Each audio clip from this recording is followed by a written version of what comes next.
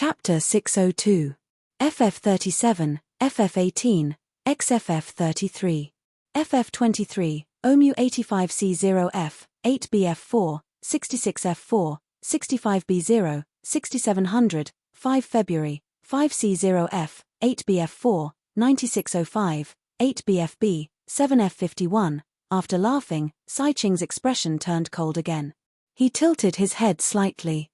The burly man covered in scars stepped into the dragon arena, and the first thing he did was to fly up, standing with his arms crossed as he looked down from above. Because Qian Rongji's colorful snakes originated from hell, they existed between reality and illusion, making them very difficult to detect with the soul sense of cultivators. They were great weapons for sneak attacks and assassinations, but they were still visible to the naked eye. As long as the opponent was a certain distance away, they would not be as useful. At this moment, the surroundings twisted and changed, going from an undulating desert to a boundless desert. Brownish-yellow hills stood in the desert, dyed red by the setting sun.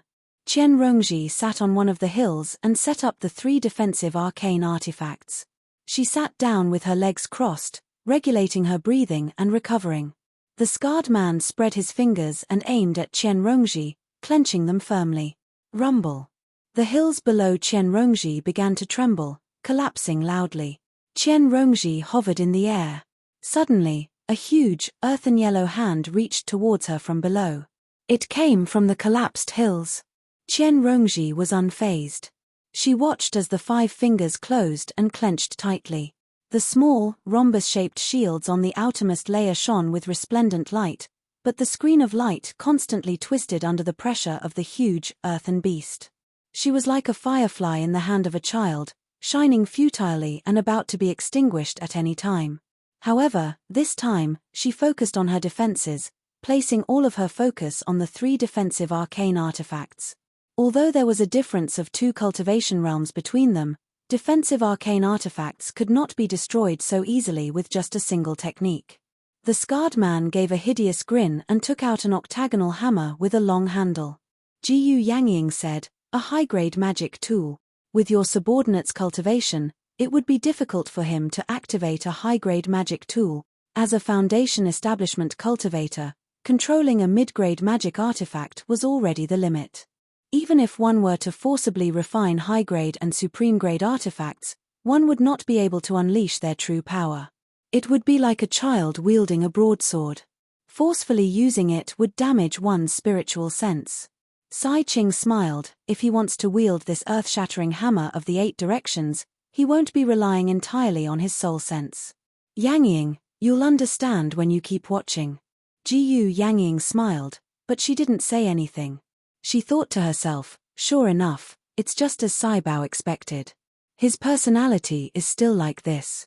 Even without Qing Shan, it wouldn't be difficult for me to win 3 rounds against him.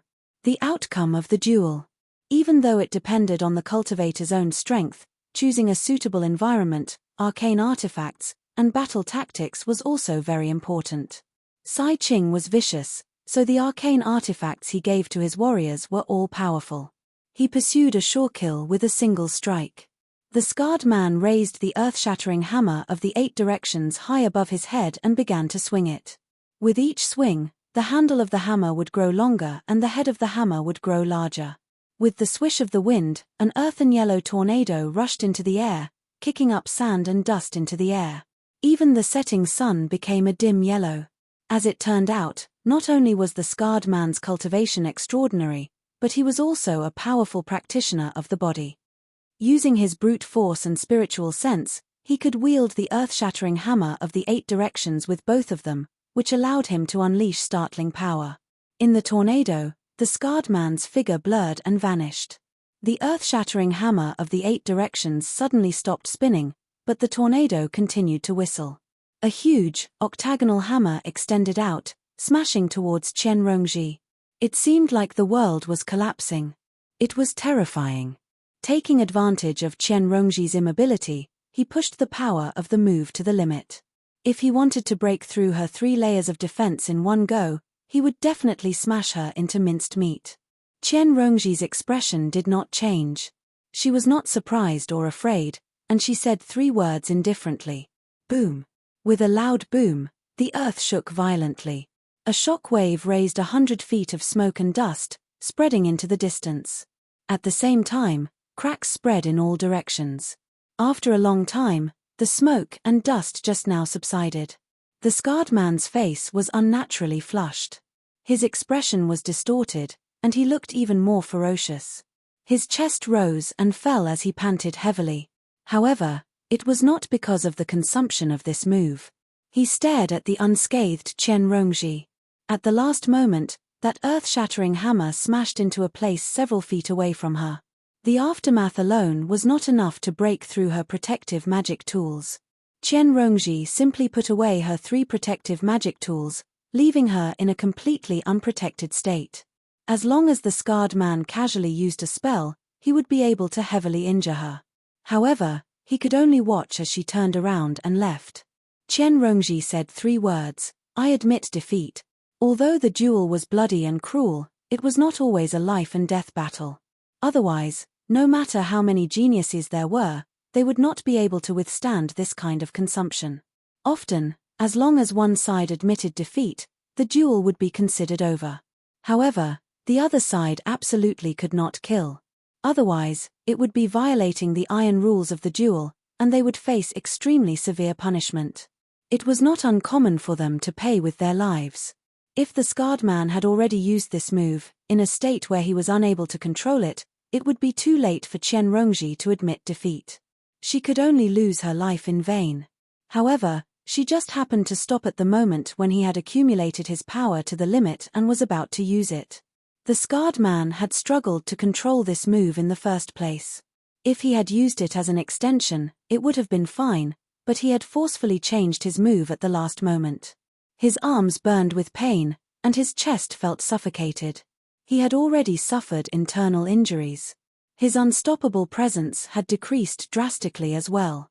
Although Li Qingshan had always looked down on her as a person, he could not help but cheer for her inside at this moment. Although these actions seemed simple, they required a meticulous control over the rules and the mind, as well as the ability to remain unfazed no matter what happened. If Wei Ku had even half of her willpower, he would not have died here. Chen Rongji made her way out of the dragon arena and bowed towards Jiyu Yangying. "Fortunately, I did not fail." Jiyu Yangying smiled. "Very good." Sai Bao also felt even more admiration towards Jiyu Yangying's ability to see through people. "Yangying, this subordinate sure is extraordinary. She only used a single move from beginning to end, yet one of my 2 experts died and the other was injured, while she herself was completely unscathed, leaving calmly. I wonder if she already has a master. I do want to take her on as a disciple, so I wonder if Yangying is willing to part with her." Sai Qing was not particularly interested in women. Instead, he was particularly fond of powerful warriors who were skilled in battle. He was rather interested in Chen Rongji. Although Chen Rongji had exposed her great secret, she had also demonstrated willpower that far exceeded ordinary people, gaining everyone's recognition. There were gains and losses. Jiyu Yangying nodded slightly at the White Wolf Guard, Yang Shishin. Yang Shishin immediately entered the dragon arena under orders to take on the scarred man, not giving him any time to catch his breath. Only afterwards did she focus on Sai Qing's suggestion. "Don't even think about it. She'll be taking me on as her master." Before Jiyu Yangying had even said anything, Sai Bao cut Sai Qing off. Not only did she want to make him lose face, but after just now, she had gained a whole new level of respect for Chen Rongji as well. There had always been far fewer female cultivators in the world than male cultivators. Even if they had some talent, they were limited by their nature. Their courage and willpower would often be lacking as well, so it was even rarer for them to reach Chen Rongji's level, so she also wanted to take on a disciple to play around with. Chen Rongji immediately dropped to her knees and kowtowed to Sai Bao. "Thank you for your kindness, Commander. I've always wanted to take you as my master." At the same time, she calculated inside, "I was planning on finding a suitable master in the first place, so it'll be much easier for me on the path of cultivation, and I'll be able to make use of even more resources. Right now is a perfect opportunity. As long as I can establish a connection with her, Jiyu Yangying won't be able to target me too much, and I'll have another layer of protection for my safety. And, Sai Bao will be much easier to deal with than Jiyu Yangying. Not only will I gain a lot of benefits for free, but I'll be able to get closer to Jiyu Yangying as well. Hehe, I've never taken in a disciple before. Since you're so thoughtful, Rongji, then come and be my first disciple. Qian Rongji's face stiffened and her hairs stood on end, as the person who said that was not Sai Bao, but Jiyu Yangying. Sai Bao was stuck to Jiyu Yangying, while Qian Rongji had referred to her as commander. Jiyu Yangying's words seemed very logical, as if Qian Rongji had always wanted to take her as her master. Jiyu Yangying smiled as she looked at Qian Rongji, who was kowtowing before her. She teased, "What's wrong, my good disciple? Why don't you get up? I disciple is just too happy. Master, you've taken me under your wing, so disciple definitely won't disappoint you." Qian Rongji slowly raised her head and looked at Jiyu Yangying's smiling face. She revealed an extremely sincere expression, but her face was rather pale. Jiyu Yangying laughed involuntarily. That was not because she was moved, but because she found it extremely novel and interesting. Instead of saying that her sharp gaze was looking at her disciple, it would be better to say that she was looking at something special. Sai Qing said, "Congratulations, Jiyu Yangying. You've accepted such a good disciple. With some nurturing, she'll definitely become an outstanding figure in the future." "That won't be wrong." Jiyu Yangying stared straight at Qian Rongji and smiled. The Hawkwolf guards all congratulated Qian Rongji enviously. Who knew how many young, talented men and women in the Rui Commandery had once wanted to take Jiyu Yangying as their master, but she had turned them all down firmly. Qian Rongji's master was basically a free lunch that had fallen from the heavens. Qian Rongji was left dizzy by this free lunch. She wanted to get closer to her and wait for an opportunity for revenge, but she never thought she would have to get close to her to such an extent. To the current her, this was far too dangerous. She was like a small snake that had been caught by a great eagle, only able to play around with it. Once she tried to bite back, the sharp claws would loosen, and she would be crushed to pieces. Sai Bao was confused. Jiyu Yangying had once said that she did not plan on taking on a disciple in her life and would focus on cultivation, so why did she suddenly change her mind? This Qian Rongji was very impressive, but she was not particularly outstanding. At the very least, she was nowhere close to the greatest disciple of the Chan monastery of Devarenjie who shook up the entire Green province. Jiyu Yangying rubbed Sai Bao's smooth cheeks with a smile, but she did not say anything. With Sai Bao's personality, it was impossible for her to turn down Qian Rongji's bow, and this game was a little too dangerous for her. Just like how she competed with the White Lotus Mother in the past, having a disciple like her was rather interesting. During this time, the battle between the two cultivators in the Dragon Arena had already become more and more intense, approaching white-hot. FF37, W03C9, 30 FB, off 4D. Chapter 603. FF37, FF18, XFF33. FF23, OMU 85C0F, 8BF4, 66F4, 65B0, 6700, 5 February, 5C0F, 8BF4, 9605, 8BFB, 7F51. On the side of the Hawkwolf Guard, Yang Shishin did not use any fancy moves. He wore a set of shining heavy armor, wielding a sword in one hand and a tower shield in the other to protect himself. The surrounding environment had already gone from a desert to a glacier. Over 30 meters below him was a thick layer of ice, clearly to restrict the scarred man's earth element techniques. If the scarred man wanted to use earth element techniques in an environment like this, not only would he have to expend a tremendous amount of spiritual chi, but the effects would also be nowhere near as good as in the vast desert. Even the rate at which he recovered his spiritual chi was slightly slower, so he could only attack with the earth-shattering hammer of the 8 directions in his hand. The sky was filled with snow as fierce winds whistled. The earth-shattering hammer of the 8 directions tore through the wind and moon as it shot over.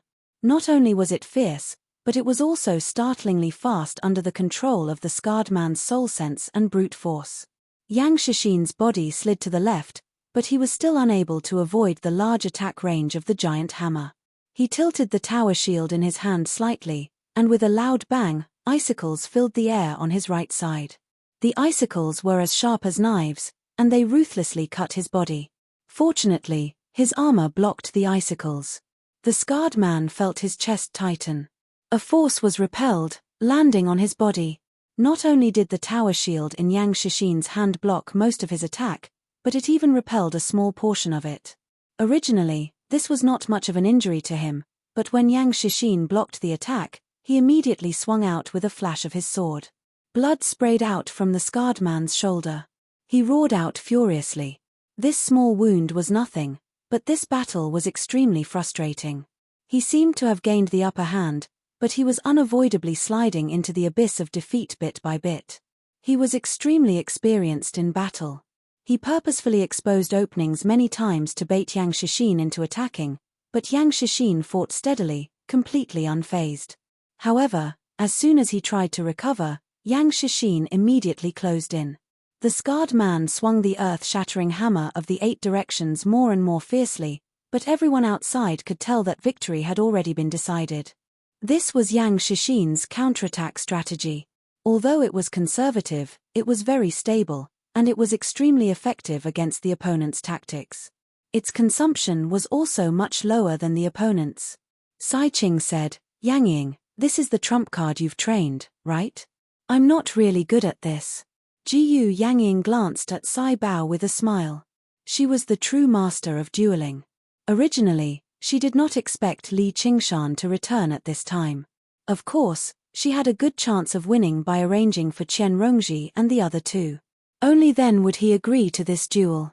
Wei Ku's crushing defeat had indeed surprised her, but thankfully she had Qian Rongji to make up for it.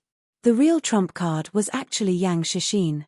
And with Li Qingshan as a layer of protection, he could sit back and relax. He believed that even if this guy had to fight 1 against 4, he wouldn't lose. Sai Bao mocked, "Sai Qing.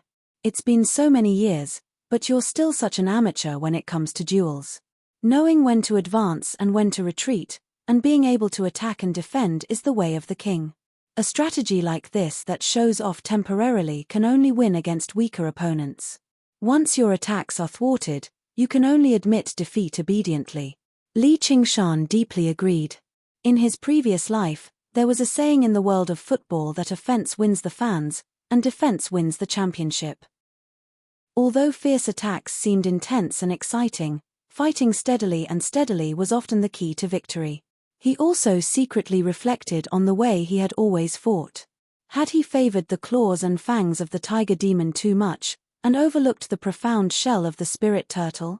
When facing opponents of similar strength, it would often be very difficult to achieve victory with a forceful attack. It would require more defense and patience. Sai Qing sneered, "Blindly pursuing victory has already deviated from the true way of duels. I've never taken your title as a dragon gladiator seriously. And, don't boast right now. The true victor hasn't been decided yet." However, before long, Yang Shishin won the battle, but with his method of fighting. It was obviously impossible for him to take the enemy's life. Just this alone made Sai Qing dislike it. When Qian Rongji killed one of his capable subordinates, he instead praised her with great joy, but now that the scarred man had emerged alive, he showed no joy at all. He disapproved of Yang Shishin even more. Li Qingshan snickered inside, "I couldn't tell, but this guy is so hot-blooded in this aspect. He even dares to speak about the way of duels." Unbeknownst to him, many people in the Dragon Province were actually like that. Duels had already gained a sense of sacredness. There were actually not a lot of people who were as unscrupulous as Sai Bao in seeking victory. The venue for the third battle had already been changed to an extremely gloomy, dense forest. Tall trees rose into the air one by one, like skyscrapers. They were unbelievably tall and thick. Their dark green, broad leaves blotted out the sun. The ground was completely covered by roots. Aerial roots drooped down from above. Long, emerald-green vines coiled around the trees, moving through the milk-like, white mist like dragons and snakes. And, if one paid close attention, they would discover that they were actually wriggling. Li Qingshan had witnessed the luxuriance of tropical rainforests in his past life, but compared to this dense forest, it was basically the difference between a child and a giant. Under the cover of the mist and shadows, The skinny dwarf cultivator moved through the forest like the wind. Not only did he conceal his aura, but he had also completely merged with his surroundings. If it were not for the fact that he was watching from the sidelines and had his gaze locked onto the fighter the entire time, he probably would have lost sight of him from a moment of carelessness. Perhaps it was the effects of the arcane artifacts on him, the wonders of his cultivation method, or perhaps it was a combination of both. Without a doubt, an environment like this was heaven right now, and this dwarf was the strongest assassin. I specially gathered this rainforest from the Mist Province.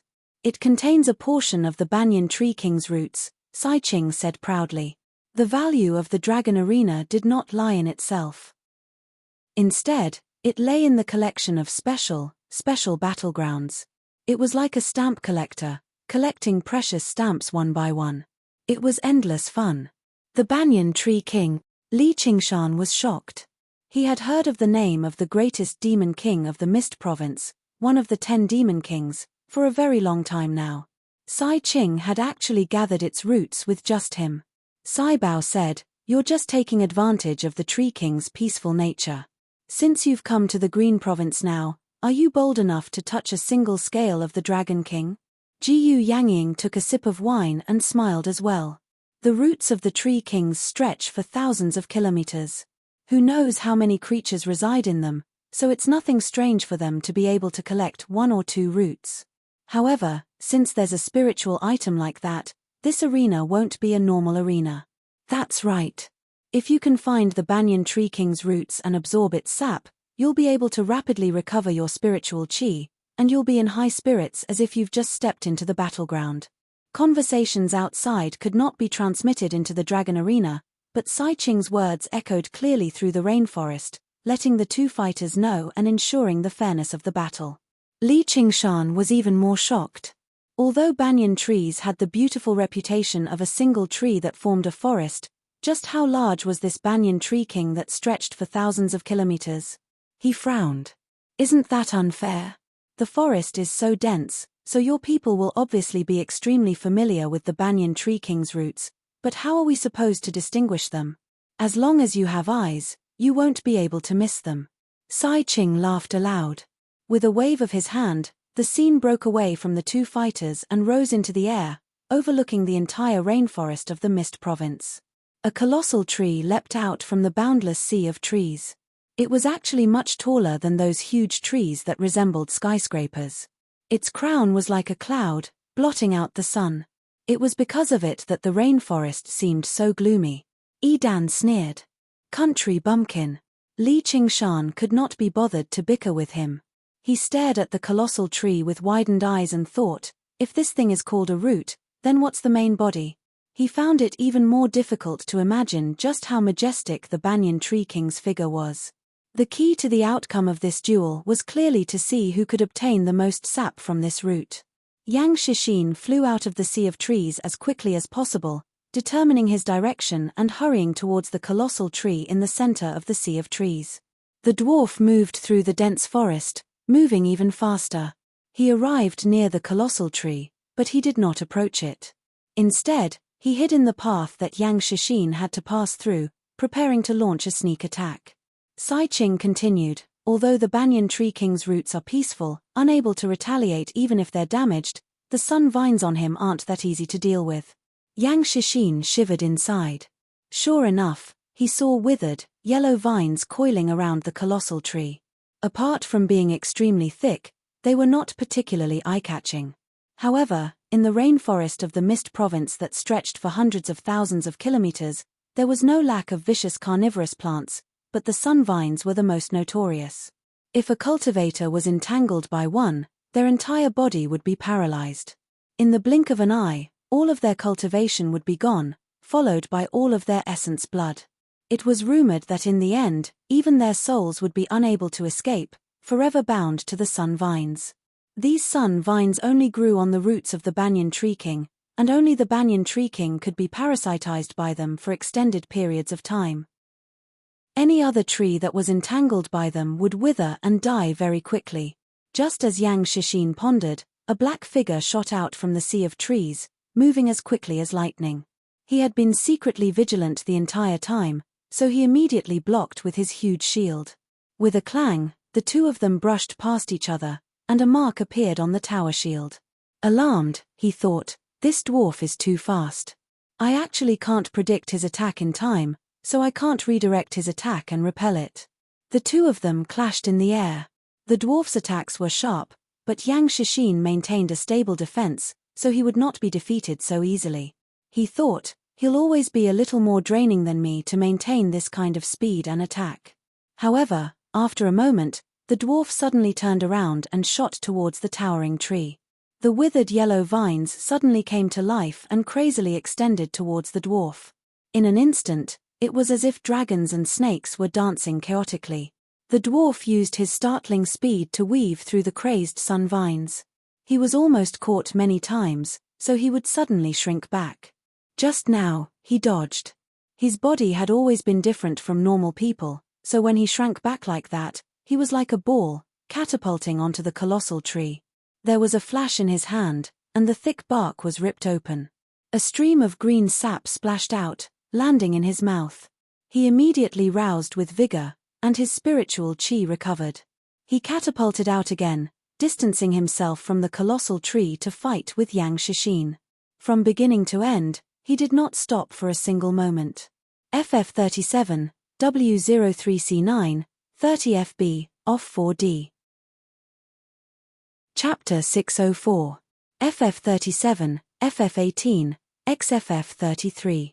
FF23, OMU 85C0F, 8BF4, 66F4, 65B0, 6700, 5 February, 5C0F, 8BF4, 9605, 8BFB, 7F51. Yang Shishin did not possess the speed to dodge the sun vines, nor did he possess such a powerful attack that could pierce through the tree bark in a single strike. He could only rely on his own recovery, but he would run out of energy before long, while his opponent could replenish him endlessly. Under these circumstances, even 10 Yang Shishins would be exhausted to death.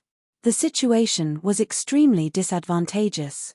Saibao thought, this is bad. Originally, I still had a 60% chance of winning this round, but now that it's been reduced, I'm afraid I won't even have a 30% chance. Jiyu Yangying indicated for her to not worry and glanced backwards.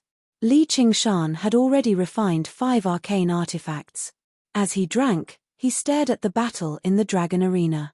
His expression was rather similar to Sai Qing's. Now, he agreed with what Sai Qing had said very much. This battle really was much more interesting than dancing. Of course, if Sect Master Qiu did not wear any clothes, then it would be a different story. Saibao directly glanced at Li Qingshan. If he loses this round, then they still have 2 fighters, and they're both in perfect condition. Sister trusts him so much. Is this guy really that powerful? Li Qingshan grinned back at her. Saibao was displeased to see him like that. What are you smiling for? You've drunk so much, yet you've already come up with an idea. Not right now, but once we go in, burp, I'll obviously have one, said Li Qingshan. There was no need for him to decipher the environment of the rainforest. If Yang Shishin lost, they would obviously move to another location. Saibao saw that Li Qingshan's eyes were not drunk at all. Instead, they blazed with fighting spirit, becoming brighter and brighter. A while later, only 40% of Yang Shishin's spiritual chi remained. The dwarf was completely unscathed, shooting towards the huge tree again. Not only did he have to win this round, but he also had to maintain his strength and win the next round. In order to prevent Yang Shishin from surrendering when his spiritual chi was mostly depleted, he would no longer be able to use the advantage of the environment. Yang Shishin's eyes suddenly lit up. Now, he put away the tower shield and cast a spell. A large cloud of yellow sand rose from the sea of trees. It roared as it swallowed the gnome. That was not a real sandstorm, but an earth element spell called Yellow Sand Sky, which was specially used to obscure the enemy's 6 senses and isolate the probing of divine senses. If an earth element cultivator encountered a powerful enemy that he could not match, he could easily escape by using this spell. The dwarf was making his way through the sun vines. If his line of sight was blocked, he would crash into the sun vines. Immediately, his life was in danger.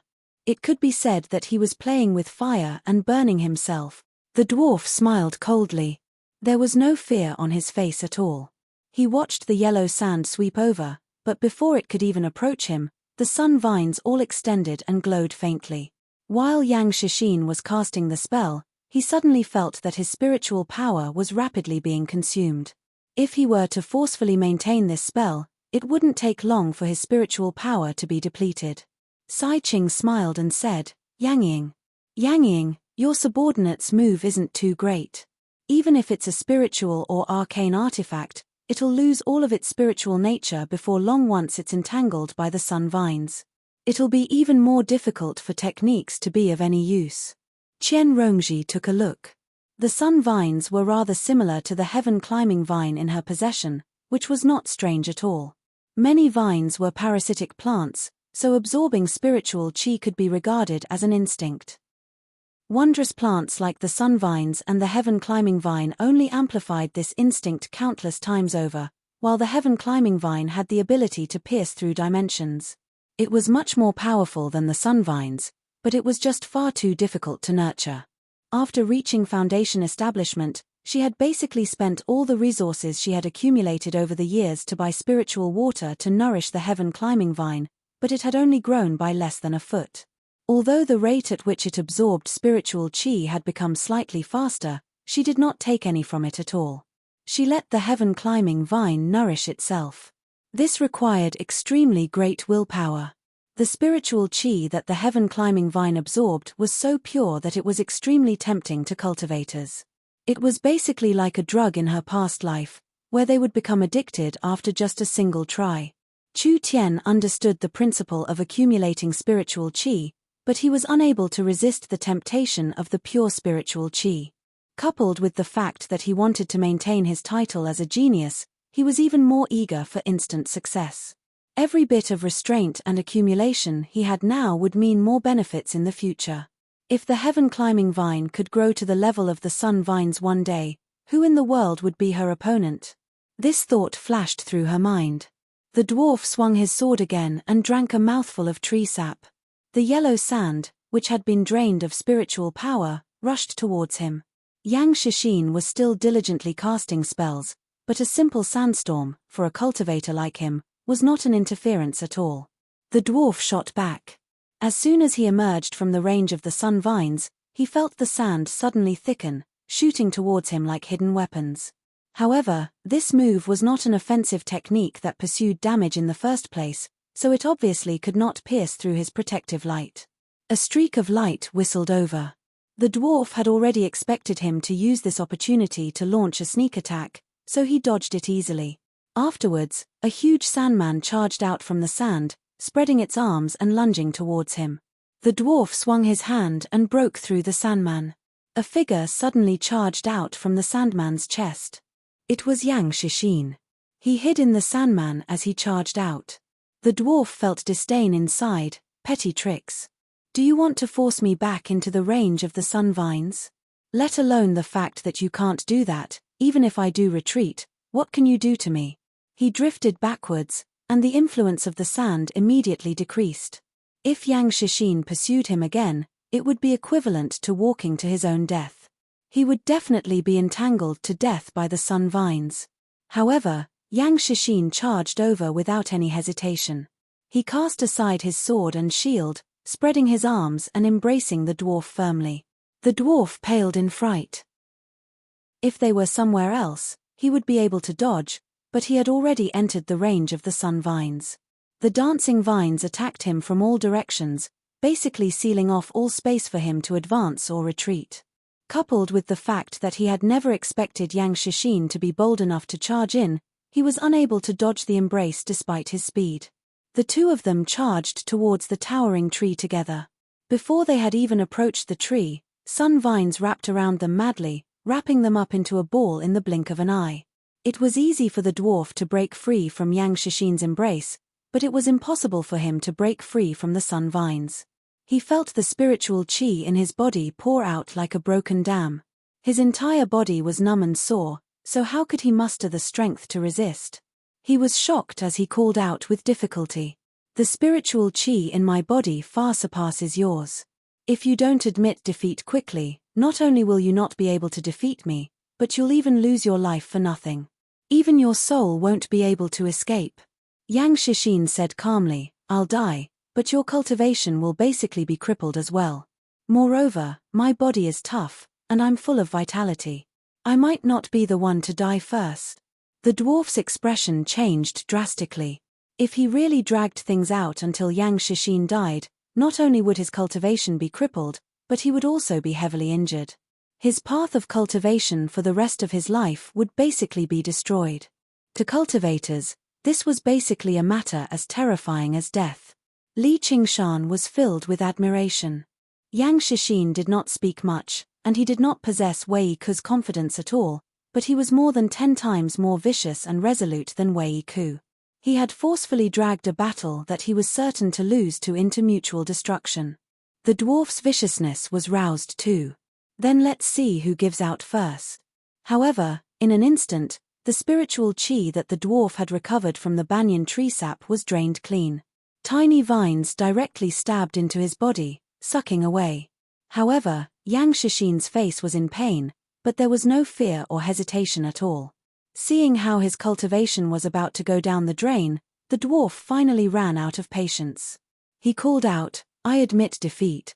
The way of assassins was to flee thousands of kilometers away if their attack failed. Although there was no lack of bravery and decisiveness, it was not something that could last for long. They could not help but want to protect themselves. They were unwilling to do something as foolish as destroying themselves together. Sai Qing's face sank. With a wave of his hand, the towering tree and the vicious sun vines in the dragon arena all vanished. It returned to the empty space in the beginning. Yang Shixin and the dwarf fell out of the sky together. For a moment, neither of them could move. In an instant, Yang Shixin's cultivation had fallen to the middle stage of foundation establishment. For this victory, he had paid a heavy price. Fortunately, his foundation was not damaged. As long as he had enough pills, he could slowly nurse himself back to health. He took off his helmet, revealing his square and ordinary face. He also looked like he was still in shock, but he had a victorious smile on his face. The dwarf emerged from the dragon arena and knelt down before Sai Qing in a hurry, begging for forgiveness. He knew that Sai Qing hated weaklings the most. Sai Qing was originally extremely displeased, but when he thought about how one of the 3 strongest fighters under him had already died in battle, it was fine if he could preserve some of his strength. It was the final round anyway, so he eased up and said indifferently, stand up. Victory and defeat are commonplace for soldiers. Bring that bastard over. Swish.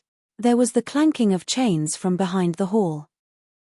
A prisoner's carriage was pushed over, and the temperature in the hall suddenly skyrocketed. Li Qingshan only saw a ball of fire in the prisoner's carriage. At a closer glance, he discovered that it was not fire, but a completely naked man. He sat with his legs crossed, wrapped in thick chains. The chains were covered in inscriptions, clearly made for subduing cultivators. The man did not move at all, but he gave off the feeling of a volcano that was about to erupt, accumulating explosive power. His skin was well-defined and extremely healthy.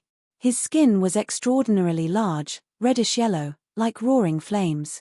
His hair stood on end, flying upwards. It was even more scorching like fire. A scarlet-red horn protruded from his forehead, and a small, scarlet-red tail trailed behind him.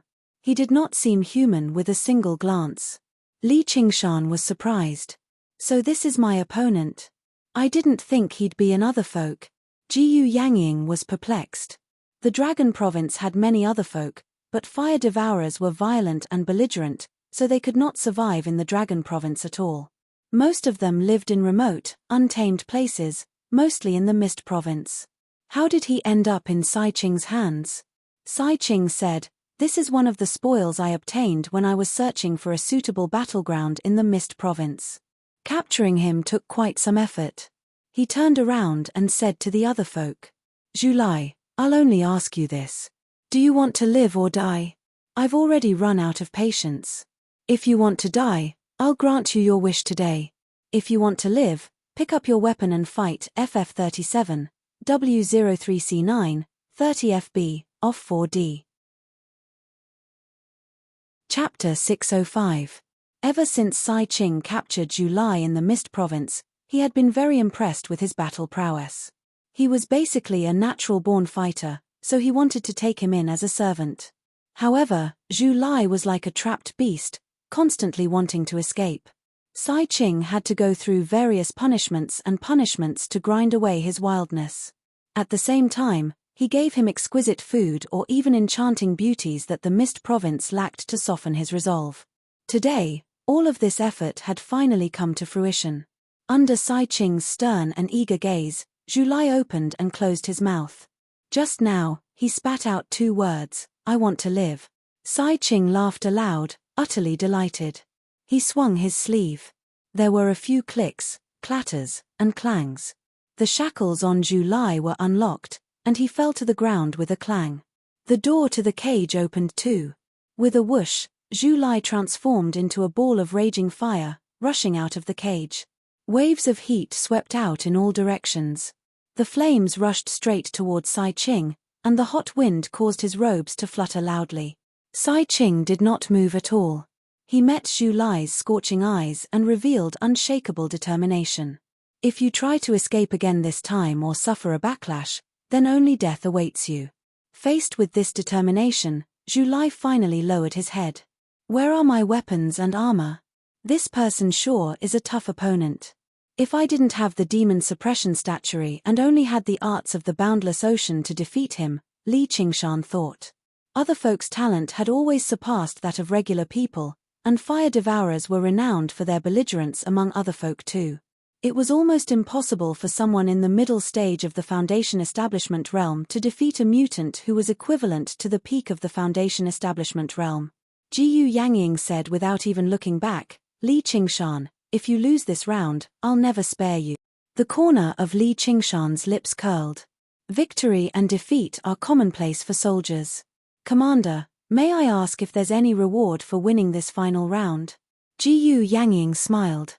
"Kid, you sure have quite the appetite. You're still not satisfied with these arcane artifacts." I'm very satisfied." As Li Qingshan spoke, he used his spiritual will to transmit his voice. "So, did I exchange for these Dharma artifacts, or did I win them? That's up to you. A man shouldn't be so calculative. The duel has begun. Get ready to attack." Li Qingshan cast his gaze at the dragon arena and thought, there are a few arcane artifacts after all. He should be able to explain his origins and not be suspected. If you lack anything in the future, just ask this woman for it. The dragon arena immediately became a sea of fire. Golden yellow, fiery red magma flowed slowly on the ground, while the sky was obscured by dust and ash. Yang Shixin took advantage of Sai Ching and Zhu Lai's conversation. Panting for a moment, he recovered a bit of his spiritual energy. He didn't know what was happening outside. Looking up at the sky, he secretly guessed, looks like the last opponent will be a cultivator who specializes in the fire element. He wasn't in a hurry to admit defeat. At the very least, he wanted to clearly see his opponent's background and methods. He wanted to give his last comrade, which was Li Qingshan. He wanted to increase his chances of victory as much as possible. A black cloud suddenly shone, and a huge fireball suddenly pierced through it like a meteor, hurtling over from the horizon with a long tail of flames. It was still 5 kilometers away, but it was already unstoppable. Yang Shixin's expression changed. He said firmly, "I admit defeat." The moment he spat out those 3 words, the meteor had already approached within 5 kilometers of him.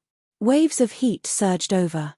It illuminated Yang Shixin's face bright red, but he had no intentions of stopping. Sai Ching said, "Zhu Lai, don't forget the iron rules of the arena." With a great boom, the meteor exploded loudly, scattering with countless sparks. Zhu Lai leapt out, raising a fiery red trident high up and stabbing it down towards Yang Shixin's head. He completely ignored Sai Ching's orders. Making him agree to submit was already his limit. His chest was filled with anger and killing intent that needed to be vented. How could he let any enemy go? Yang Shixin didn't have any room to resist. It looked like he was about to die on the spot. The trident stopped in front of him. The tip of the trident was only an inch away from his eyes. It contained a strong aura of fire. If it exploded even slightly, it would be able to turn Yang Shishin's head into ashes. A slender white hand reached out and grabbed the scorching handle of the trident. Sai Ching looked in shock and anger at the beautiful white-clothed woman in front of him. He put all of his strength into the trident in his hand, but he couldn't move an inch forward. Jiyu Yangying gently waved her left hand, and Zhu Lai's body, which was covered in flames, flew backwards at a speed even faster than when he had come. He tumbled out of the arena and fell into a river of lava. She brought Yang Shishin back out of the arena. Let's continue with the next match. Although Zhu Lai had ignored the iron rules of the duel and wanted to kill him, it had not become a reality. If she allowed Zhu Lai to kill Yang Shishin, not only would Zhu Lai have to pay with his life, but she would also be able to directly win the duel. However, she did not want to sacrifice Yang Shishin. Yang Ying's bearing is still extraordinary. I admire you. Sai Ching squeezed out a smile. He was in the wrong here. He secretly made up his mind to properly deal with Zhu Lai once he won the duel. Zhu Lai leapt out of the lava. His face was twisted, and he became more and more furious inside. His killing intent burned like fire. At this moment, Li Qingshan stood up and stepped into the dragon arena. Immediately, the sound of waves rose up, and the entire arena turned from a boundless sea of fire to a vast, jade-blue lake. Li Qingshan could not help but smile, but he also seemed rather disappointed. He understood what Jiyu Yangying was trying to say. Indeed, he could only win this duel. If he could not win even with such an advantage, then he might as well hang himself. The first 3 victories had basically fulfilled Jiyu Yangying's original plan. The final match was basically a free win, but it was exactly because it was far too easy that Li Qingshan felt rather disappointed. However, Zhu Lai was not worried at all. Instead, it was like he had grown accustomed to it. His trident lit up with roaring flames, and he swung it backwards. Damned water! Evaporate it all. Sai Ching said, "Don't tell me Yang Ying thinks she can defeat Zhu Lai just because she has some geographical advantage. Using water to subdue fire is just common sense, but in the southern Mist province, the fire devourers have been waging war against the merfolk of the South Sea for many years, so they also understand the principle of using fire to subdue water. Don't tell me your subordinate's talent for controlling water is even greater than the merfolk's." Jiyu Yangying said, "You'll only know if you try." Li Qingshan parted his hands, and the almost transparent gentle wave hands shone with azure light. The surface of the lake immediately surged, and a water dragon whistled out, followed by a second, a third. In the blink of an eye, 9 water dragons rushed into the air, coiling around each other as they lunged towards Zhu Lai. Sai Ching was mildly surprised. His only at mid-foundation establishment, yet he can use something like that. Li Qingshan sucked in a deep breath. This was already the limit for him right now, and it was all thanks to the gentle wave hands. Of course, this was only the limit for human cultivation. He thought, I've already gained such an advantage. If I use the demon suppression statuary and the traitorous demon sword as well, even if I win, it'll be meaningless. I'll even have to expose my trump card for nothing. I refuse to believe I can't defeat these puny fire devourers with my arcane artifacts and the arts of the boundless ocean. Zhu Lai opened his mouth and spat out roaring fire. Before the 9 water dragons could even approach him, they were reduced to clouds of white mist, permeating the surface of the lake. That's a little interesting. Li Qingshan rejoiced instead of being surprised. He formed a seal with his hand and used a technique. The mist immediately became as thick as milk, so thick that he could not even see his own fingers. His aura was hidden in the mist, but he could clearly see Zhu Lai's location. However, Zhu Lai was completely unaffected. He charged towards Li Qingshan. Even though he was not as elusive as Jiyu Yangying, he was still startling. He swung down his scarlet trident. "Do you think this can disguise your stench? Die for me." Li Qingshan gripped the tip of the trident with his left hand and pulled it to his side. He threw a punch at Zhu Lai's chest with his right hand. Water spiritual qi revolved around him like a whirlpool. Zhu Lai punched back, and the vicious flames smashed through the whirlpool, blocking Li Qingshan's fist. The two of them wrestled. Water and fire collided violently, evenly matched. However, fire was far more destructive than water. Li Qingshan felt his hands heat up. Even his breathing became scorching. Zhu Lai's chest heaved. Li Qingshan thought, oh no, he's going to spit fire again. The 9 water dragons he had unleashed with his full strength had been dispersed by Zhu Lai's single breath, which demonstrated the power of this move. In his opinion, they should not be called fire devourers, but fire spitters. Li Qingshan only felt his body go cold before heating up. The coldness came from his soft armor, which immediately lit up with inscriptions, forming a thick layer of ice armor. That heat was actually a flame that sprayed onto his body. Zhu Lai was surprised at first before snickering viciously. He never thought Li Qingshan would actually be bold enough to face him head-on. It was a perfect opportunity for him to vent his anger. The flames he spat became even more intense, becoming scarlet red. Under the heat of the flames, the ice armor began to melt very quickly. Li Qingshan used the arts of the boundless ocean and channeled his spiritual qi to keep it at bay, but his spiritual qi was rapidly depleting. Zhu Lai suddenly shut his mouth, lowered his head, and rammed it over. With a clang, a large area of the ice armor cracked, and the scarlet horn pierced in bit by bit. It would only take a while for it to breach his defense. With a thought, Li Qingshan released a ring of water from his belt. As soon as it came into contact with Zhu Lai, it all surged towards him, forming a ball of water. The ball of water was no ordinary water. It was extremely heavy and sticky, like glue. Zhu Lai immediately became immobilized, like an insect trapped in rosin, turning into amber. Even the flames around him were suppressed. These arcane artifacts really are of great help in battle. If I swing over with the traitorous demon sword right now, I'll definitely behead him. Li Qingshan thought about it and launched a palm strike, which also contained ocean wielding. Although it also contained the vast power of the cloud parting form, it was far inferior to the power of the traitorous demon sword in subduing an enemy. With a bang, the ball of water shattered. Zhu Lai was sent flying, and the ice armor on Li Qingshan's body also shattered. The moment Zhu Lai had been sent flying, Zhu Lai's trident had pierced through the ball of water and landed on the crack in the ice armor. The power of Li Qingshan's palm strike had mostly been blocked by the fiery red armor on his body, causing his fighting spirit to grow even stronger. Come and fight me another 300 round. All right. Li Qingshan turned around to face him. His entire body began to spin, transforming into a waterspout that fiercely collided with the ball of fire. White mist rose, obscuring the figures of the two.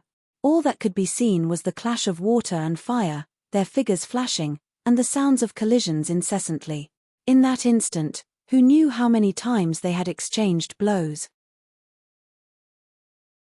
Chapter 606. Jiyu Yangying asked, "What's wrong with it?" Yang Shixin said, "I believe that I have some insight into the fights between cultivators. Li Qingshan's performance is extraordinary, far surpassing a mid-stage foundation establishment cultivator's cultivation. Even I wouldn't be able to hold on against Li Qingshan's attacks." And then, Yang Shixin carefully considered his words. His moves are exquisite beyond compare. His usage of spells and artifacts is even more ingenious. This subordinate also sighs at his inferiority. Pausing for a moment, he continued, "If it wasn't for that, he would have been defeated long ago. The fire spirit's strength lies in its explosive damage, while the water spirit's strength lies in its durability recovery. Fighting head-on like this is very disadvantageous for him. It was like a battle between two armies. Even if the tactics were excellent, if the overall strategy was wrong, it would be very difficult to win." Jiyu Yangying nodded. His temperament is indeed a little unyielding. Yang Shixin opened his mouth, wanting to say something, but he closed it again. He gazed at the dragon arena worriedly and wondered inside. He primarily cultivates the water element, so why is he so unyielding? Or should I say, with such an unyielding temperament, how could he understand the true essence of water? The attributes of a cultivator's 5 elements were closely related to their temperament. Generally, those with talent in the fire attribute tended to have a fiery temper, and after years of cultivation and accumulation of spiritual energy, these characteristics would become even more obvious. Yang Shixin had met some water attribute cultivators who had a relatively gentle temperament. He had never seen someone as unyielding as Li Qingshan, so he was very puzzled. Little did he know that basically all of Li Qingshan's water element talent came from the spirit turtle transformation. It would already be impressive if the spirit turtle could suppress the ox demon and tiger demon, so how could it influence Li Qingshan's personality? Zhu Lai's heart was filled with indignation. The more he fought, the fiercer he became. His trident spat out raging flames as he madly swung it at Li Qingshan. Li Qingshan did not hesitate to attack back, and gradually realized that something was wrong. No matter how domineering his ocean wielding was, his opponent's moves would definitely be fiercer and more violent than his. There had always been a difference in their realms of cultivation, and he possessed powerful control over water, while fire devourers were professionals at playing with fire. The two offset each other, and the difference was not great. Flames were obviously better at attacking than flowing water. The spiritual energy in his Dantian's sea of energy was rapidly being consumed. There was less than 30% left, and that was with the help of the jade pendant, which could speed up the recovery of his spiritual energy. Although the water spirit's recovery speed was relatively fast, it was not many times faster. The longer the battle dragged on, the more this advantage would manifest. If this went on, if he did not use the demon suppression statuary, it would be difficult for him to obtain victory. During the battle, Li Qingshan was thinking about the problem that had been troubling him for a long time, and that was how to fuse water and fire. Red and blue, one burning and rising, seemed to want to burn the sky. One flow descends. It was as if he was falling into an abyss. They displayed completely different characteristics. They constantly intersected and surged, and there was no possibility of them fusing together. Water and fire were merciless. If it were regular water and fire, then so be it, but the water of the spirit turtle and the fire of the phoenix that he wanted to fuse with were the purest powers in the world, so how was he supposed to fuse them? He was a little upset. He felt that he had been mistaken all this while. His mind was in a mess. His movements slowed down. Zhu Lai grasped the opportunity and swung down with his trident. Li Qingshan was only able to raise his arm to block before falling down, landing in the lake. With a thump, he kicked up a pillar of water and sank straight to the bottom of the lake. Right now, his entire body was filled with spiritual energy. Only 10% remained. Sai Bao raised her cup. Yang Ying, looks like the outcome has been decided.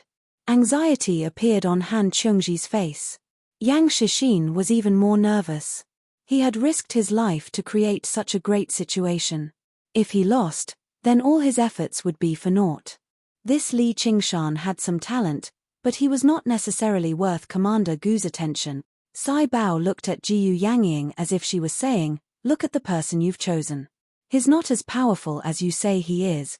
However, she also understood extremely well that any Foundation establishment cultivator from the Rui Commandery would probably lose if they faced the violent and vicious Zhu Lai. Jiyu Yangying lowered her head and fiddled around with her cup. If he wants to win, how can he lose? It was just a simple sentence, but it showed his absolute trust. Han Qiongji's body trembled as she thought to herself, "Can I trust him this much?" Her trust towards Li Qingshan stemmed from feelings, but true trust came from understanding. Jiyu Yangying's understanding of Li Qingshan completely surpassed Han Qiongji's. The strongest water demon of the Rui Commandery, the North Moon, would lose to another folk who had not even undergone the second heavenly tribulation.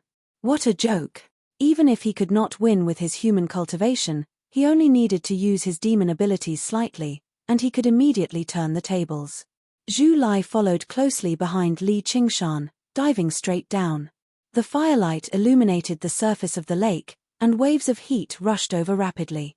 The trident parted the lake water, directly striking towards Li Qingshan's chest.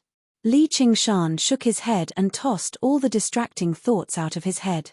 No matter what, let's win this battle first. If I lose to a minor figure like him, that'll be far too embarrassing. He exhaled gently and held back his urge to strike. Suddenly, two streams of water shot out from his shoes, and he charged forwards. "Don't you even think about escaping!"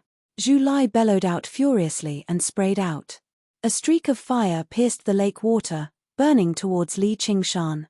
Waves surged beneath Li Qingshan's feet as he used the wave-treading form. He suddenly accelerated and leapt to one side. The fire brushed past him, but it was not enough to burn through his protective spiritual qi. And, in the water, its power would still be slightly affected at the end of the day. Huge waves rose up on the surface of the lake. The two of them chased and fled at the bottom of the lake. Li Qingshan used the wave-treading form to constantly change directions. Zhu Lai was vicious, but he was unable to do anything to him immediately. He cursed aloud in anger. "You human coward! I saw that you still had some courage just now, but I didn't think that you'd become a coward so quickly. If I were to use my true strength, I'd be able to blast you into pieces with a single punch." Li Qingshan thought to himself. Although he was displeased to hear this, he did not plan on breaking the rules he had set at the very beginning and using the demon suppression statuary and the traitorous demon sword. If he wanted to win, he could only use the terrain to stall for time and recover his spiritual qi. The more intense the battle, the clearer his thoughts became. As he fled, he flicked his 10 fingers randomly and shot out water arrows. Zhu Lai became even more furious and pursued him relentlessly. As Li Qingshan swam around, the jade pendant at his waist flashed with spiritual light. The spiritual qi in his body was slowly but steadily recovering. All this time, although he had used water spiritual qi as his foundation to cultivate, he had mostly relied on the claws and teeth of the tiger demon and the divine abilities of the ox demon to defeat his enemies. Even as a human, he had relied on his powerful physique to use ocean wielding and the heavy water sword to forcefully defeat his enemies. This was the first time he had used purely water spiritual qi to fight. At first, he felt extremely aggrieved. This was not his preferred style of battle. He still preferred to fight fiercely and attack with his fists, but for the sake of victory, he could only endure. Although Zhu Lai's flames were fierce and violent, they could not last for long and gradually dimmed. Meanwhile, Li Qingshan's spiritual qi had already recovered to 50%. The scales of victory were beginning to tilt in his favor. If he took the initiative to attack now and fought attack with attack like just now, it would definitely be Zhu Lai who would be the first to collapse. However, Li Qingshan was not in a hurry to attack. Instead, he had a thoughtful expression, vaguely understanding the root of the problem. Suddenly, he thought of a saying. "The highest virtue is like water. Water benefits all things but does not fight. It deals with the evils of others and is similar to the way.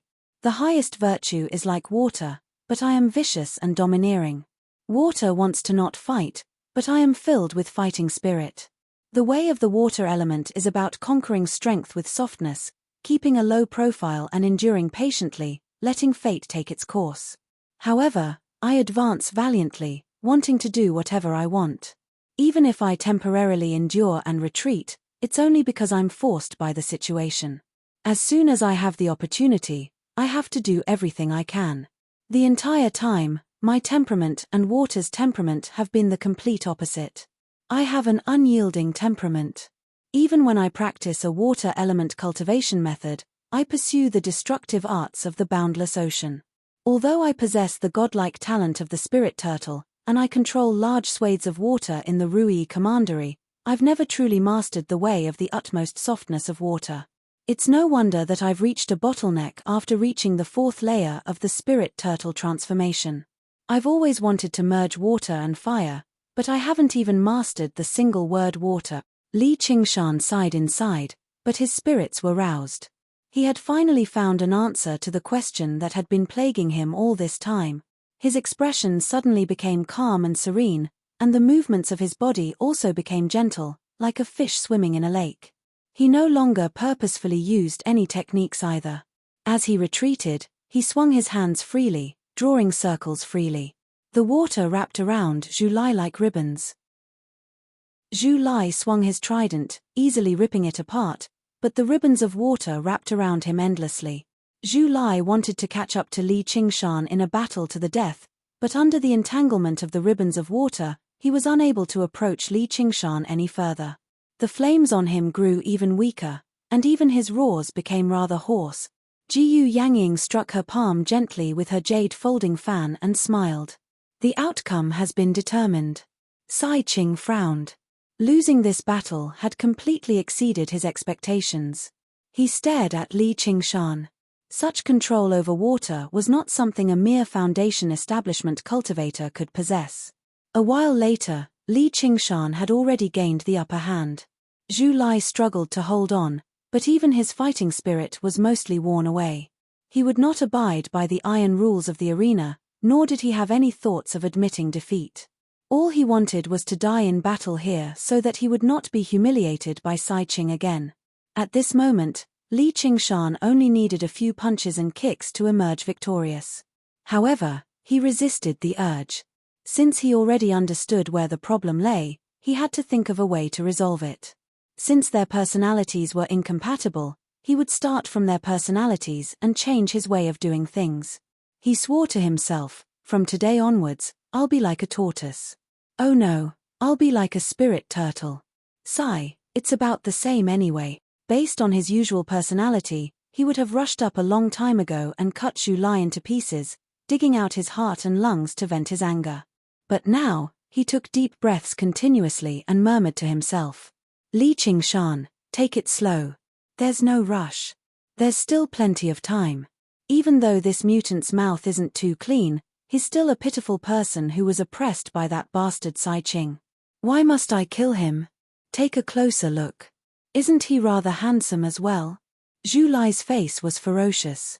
If you want to kill me, then kill me. Don't you dare humiliate me. Chapter 607. Li Qingshan raised his eyebrows and was about to say, if you want to die, I'll grant your wish. But when the words reached his mouth, they became, if you want me to kill you, I won't. He muttered to himself, handsome, handsome. Zhu Lai shouted angrily and rushed forward. This time, Li Qingshan did not dodge.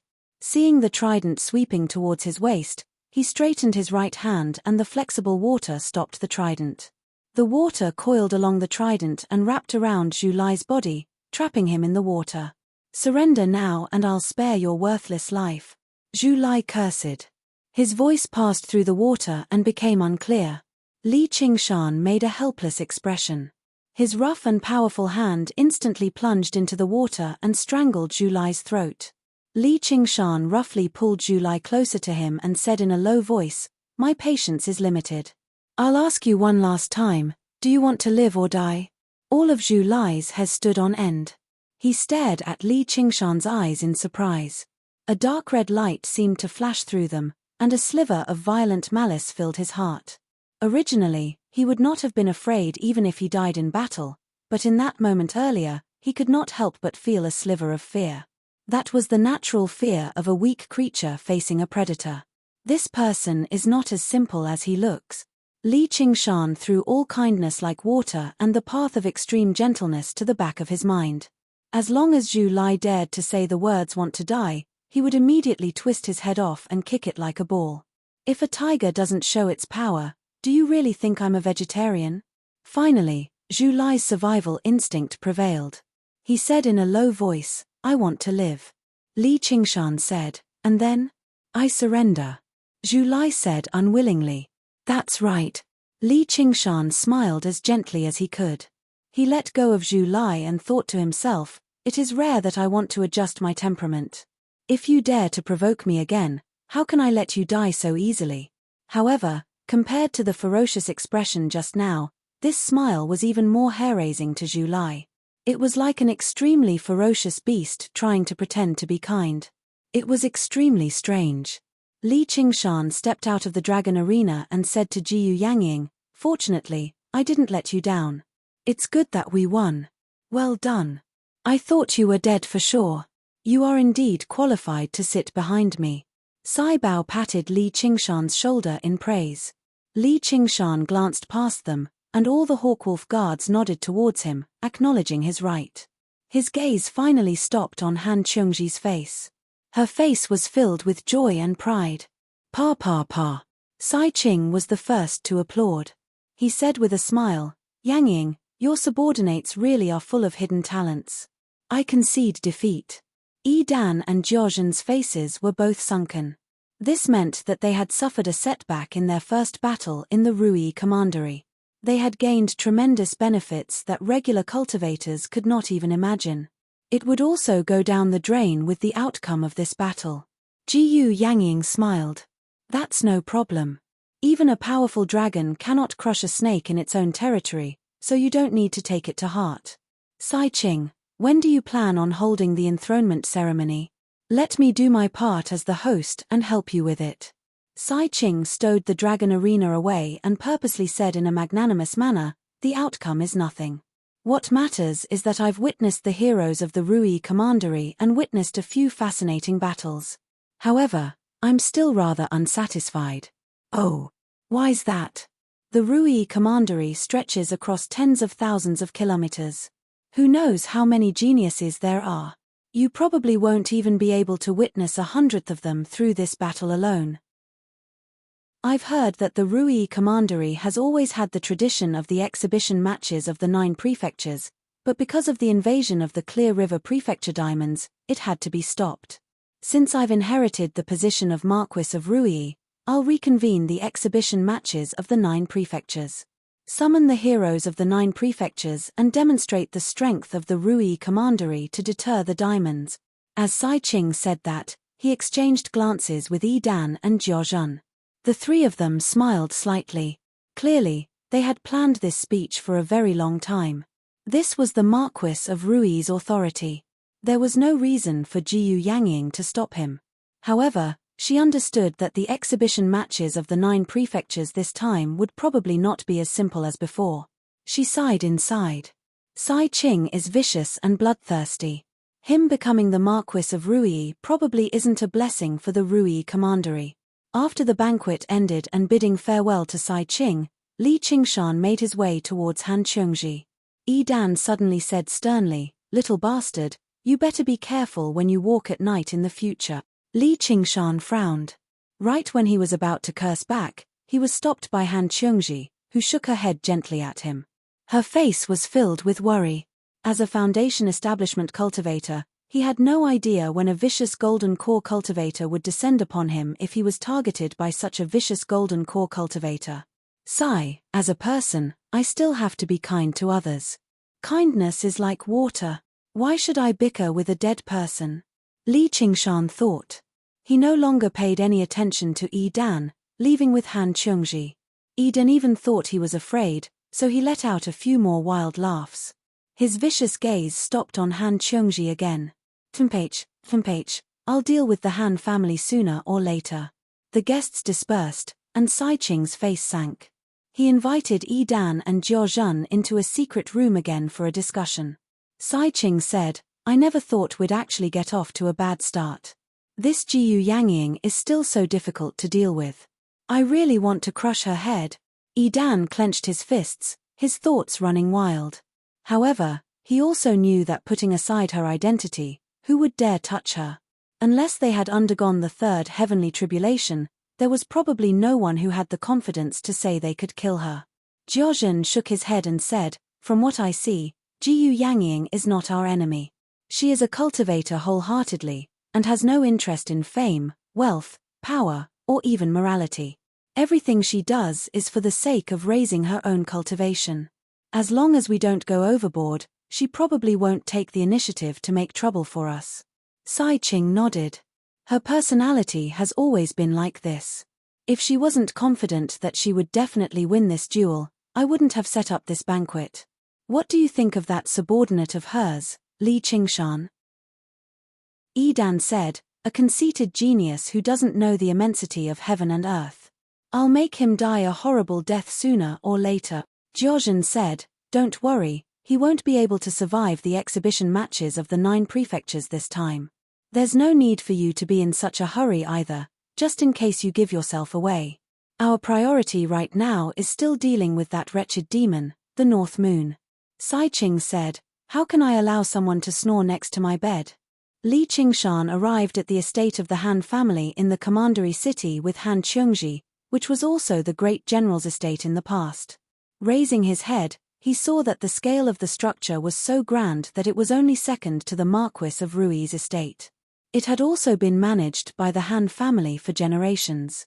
Passing through the pavilions and buildings, he arrived in the depths of the estate and paid his respects to his future father-in-law, Han Anjuan. The crystal lantern shone brightly. Han Anjuan's face remained as cold as before, standing there sternly like a man of steel. After listening to Han Cheongji's explanation of what had happened at the banquet, he said, "You have a great future ahead of you, so you shouldn't have openly opposed Yi Dan. Only a man can endure humiliation, or it's just the bravery of a man." Li Qingshan said, "Don't worry, General. With Commander Jiyu looking after him, I don't think he's bold enough to run amok." Han Anjuan fell silent for a while. Perhaps before long, he'll be the great general of the Rui Commandery. What? Li Qingshan was mildly surprised, but upon further thought, it made sense. The position of great general was not hereditary. After Han Anguo died in battle, someone obviously had to take his place. Since Sai Qing could contend for the position of Marquis of Rui, he could also contend for the position of great general. In terms of strength alone, Yi Dan completely possessed the right. He said apologetically, "I didn't think I'd drag the Han family into this." As the Scarlet Hawk commander, Yi Dan dared not act recklessly, but the Han family would be restrained by him. "I just want you to not act rashly in the future. The Han family isn't as weak as you think they are, and even without you, Yi Dan would never drop the matter for the sake of the position of great general. However, obtaining this tiger tablet won't be that easy." As Han Anjuan said that, he fished out a tiger tablet. The tiger tablet was shaped like a black tiger, no more than a foot in length. The engraving was not particularly detailed, making it seem rather random, but its viciousness leapt out. Just like the Marquis of Rui's seal of mountains and rivers, the tiger tablet was the symbol of the great general, as well as an item that had been passed down through the generations of the Han family. The position of great general was not hereditary, but the Han family had prospered and educated their descendants well. Often, a suitable successor would appear in the clan even before the previous great general passed away. After all this time, all the disciples of the school of the military in the entire Rui Commandery were former subordinates of the Han family, so the tiger tablet had remained in the Han family the entire time. It was equivalent to a family treasure. As a trusted leader, if Han Anjuan lost the tiger tablet, he would be letting down his ancestors. As a result, it did not really matter whether Li Qingshan offended Yi Dan or not. He had always viewed the Han family as a thorn in his side. Li Qingshan frowned. How can a foundation establishment cultivator inherit the position of great general? Han Anjuan said, "After you left, I also set off on a long journey, going to South Hub City to seek an audience with the great General King. The great General King did not agree to Yi Dan inheriting the position of great general out of consideration for our past ties. He still belonged to our Han family, so we temporarily kept this matter under wraps. Yi Dan obviously wouldn't dare to do anything to our Han family." Li Qingshan smiled. Of course. The great General King was the greatest figure of the school of the military in the Green Province, a powerful figure who stood on equal footing with the Lord of the Green Province. He commanded all the soldiers and generals of the Green Province. As long as he gave the slightest hint, Yi Dan would never dare to act recklessly no matter how vicious he was. Han Anjuan shook his head. It's impossible for the position of great general to be kept under wraps forever. I plan on entering the Azura field for arduous cultivation. As long as I can break through the second heavenly tribulation, the tiger tablet will still belong to my Han family. The great General King's instructions appeared in his head again. Nguo is my beloved general, while the Han family is a clan of generals. Although you've encountered a disaster, you shouldn't give up on hope. I can see that you're quite like your elder brother. Are you bold enough to come train in my Azura field? Azura field. Han Cheongji cried out involuntarily. It was obvious that the Azura field was not a good place. She wanted to say something, but instead straightened her body and said boldly, "I wish you success, father. You may pass the heavenly tribulation soon and restore the prestige of our Han family." Han Anjuan said in relief, "Cheongji, you've grown up. I also wish you success, General. Don't miss our wedding date." Take this medicinal pill as an engagement gift. This is an origin spirit pill. Where did you get it? Chapter 608. Even if you are abandoned, you cannot feel resentment. Li Qingshan said, "This is a gift from Commander Gu. Commander Gu really does value you extraordinarily. She must have specially given this to you for your second heavenly tribulation. Keep it. I can't accept such an expensive gift." Han Anjuan's expression calmed down very quickly. He shifted his gaze away from the origin spirit pill and looked at Li Qingshan deeply. He was not completely convinced by his explanation. "Then you don't approve of my marriage with Qiongji?" As Li Qingshan said that, he shot a glance at Han Qiongji. The origin spirit pill was not essential to him, but it was relatively important to the Han family. Han Qiongji hesitated. "Father, just accept it. Just treat it as doing it for the sake of the Han family." Han Anjuan closed his eyes for quite a while before letting out a long sigh. He accepted the origin spirit pill before bowing deeply to express his gratitude. How could Li Qingshan accept such a great bow? He turned to the side and avoided the bow. However, after Han Anjuan straightened himself, what he said completely exceeded Li Qingshan and Han Qiongji's expectations. "In the beginning, I didn't think the two of you were a good match. I still think that way now. The Han family is a great clan, while I'm just a kid from the mountains. Indeed, I'm not a good match." Li Qingshan frowned, but when he recalled the spirit turtle's way of forbearance and tranquility, his frown eased up again. He smiled, but he could not help but sound rather indignant. Han Qiongji was even more displeased. "Father, it's already so late, yet you're still saying something like that. You want to train me, but have I ever disappointed you?" Han Anjuan raised his hand to stop Han Qiongji from continuing. He looked at Li Qingshan and said, "Qingshan, don't think that I'm prejudiced against you. Actually, from the very beginning, I felt that you were a talent. What you did afterwards exceeded my expectations. As a matter of fact, you can be described as a startling genius, about to make a breakthrough. It's not that I'm belittling myself, but my daughter isn't worthy of you. I'm not looking for companions to go into battle with. Do I really have to find a girl with a similar cultivation?" Li Qingshan said disapprovingly. He held Han Qiongji's hand to show his sincerity. "Let me finish. With your personality, offending Edan today was definitely not a coincidence, and the great General King's exceptional favor was very much a coincidence. The opponents you meet in the future may not be able to do anything to you, but you can't take care of your entire family behind you. If you constantly challenge the strong and have to constantly have worries in your heart, would you feel happy?" Li Qingshan said nothing. He could not help but admit that Han Anjuan's words were very insightful.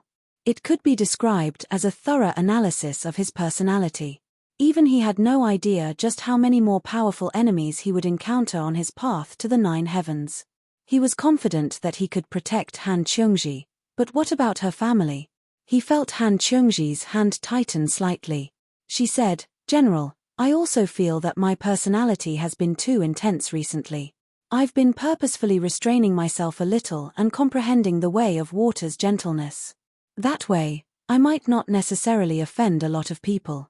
Even he found it rather hard to believe when he said that. Even if he had another century to comprehend, he would still take action when he encountered what happened at the banquet today. No matter how profound his cultivation of the spirit turtle transformation was, it was impossible for him to completely change his personality. Han Qiongji also straightened her back and said, "No matter what risks we encounter, we'll just bear them together. Qiongji, you're no longer a child. I respect your decision today, but if you're abandoned in the future, you can't resent me." Han Anjuan let out a long sigh, turned around, and left. He left behind Li Qingshan and Han Qiongji to look at one another. Just what kind of father would curse his own daughter like that? And, he spoke with such certainty, as if Li Qingshan had already become a heartless and ungrateful person. Han Anjuan did not mention that he had once asked Ma Buyi to read Li Qingshan's fortune. Ma Buyi said, "This child has great ambitions. He'll definitely be something extraordinary in the future, but it's exactly because of his great ambitions that he's the exact opposite. As the saying goes, The spirit of a hero is short for love. That night, Li Qingshan did not stay the night in the great general's estate. Instead, he went with Han Qiongji to the outskirts of the commandery city of Rui, to a small mountain with abundant spiritual qi and beautiful scenery. This was the cultivation dwelling Han Qiongji had specially carved out after reaching foundation establishment. The two of them leaned against each other, gazing at the small lake under the moonlight in the distance, reflecting the tranquil, silver light. Neither of them spoke for a very long time. Originally, it should have been a joyous reunion, but Han Anjuan's words had cast a shadow over it. Thank you for the origin spirit pill. Han Qiongji had always been a straightforward person, but after going through so many changes, and now that her clan was in danger, the man she could rely on the most just happened to be determined by her father to leave her in the end. She was gloomy, no longer as decisive as before.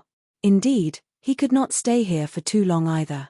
He would return to the Clear River Prefecture very soon and continue his duties as the Scarlet Hawk commander. There's no need for thanks between us. If you really want to thank me, you shouldn't be thanking me like this. Li Qingshan pulled her into his arms with a smile, lowering his head and kissing her red lips. His hand climbed up her waist in a naughty manner, purposefully using this method to break the silent atmosphere.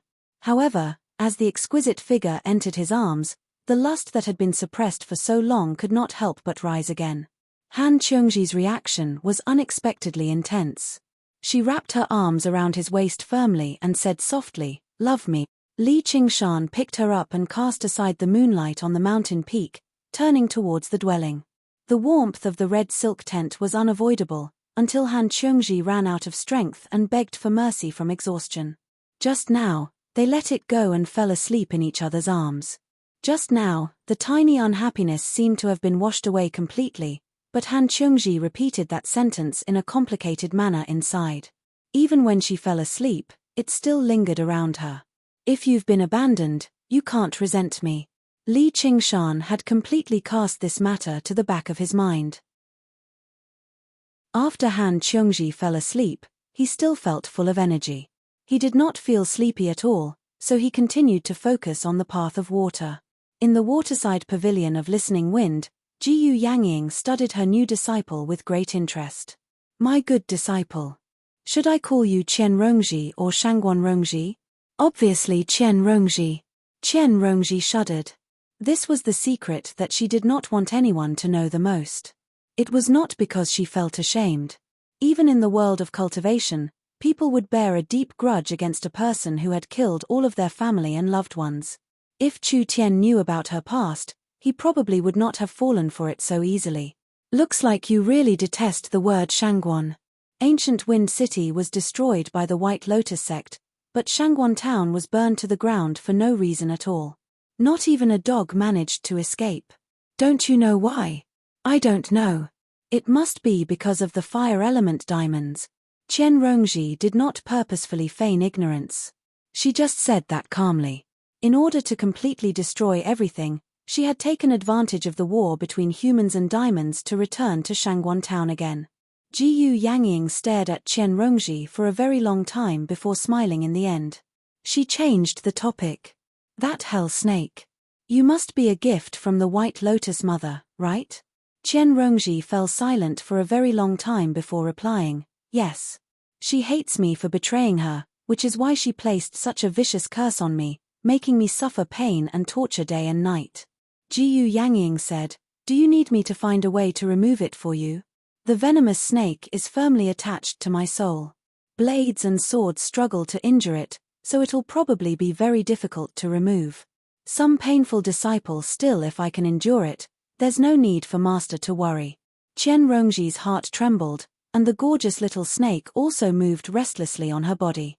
In the beginning, she was always there. He wanted to throw the little snake out. But now, this hell-venomous snake had become one of her most important trump cards, especially since she was currently cultivating the legalism technique. It was even more indispensable. If he was really killed by Jiyu Yangying, it would be a great loss. However, he immediately calmed himself down. This little snake came from the Naraka realm, and it possessed a unique essence that was different from anything in this world. Although it was visible to the naked eye, It existed on a completely different level. Not to mention ordinary swords, even powerful magic tools and spells would not be able to harm it at all. No matter how capable Jiyu Yangying was, she might not be able to do anything to it. Jiyu Yangying stretched out her hand. Qian Rongji looked at that perfect and slender hand, not knowing what it meant. I haven't had a taste of the venomous snake hell yet. Jiyu Yangying had a curious look on her face. This disciple dares not, Qian Rongji said with her head lowered. Hold my hand. I know you want to do this. Yes, master, Qian Rongji said inwardly. You're asking for it, so don't blame me. As pampered as you are, have a taste of my pain. She gently held Jiyu Yangying's hand. It was warm and exquisite, as if her bones were made of cold jade and her flesh was made of warm jade. It was indescribably comfortable. Murderous intent blazed in her heart. Can I kill her while she's in intense pain and unable to control herself? In this waterside pavilion of listening wind, no one will notice for a while. The benefits I can gain from her are even more unimaginable. As she thought about it, she heard Jiyu Yangying say with a smile, it doesn't seem as unbearable as I imagined. Is it because my sense of shame is too strong, and I don't have much resentment? That can't be right. Qian Rongji's eyes widened as she looked at Jiyu Yangying in disbelief. That was definitely not a forced smile. This was a pain that would make one wish they were dead. How could she possibly endure it? Jiyu Yangying smiled and said, hurry up and send out that little snake of yours. Qian Rongji felt an indescribable fury. She felt that Jiyu Yangying was mocking her for everything she had endured. She steeled her heart, and the gorgeous little snake slithered up her arm, coiling around Jiyu Yangying's thumb and index finger. Jiyu Yangying's expression changed slightly, and the smile finally disappeared from her face. She slowly said, you've taken good care of it. Qian Rongji was incredulous. She can actually speak. She then heard Jiyu Yangying say, I'll help you get rid of it right now. Qian Rongji immediately felt a breeze rise from Jiyu Yangying's body. This breeze was invisible and untouchable, unable to even blow up a withered leaf. It was completely unrelated to the airflow of this world, but she could clearly feel it. Jiyu Yangying frowned, a pained expression appearing on her beautiful face. She seemed to be enduring something. Meanwhile, the gorgeous little snake seemed to have seen a ghost. It loosened its mouth and wanted to retreat, but it was sucked in by an invisible force. It twisted its body but was unable to break free, and was slowly sucked toward Jiyu Yangying's hand. Chapter 609. What wind is that? Qian Rongji's heart was in turmoil. She actually had a way to deal with the hell's snake. This way, it would be even more difficult to kill her. You can actually feel it. As expected of my disciple. In the boundless hell realm, there is a hell called hot wind. This is Master's trump card. Don't tell anyone else, or else I'll let you have a taste of the power of the hot wind hell. Using the power of the hell realm to cultivate is not your creation, but what the legalists are best at. That means you. In her shock, Qian Rongji even forgot to call her master. She recalled what she had said, I haven't had a taste of the venomous snake hell. In that case, she had also tasted the pain of the hell's punishment like herself. This made sense. That was why she could remain unmoved under the bite of the venomous snake. Otherwise, it was impossible for someone who had never experienced such pain to remain so calm. Although Jiyu Yangying did not say what kind of crime the hot wind hell punished and what kind of pain she had to endure, based on her performance just now, this pain would not be any lighter than the venomous snake hell. As long as there are benefits, it's fine to suffer a little, don't you think? Jiyu Yangying blinked and smiled. However, Qian Rongji knew very well that this was not suffering. It was simply the greatest pain in the world. You think that you're very special and unfortunate. That's normal. Young people tend to have such misconceptions, but in reality, it's not just you and me. The school of legalism has a supreme divine power cultivation art known as the illustrations of the infernal scripture. The theurgy that you are currently cultivating is an extension of it, but you only have the form, not the reality. When Qian Rongji heard that there was such a theurgy that was extremely suitable for her, although her expression did not change, her mind was working quickly. Do you know what the prerequisites for cultivating the illustrations of Naraka are? That's right. It's to draw the power of hell into your body, just like how you drew the venomous snake into your body. You have to endure extreme pain and torture to cross realms and find the true power of hell. It wasn't a simple matter either. Although it was unfortunate that you were able to obtain a hell viper, it was also an opportunity. Right now, your soul and divine will are far superior to that of ordinary foundation establishment cultivators. You've experienced it before, so of course you know it's not easy. However, you're not the only one with such determination. Since ancient times, there have been countless people with such great willpower. I am one of them. I don't understand. Why do you want to cultivate this technique? Qian Rongji was puzzled. From her point of view, Jiyu Yangying was a proud daughter of the heavens. She was born with everything. No matter what kind of resources or techniques she needed, she could get them just by opening her mouth. He had inherited half of the eagle god's bloodline, and his talent was astonishing. As long as he cultivated step by step, it would not be too difficult for him to overcome the third heavenly tribulation. Why did he have to cultivate such a self-harming technique? Once the power of hell entered her body, even if she could endure it, she would be tormented to the point where all the pleasures of life would disappear. Yet, she could still smile normally.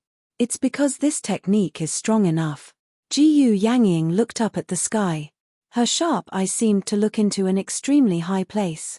If an eagle wants to fly high, other than its own strength, how can I give up on such a strong wind? Commander Jiyu, how can I give up on such a strong wind? Qian Rongji looked at her beautiful face. She finally had a trace of respect for this strange master of hers.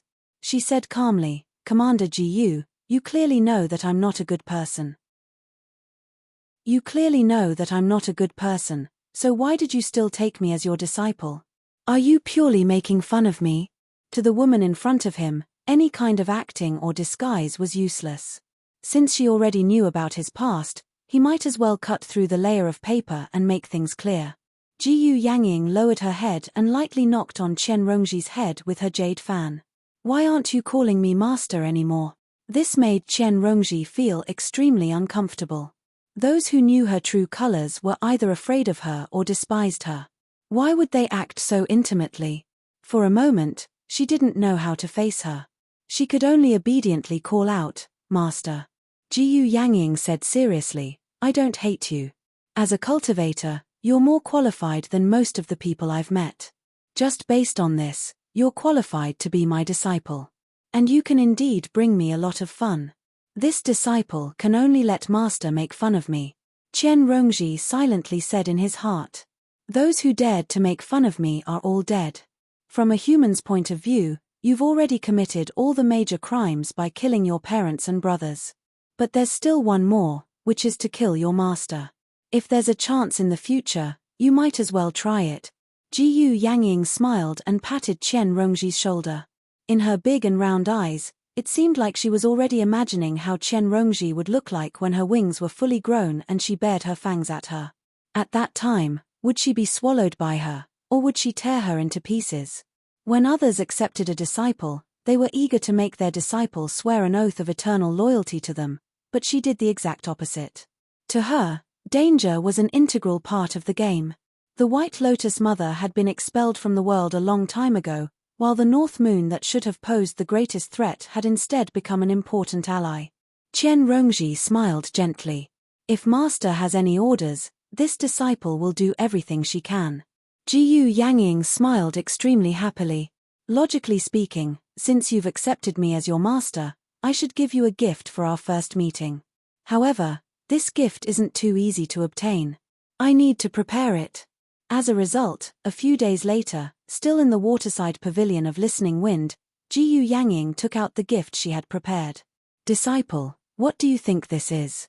Qian Rongji shuddered, and all of her hairs stood on end. What Jiyu Yangying had taken out were several dozen sealed hell snakes.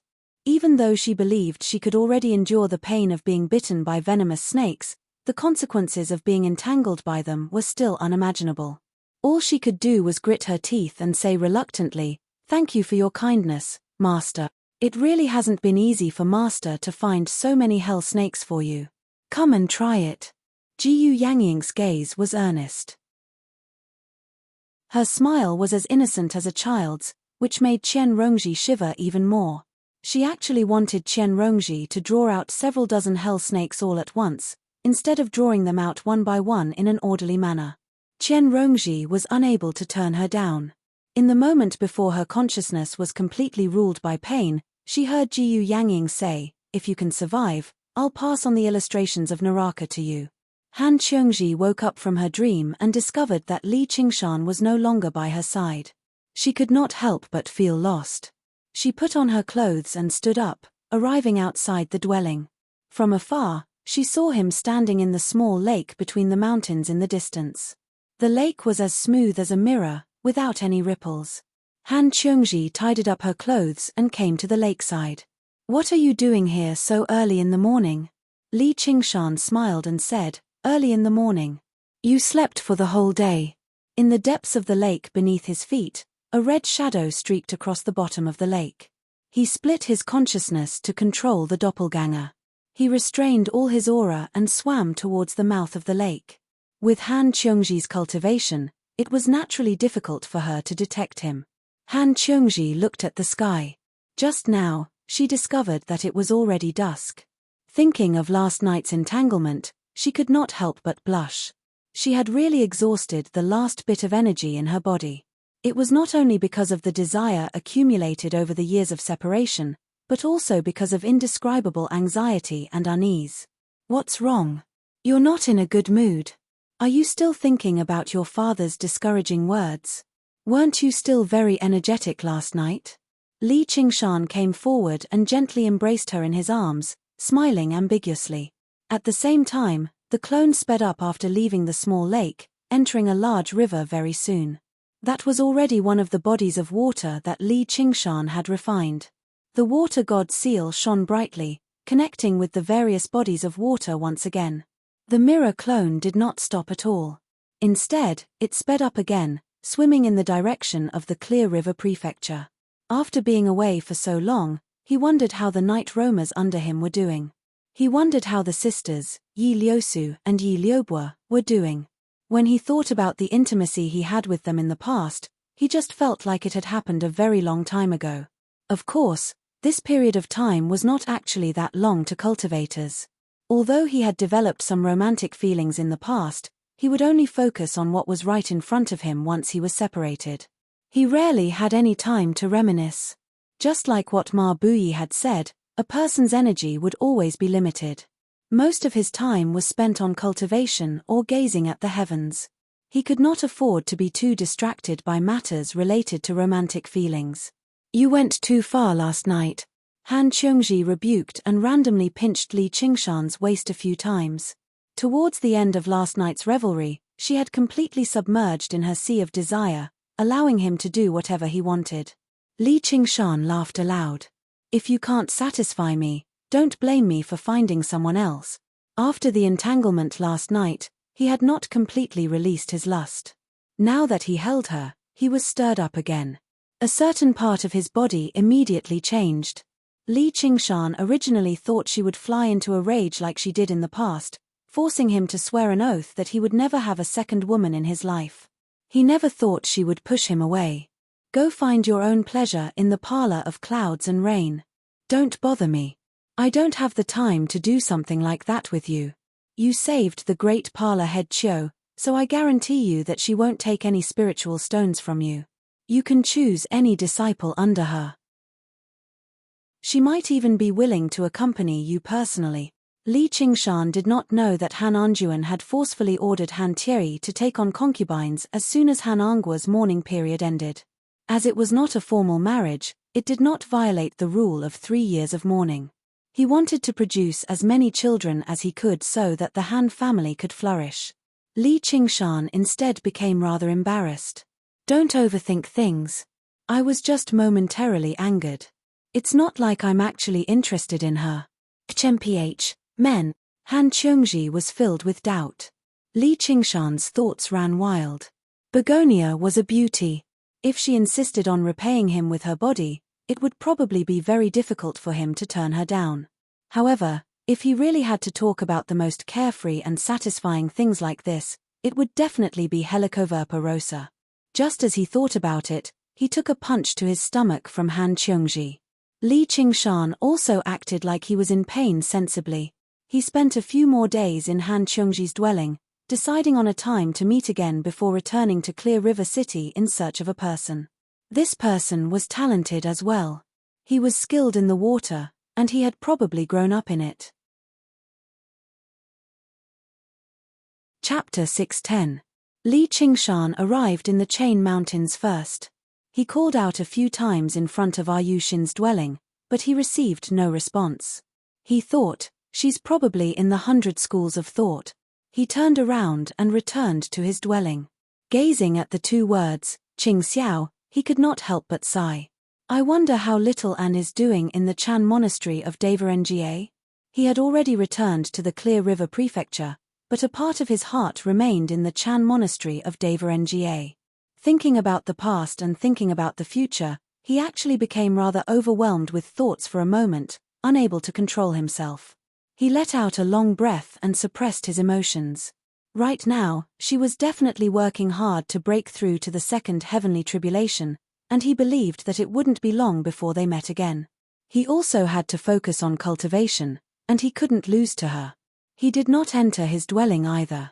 Instead, he turned around and made his way to the 100 schools of thought. He took off on a cloud and arrived above the lake of dragons and snakes in the blink of an eye. Gazing at the rippling water, he felt at ease. He had already refined the lake of dragons and snakes. The entire region of water was like his home to him. As he hovered there in the sky, he raised his head slightly and closed his eyes. Rivers and lakes appeared in his mind.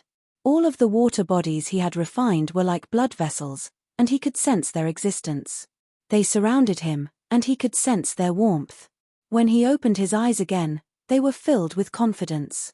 My 10 years of battle have not gone to waste after establishing such a foundation. With this as a foundation, I can definitely comprehend the true way of water and take my cultivation to the next level. The cloud dispersed, and he leapt down, moving faster and faster. The lake rushed towards his face, the wind whistled past his ears, and the light before him twisted. In the blink of an eye, he had already passed through the formation of dragons and snakes, choosing the direction of Benevolence Island. He repeatedly used the wave-treading form and took a few steps, landing gently in the center of Benevolence Island, on the tallest structure. The disciples of the School of Medicine all raised their heads. Their eyes were filled with admiration and envy.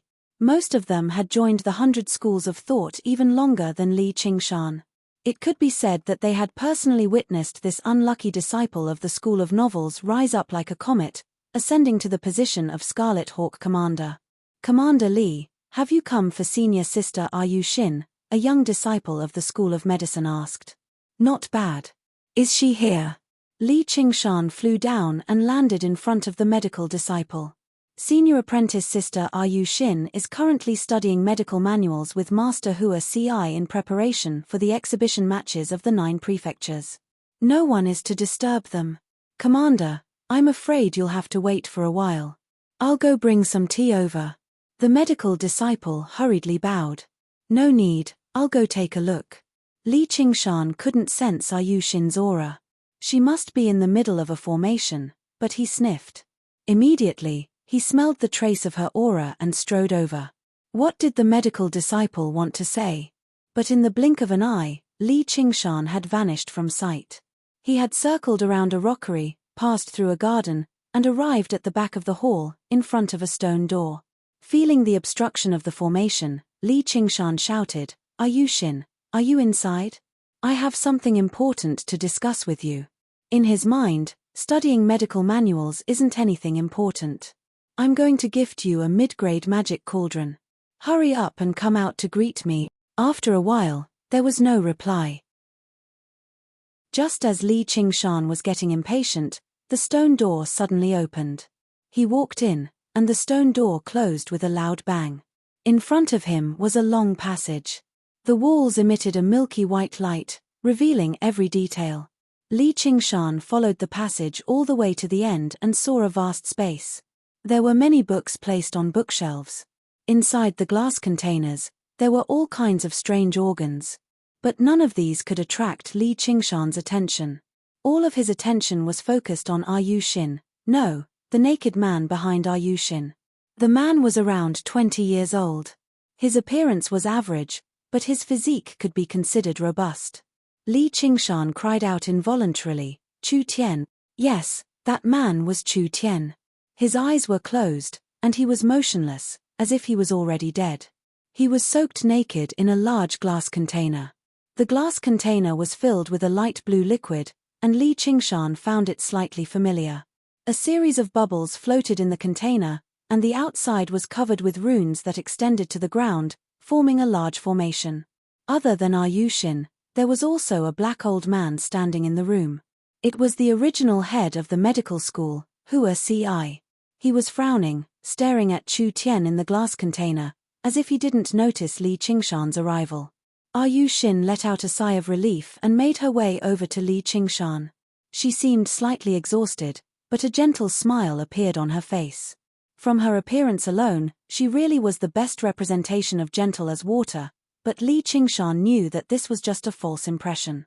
Yushin first studied Li Qingshan from head to toe before asking in surprise, "You're still alive?" The corner of Li Qingshan's lips twitched. "I'm still alive," Yushin said in great pity. "The insight of those old monks from the Chan monastery of Devaranga really isn't that great. I even thought you'd be purged.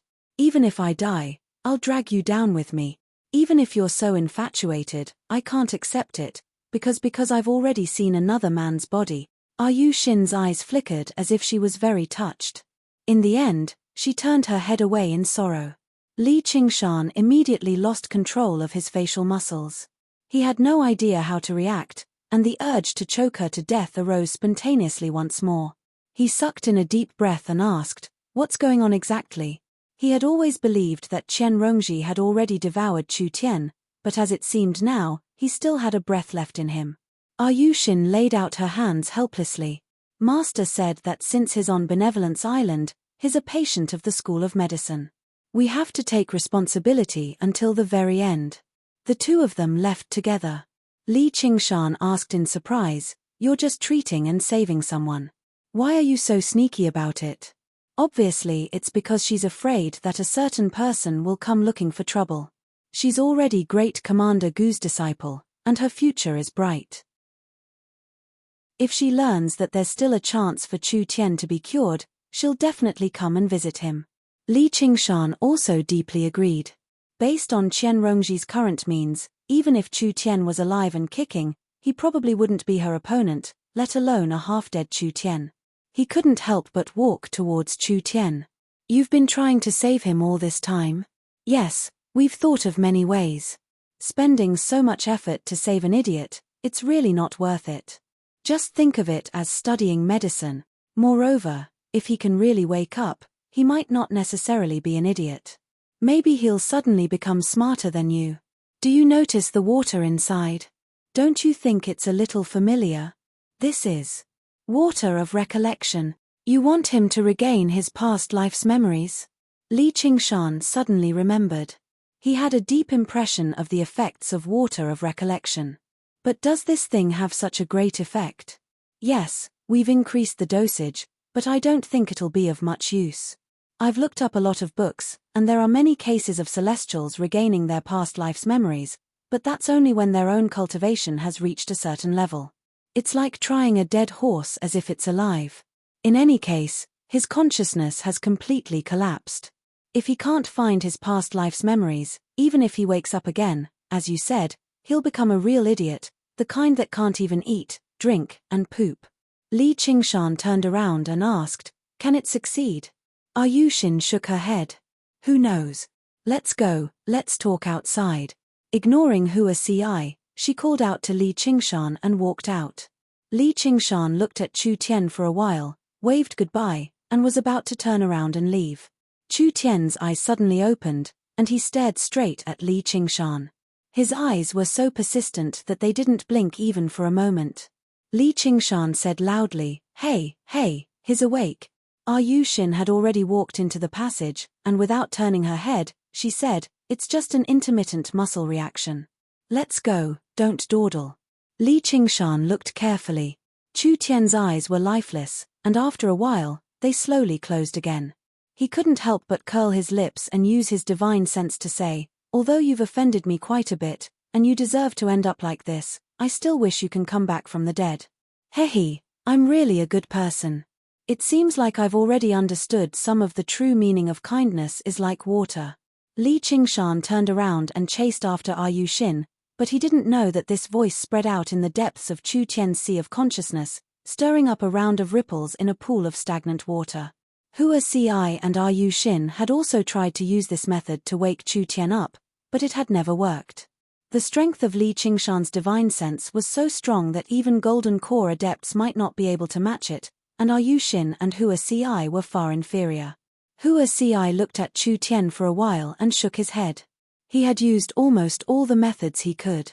Although the School of Medicine had more methods, this was the most he could do with his cultivation. He was not a stubborn old man who was determined to save Chu Tian. As the saying goes, you can't cure an illness that can't be cured. He just had to do his best. The hall darkened, and Hua Ci also walked towards the exit. The milky white light on both sides of the path also gradually extinguished with his footsteps. In the end, only the water of recollection in the glassware was left, emitting a faint blue light. Chu Tian floated in it, still motionless. Of course, Hua Ci still didn't know that the treatment they had endured for so long wasn't completely useless. Li Qingshan and Yu Xin came to her alchemy room, and took out the jade melting furnace and threw it to her. "Here." Yu Xin's eyes immediately lit up. For someone who was good at alchemy, this kind of furnace was practically a dream. "This is the jade melting furnace. How did you know? Oh, you've also gone to the Arsenal of Arms in the county city to take a look." Li Qingshan remembered that the Arsenal of Arms was a shop, and this jade melting furnace was one of its products. Yu Xin was very good at alchemy, and in order to increase the efficiency of alchemy, she naturally did not neglect to check out the various pill furnaces that could be bought on the market. This jade melting furnace was the best pill furnace she could find, but its price was too high. Although she had helped Li Qingshan with alchemy and had accumulated a sum of resources over the years, those expensive pills weren't that easy to sell, especially since their raw materials were mostly spiritual herbs from underground. She didn't dare to sell them on a large scale.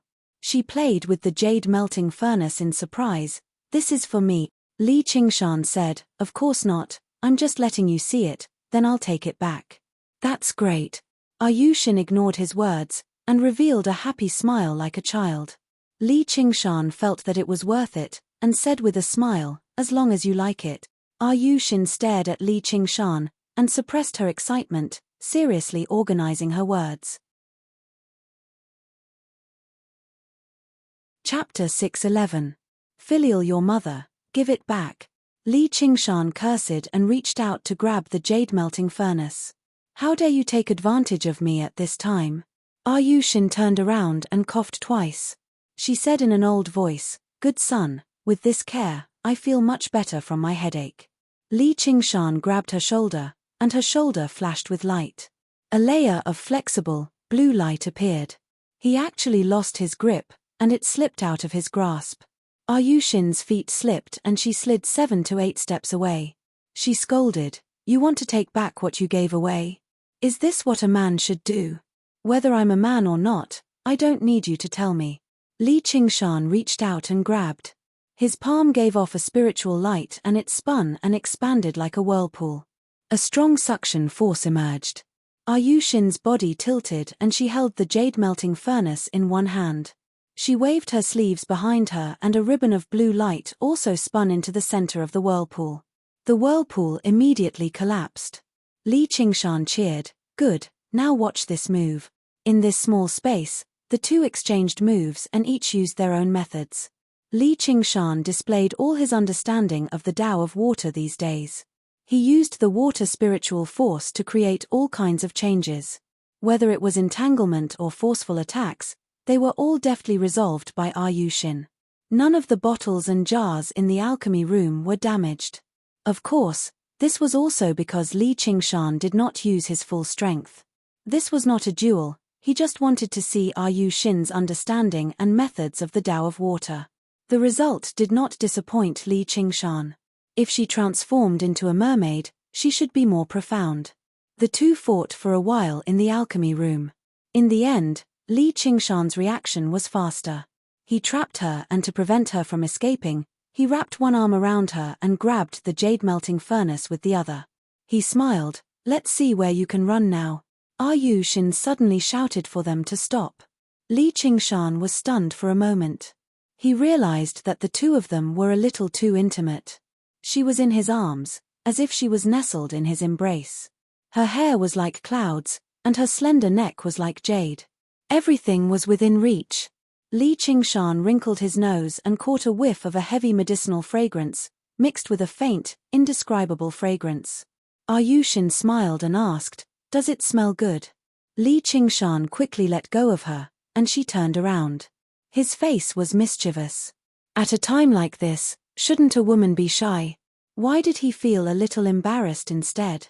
Yu Xin used her long and slender fingers to tidy up her hair.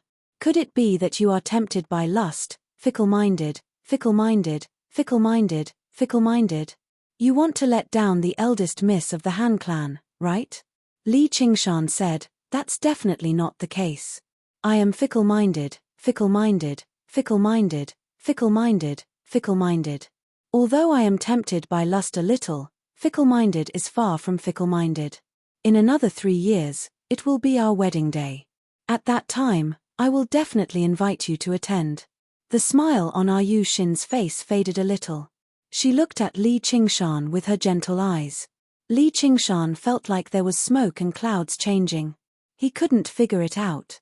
Yu Xin asked, "Is that okay?" "What's okay?" Li Qingshan was confused. "Nothing. You've given me the pill furnace and taken advantage of me. It's time for you to leave." Yu Xin waved her hand like she was chasing a sheep.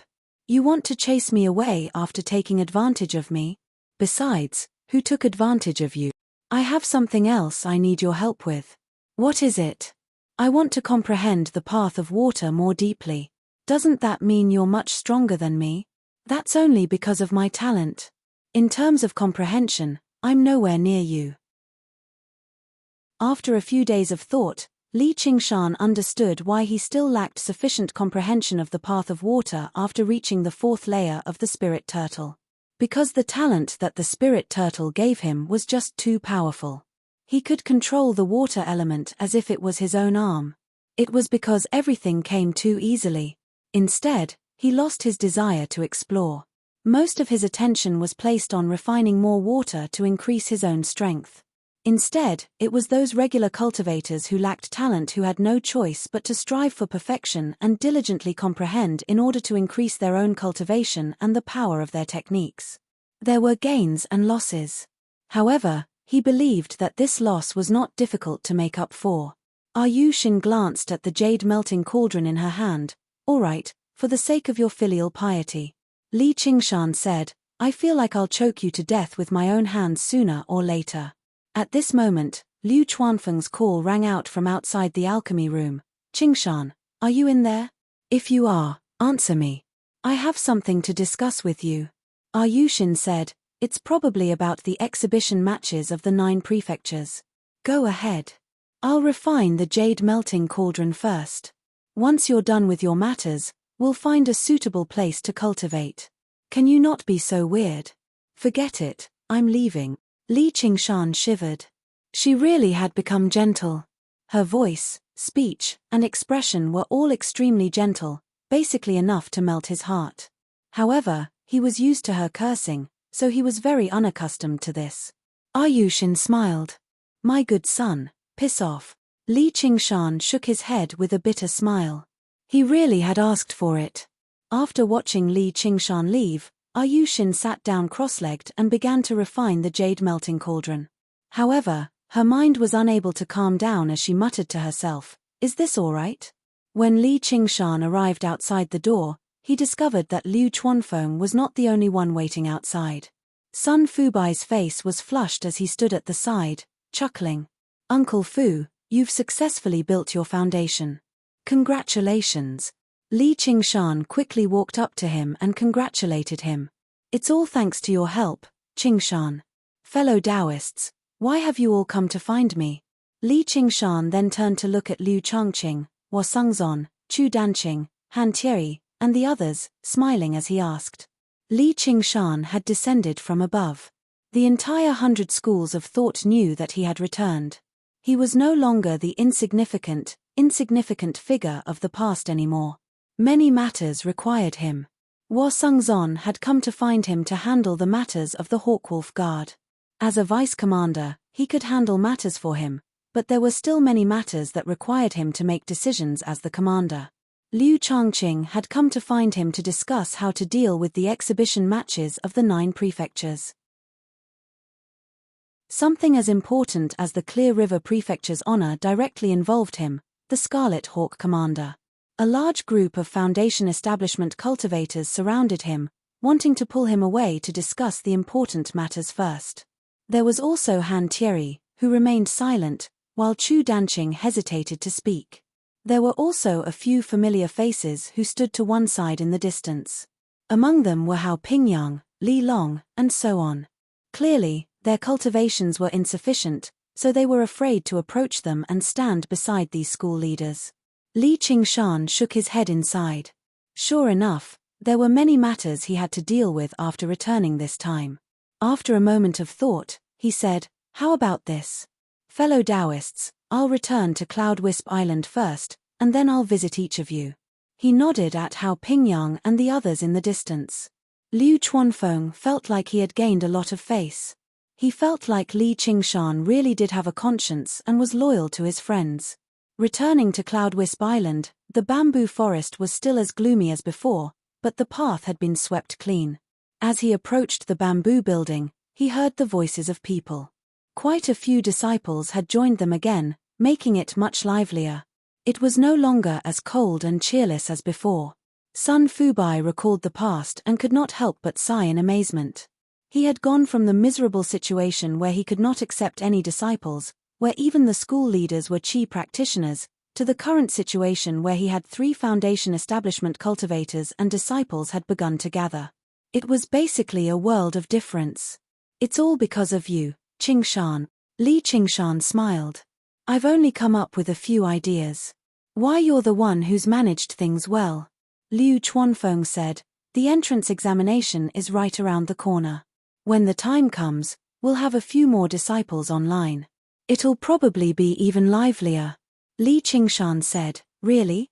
I feel like it's already been quite some time since the last entrance examination." Due to the Marquis of Rui's death in battle, Liu Changqing still ended up continuing his position as prefect. Under his command, the schools worked together to tidy up the 1,500 kilometers of Clear River Prefecture. The School of Moism repaired the destroyed cities and rebuilt the homes of the people. The School of Confucianism sent out disciples to serve as district prefects and restore governance. The School of Legalism worked together with the School of the Military to strengthen their attacks on the bandits and bandits. The School of Agriculture distributed the seeds of various crops. These seeds had all been purified with spiritual qi, so the first year's harvest would be extremely startling. Afterwards, they sent out disciples of the School of Agriculture to help with the planting and distribution of food, ensuring that there would be no starvation. The Clear River Prefecture had also emerged from the shadows of war. The people could live in peace and contentment again, so Liu Changqing wanted to reopen the entrance examination and recruit disciples from all over the place to recover the strength he had lost in the war. Liu Chuanfeng said, "Yeah. We definitely have to make a name for ourselves in the exhibition matches of the 9 prefectures this time. Only then can we recruit even more disciples in the upcoming entrance examination. May I ask how the exhibition matches of the 9 prefectures will be conducted?" Sun Fubai said, "First, the schools will compete with their own methods. The School of the Military will demonstrate military formations, the School of Music will compete with instruments, and so on. As for us schools of novels, we'll obviously compete with our methods of turning fiction into reality. Afterwards, we'll compete in martial arts." Li Qingshan said, "May I ask how strong the schools of novels from the other prefectures are?" Liu Chuanfeng let out a heavy sigh. Originally, they were no different from us in the past. They were all miserable. There were a few prefectures where the schools of novels didn't even have a formal school leader. If it weren't for the fact that they were one of the 10 schools of the lower classes designated by the founding emperor, they would have been abolished a long time ago. However, in the past few years, they've all stolen our ideas, so the situation has improved again. On the other hand, the Cloud Wisp Association's development has instead regressed after several years of war in the Clear River Prefecture. I really can't say we're guaranteed to win this battle. Li Qingshan smiled. You can say we're all in this together. It's not necessarily a bad thing for the School of Novels to recover its reputation. Sun Fubai said, yes. I've already contacted the various prefectures. I want to establish an association that covers the entire Rui Commandery. The wider the audience, the more we can unleash the power of the School of Novels to the limit. They're rather interested too. As a result, this battle is even more important. It's no longer just for the entrance examination. It'll also determine which prefecture can maintain a dominant position. If the books Li Qingshan had copied out right now could be published across the entire Rui Commandery, the rate at which they gathered the power of belief would definitely multiply. Due to the war, the population of the Clear River Prefecture had been drastically reduced, but the other 8 prefectures had not been affected too much. It would be an extremely vast market. But on the other hand, the schools of novels from the other prefectures would definitely want to expand their influence too. By then, the first book to be published would be a problem. If it was not handled properly, it could lead to a conflict, so the dominant position would be relatively important. As they spoke, the 3 of them arrived before the bamboo building. Li Qingshan said, then let's go in and properly plan. Chapter 612. Chu Danqing paced back and forth anxiously in the room, occasionally pushing open the window to look in the direction of Cloud Wisp Island and sighing. He was not such an impatient person, but this matter was too important. Other than Li Qingshan, there was no one else he could discuss it with. Danqing, what has happened? Why are you so anxious? Li Qingshan's voice suddenly rang out from behind. Chu Danqing turned around in surprise and joy, only to see Li Qingshan striding into the room. He sat down on the mat in front of the window rudely, leaning his arm against the small table. He discussed with Liu Chuanfeng and Sun Fubai for a while and proposed a few ideas before leaving Cloud Wisp Island. He knew his own limitations. In terms of affection and understanding of the School of Novels, he was not as good as Liu Chuanfeng. In terms of meticulous thinking and handling of specific matters, he was not as good as Sun Fubai. He would not be of much help even if he stayed, so he might as well finish his business quickly and go learn the path of water from Yu Xin. If there's anything I need to do, I promise to win. I'll leave everything else to you too. After saying this, Li Qingshan bid farewell and left. He first went to the School of Painting, who was closer to him. Qingshan, your cultivation has become even more profound. Chu Danqing praised as he sat down on the opposite side of the table. He wanted to pour some tea, but Li Qingshan had already picked up the teapot and filled his cup. He then drank it in one gulp and said with a smile, long time no see. You've learned to say such polite words. He still remembered Chu Danqing's ignorant appearance when they first met. Now that he had experienced the world, his naivety had faded. His frown made him seem even more mature. I'm not being polite. Your cultivation. Never mind, let's not talk about this for now. I have. Sigh, I really don't know where to start. Chu Danqing had originally planned to ask Li Qingshan for help, but he had never asked anyone for help before, so he did not know how to say the words. Li Qingshan's smile faded and he placed the teacup on the table. I still remember Grandmaster Chu's kindness. Just say it, I won't say a word. To be honest, what I hate the most is great kindness is unforgettable, not to mention knotting the grass and earring the ring. It felt as if he owed someone something. It's better to repay kindness with kindness. Chu Danqing pondered for a moment. You know, I'm not the only disciple my master has. A wisp of white mist rose from the teacup and dissipated. Chu Danqing explained with a frown. Li Qingshan listened quietly. It turned out that Chu Shidao had many other disciples apart from Chu Danqing. Among them, there were 3 outstanding disciples who had all undergone the first heavenly tribulation and reached foundation establishment. But after that, they all set up their own sects, believing that they had already received Chu Shidao's true teachings. Thus, they no longer treated Chu Shidao courteously. Instead, they were jealous of Chu Shidao's reputation and status, secretly attacking and slandering him. Chu Shidao was disheartened. He was unwilling to argue with his disciple, so he retreated deep into the mountains. He took in Chu Danqing as his disciple and taught him seriously. Li Qingshan slapped his thigh. Such an ungrateful scumbag. If I see them, I'll definitely make them live up to their name. Live up to their name? Chu Danqing was confused. He had no idea that Li Qingshan had yet another method of crushing people to pulp. Continue. Since we don't have any contact with each other anymore, what does it have to do with them? A few days ago, they suddenly came to visit Master's grave. I even thought they had realized their error, but I didn't expect them to say they wanted to discuss how to split Master's legacy after visiting the grave. What a pity that they didn't even attend Master's funeral. Chu Danqing was extremely furious. When Chu Shidao was buried, the war between the humans and diamonds raged like wildfire. None of the cultivators dared to come to a place as dangerous as the Clear River Prefecture at a time like this. Now that the situation had gradually calmed down, what should come would come. Li Qingshan nodded. Chu Shidao's main legacy was obviously his paintings. Every single one of his paintings could be used as a spiritual artifact. Some of his masterpieces could even rival arcane artifacts in power, and they did not have a high requirement on the cultivator's strength. For example, the Heavenly Maiden scatters the blossoms that Li Qingshan had won could be used by Qi practitioners as well.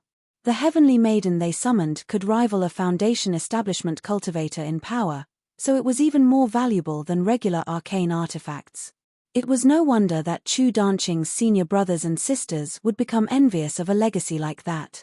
Chu Danqing took out an invitation card drawn in ink. I tried to push it off the other day, but I really can't push it off this time. Li Qingshan picked up the invitation card and flipped through it.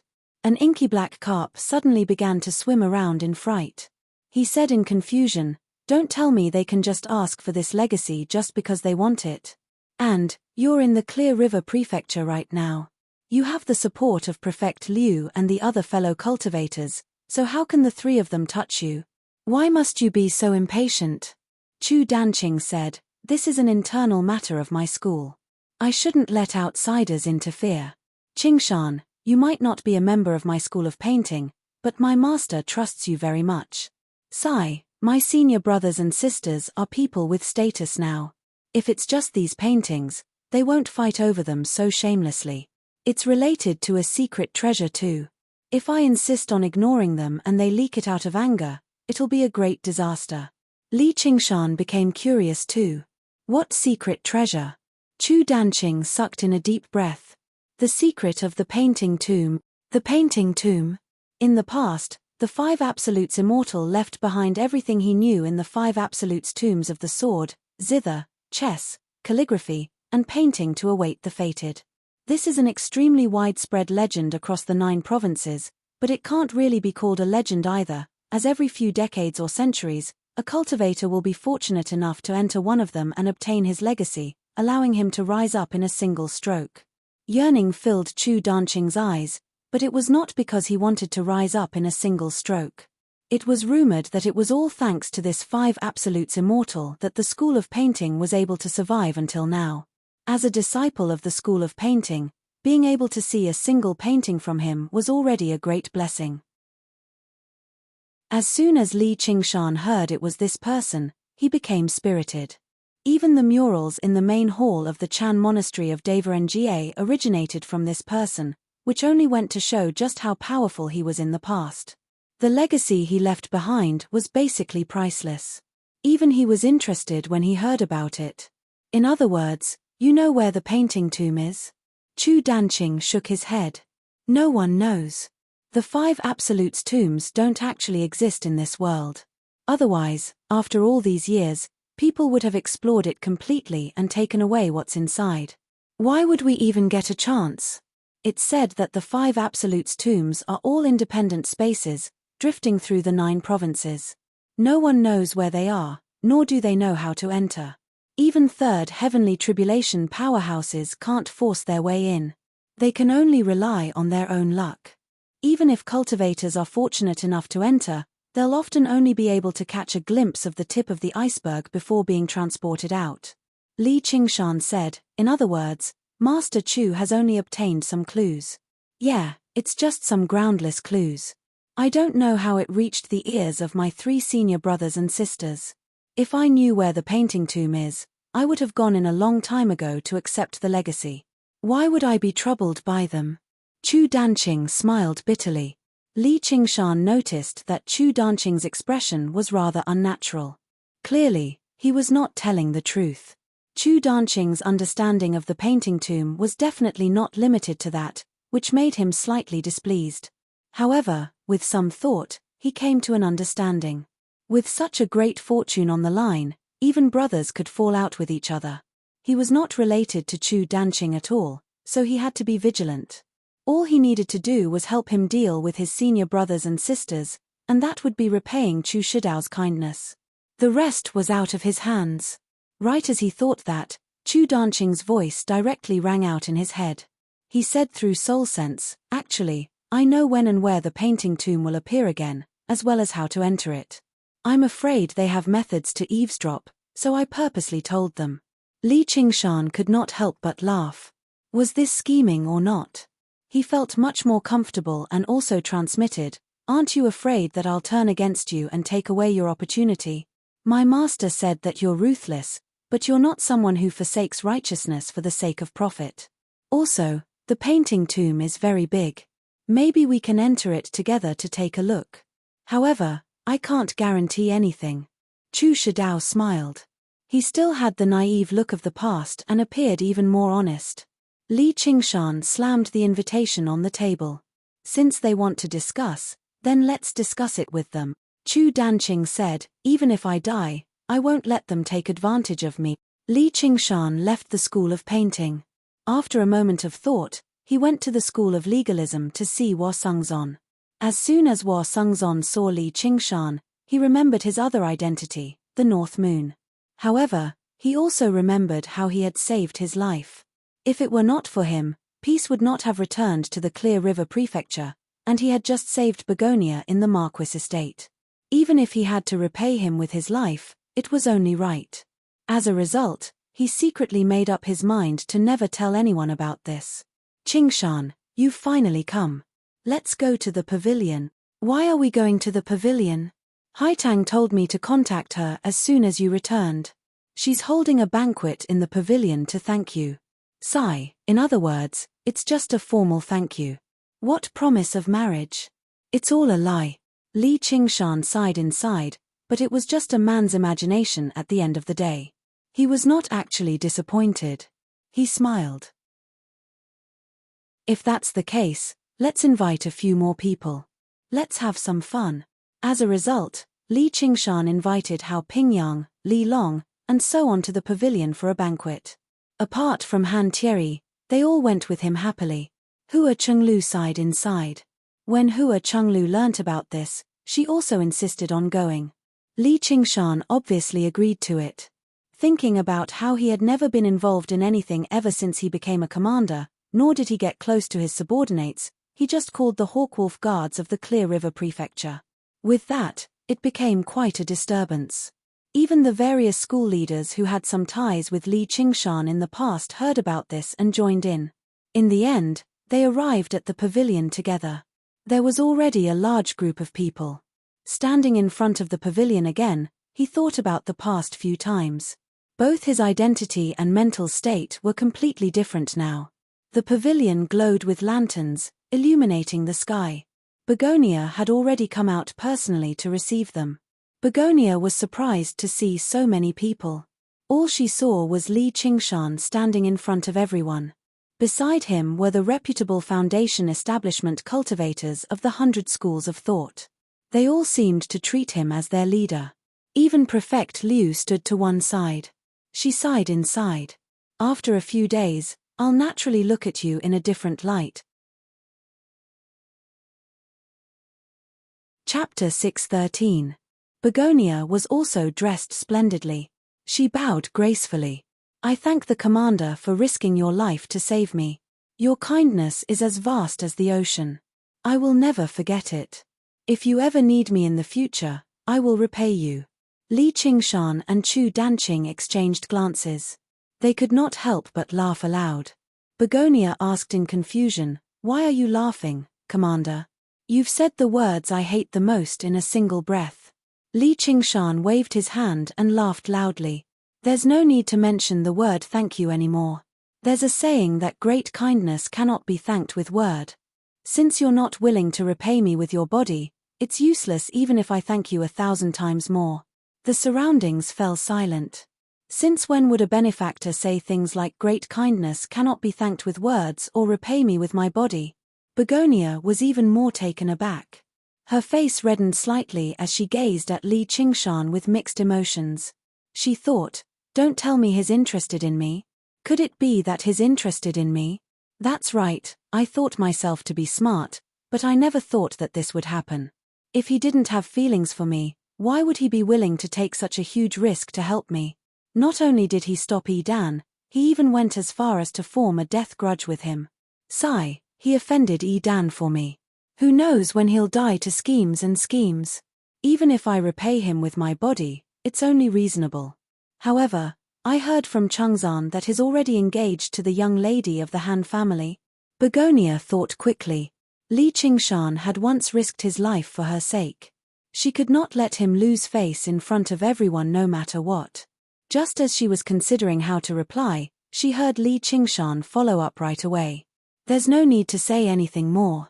Just serve up the fine alcohol and meat so that I can drink to my heart's content with everyone. Then we'll call it even. There's alcohol tonight, and we'll get drunk tonight. Once you really lose your teeth and become an old woman, even if you don't forget, what's the point? Everyone burst into laughter. Everyone knew that he had gone to the Marquis estate for the sake of Begonia and the powerful golden core cultivator from the Dragon province. They had fallen out with him. If it were him, even if he didn't worry about food and drink day and night, he wouldn't be able to talk and laugh so easily. He secretly admired him. Only then did Begonia realize that she was thinking too much. He did not have any intention of repaying her kindness. He was just speaking without restraint, acting boldly, and did not hide his desire. But he was not restrained at all. Such a heroic man, Cheongji's taste is indeed better than mine. With some hidden bitterness, she glanced at Wasungzon. Wasungzon lowered his head and coughed. She smiled and said, "If Commander, no. Qingshan, if you really have this intention, I dare not be arrogant. However, we need to get married legally and invite friends and relatives to be our witnesses before we can become dual cultivation companions." All the men present were envious. Begonia's name had spread far and wide. Everyone in the cultivation community of the 1,500 kilometers of the Clear River Prefecture knew about her. No one had ever been close to her. There were even people who felt that if they could obtain such benefits, even becoming enemies with Yi Dan would not be unacceptable. Li Qingshan shook his head heavily. "That won't do. Cheongji will definitely throw her life at me." Everyone laughed aloud again. Begonia smiled too. "Then don't blame me for refusing to devote myself to you." When she said that earlier, she regretted it slightly, but when she saw how Li Qingshan declined without the slightest hesitation, she could not help but feel rather disappointed. It was not that she was interested in Li Qingshan. It was purely a woman's instinct. It's not strange, it's not strange. Alcohol and meat are enough. Li Qingshan entered the parlor of clouds and rain with everyone. He glanced upstairs. When Qiu Haitang said that she could agree, he instantly felt a sense of hostility. However, when he rejected her in public, that hostility disappeared. There's a golden core cultivator hidden in the parlor of clouds and rain. I wonder what his origins are. Don't tell me Yi Dan has come for revenge. As a result, he became a little more cautious. He immediately sent his mirror clone over, ready to provide support at a crucial moment. Idan probably would not take action in public. He would definitely take advantage of him being alone.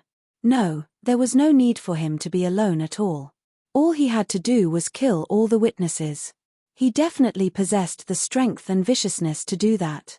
Once it really reached that point, he would no longer be able to disguise himself. All he could do was reveal himself and work with his clone to see if he could kill Idan on the spot. The banquet was still held on the top floor of the Parlor of Clouds and Rain.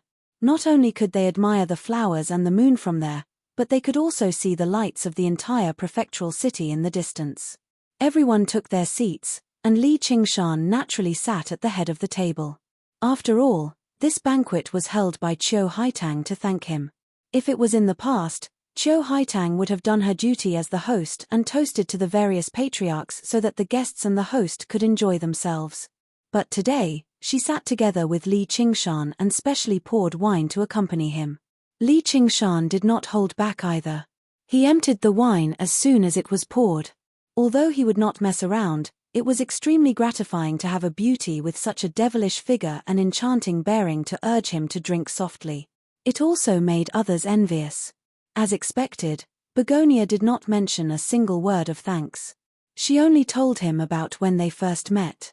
Back then, I still thought you were an ignorant country bumpkin. You never thought there would be a time when you'd drink with me, right? Li Qingshan clinked his cup with her with a smile. The unpleasant experiences of the past seemed like amusing stories now. Although Begonia did not try to suck up to him, she still lowered her head submissively. It was not just because she owed Li Qingshan a debt of gratitude, but also because of his extraordinary strength. His young age, which should have been looked down upon, had now become more and more obvious. When they became familiar with each other, Begonia was also a little tipsy. Her plump cheeks were a little flushed, which made her even more beautiful. She said softly, "Tell me honestly, did you kill Grandma Shimon and the others?" "Well, that's hard to say." Li Qingshan smiled. Having reached this point, it did not matter even if he admitted it. As the Scarlet Hawk commander, he had defeated the stronger Qi practitioners in the past despite being the weaker party, killing a few Qi practitioners who dared to oppress him. Not only was that not a bad thing, but it was an honor instead. But in an instant, he felt the hostility appear again, but it quickly disappeared. "Forget it, I knew you wouldn't want to say it. Anyway, they won't make much of a difference." Begonia did not care. She had even borrowed Li Qingshan's strength to kill Wei Zhongyuan, who had ulterior motives towards her. The lives of a few small Qi practitioners were really nothing. After a few rounds of toasting and getting drunk, Liu Changqing took the opportunity to propose a toast and walked forward, saying, "Qingshan, I haven't discussed the exhibition matches of the 9 prefectures with you." Li Qingshan said, "What's there to discuss? Lord Prefectural Magistrate, feel free to arrange it. If there's anything you need me to fight, I promise to win." This was not Li Qingshan boasting. He had some understanding of the exhibition matches of the 9 prefectures. It was mainly for the disciples of the 100 schools to compete with each other. At most, it would be foundation building cultivators. How could he lose? Liu Changqing shook his head in his heart. He felt that Li Qingshan was a little arrogant and did not know the immensity of heaven and earth. The 100 schools of thought of the various prefectures were brimming with talents and powerful people. With his cultivation at mid-foundation establishment, how could he say he was certain of victory? He had also heard a rough outline of Li Qingshan's battle against the fire devourers. He had a geographical advantage in that battle, and he had almost lost, only managing to salvage the situation after much difficulty. He did not feel like Li Qingshan was particularly powerful. "Qingshan, let me give you a piece of advice as a senior. It's good to be young and spirited, but it's easy to break something when you're too stubborn. You need to learn how to hide your edge." "What do you mean by that, Sir Prefectural Magistrate?" Li Qingshan put down the cup that had just reached his lips. He felt that Liu Changqing was hinting at something. "You acted bravely for a just cause and saved fellow Qiu. That's great news. I feel proud too. However, there's no need for you to develop such a great grievance with Idan. It's already happened. What else can I do?" Li Qingshan raised an eyebrow. There's a saying that it's better to squash enmity than keep it alive. Considering how he's managed to cultivate to his current realm of cultivation, he's not someone who's completely unreasonable. If you can ask Commander Gu to step in and apologize to him, it might be a little embarrassing for you, but it'll save you from a great disaster. Sigh, he's the prince's trusted aide after all. Liu Changqing said sincerely, but it was not just for Li Qingshan's sake. Now that the exhibition matches of the 9 prefectures were right around the corner, and the Clear River Prefecture had just gone through war, they were already in an extremely disadvantageous position. Now that Li Qingshan had offended the important figures by Prince Saiqing's side, it made their situation even worse. Yidan only needed to pull some strings, and he could make them face great trouble. Begonia also said in concern, "What Prefect Liu said makes sense. A true man knows when to yield and when to stand tall. Once you undergo the second heavenly tribulation, you'll definitely be able to relax. I know you're a righteous, upright man." Li Qingshan laughed aloud, attracting everyone's attention. Actually, just now, while Liu Changqing had not spoken loudly, all of them were people with sharp ears and eyes. They all heard him clearly, wanting to see how Li Qingshan would respond. However, they never expected him to laugh aloud.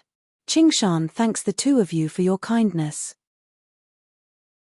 Prefect Liu is experienced in the ways of the world, so why don't you think about it? If a Qi practitioner insulted you in public, would you be able to tolerate it? Sect Master Qiu, you've seen Yidan in person. Do you think he's a broad-minded person?" Liu Changqing and Begonia were both speechless. Liu Changqing seemed amiable, but that was only to Li Qingshan. Normally, he governed the Clear River Prefecture, and he could be described as decisive when it came to killing. If someone dared to insult him in public, he would definitely kill them in a single stroke. Even if he could not kill them immediately, he probably would not spare them. He let out a heavy sigh. Begonia also felt like it was completely impossible for a vicious, barbaric bastard like Yidan to let go of his hatred. "It's all because of me. Even if it weren't for you, I wouldn't have just stood by and watched. And, even if he could forgive me, I wouldn't be able to forgive him.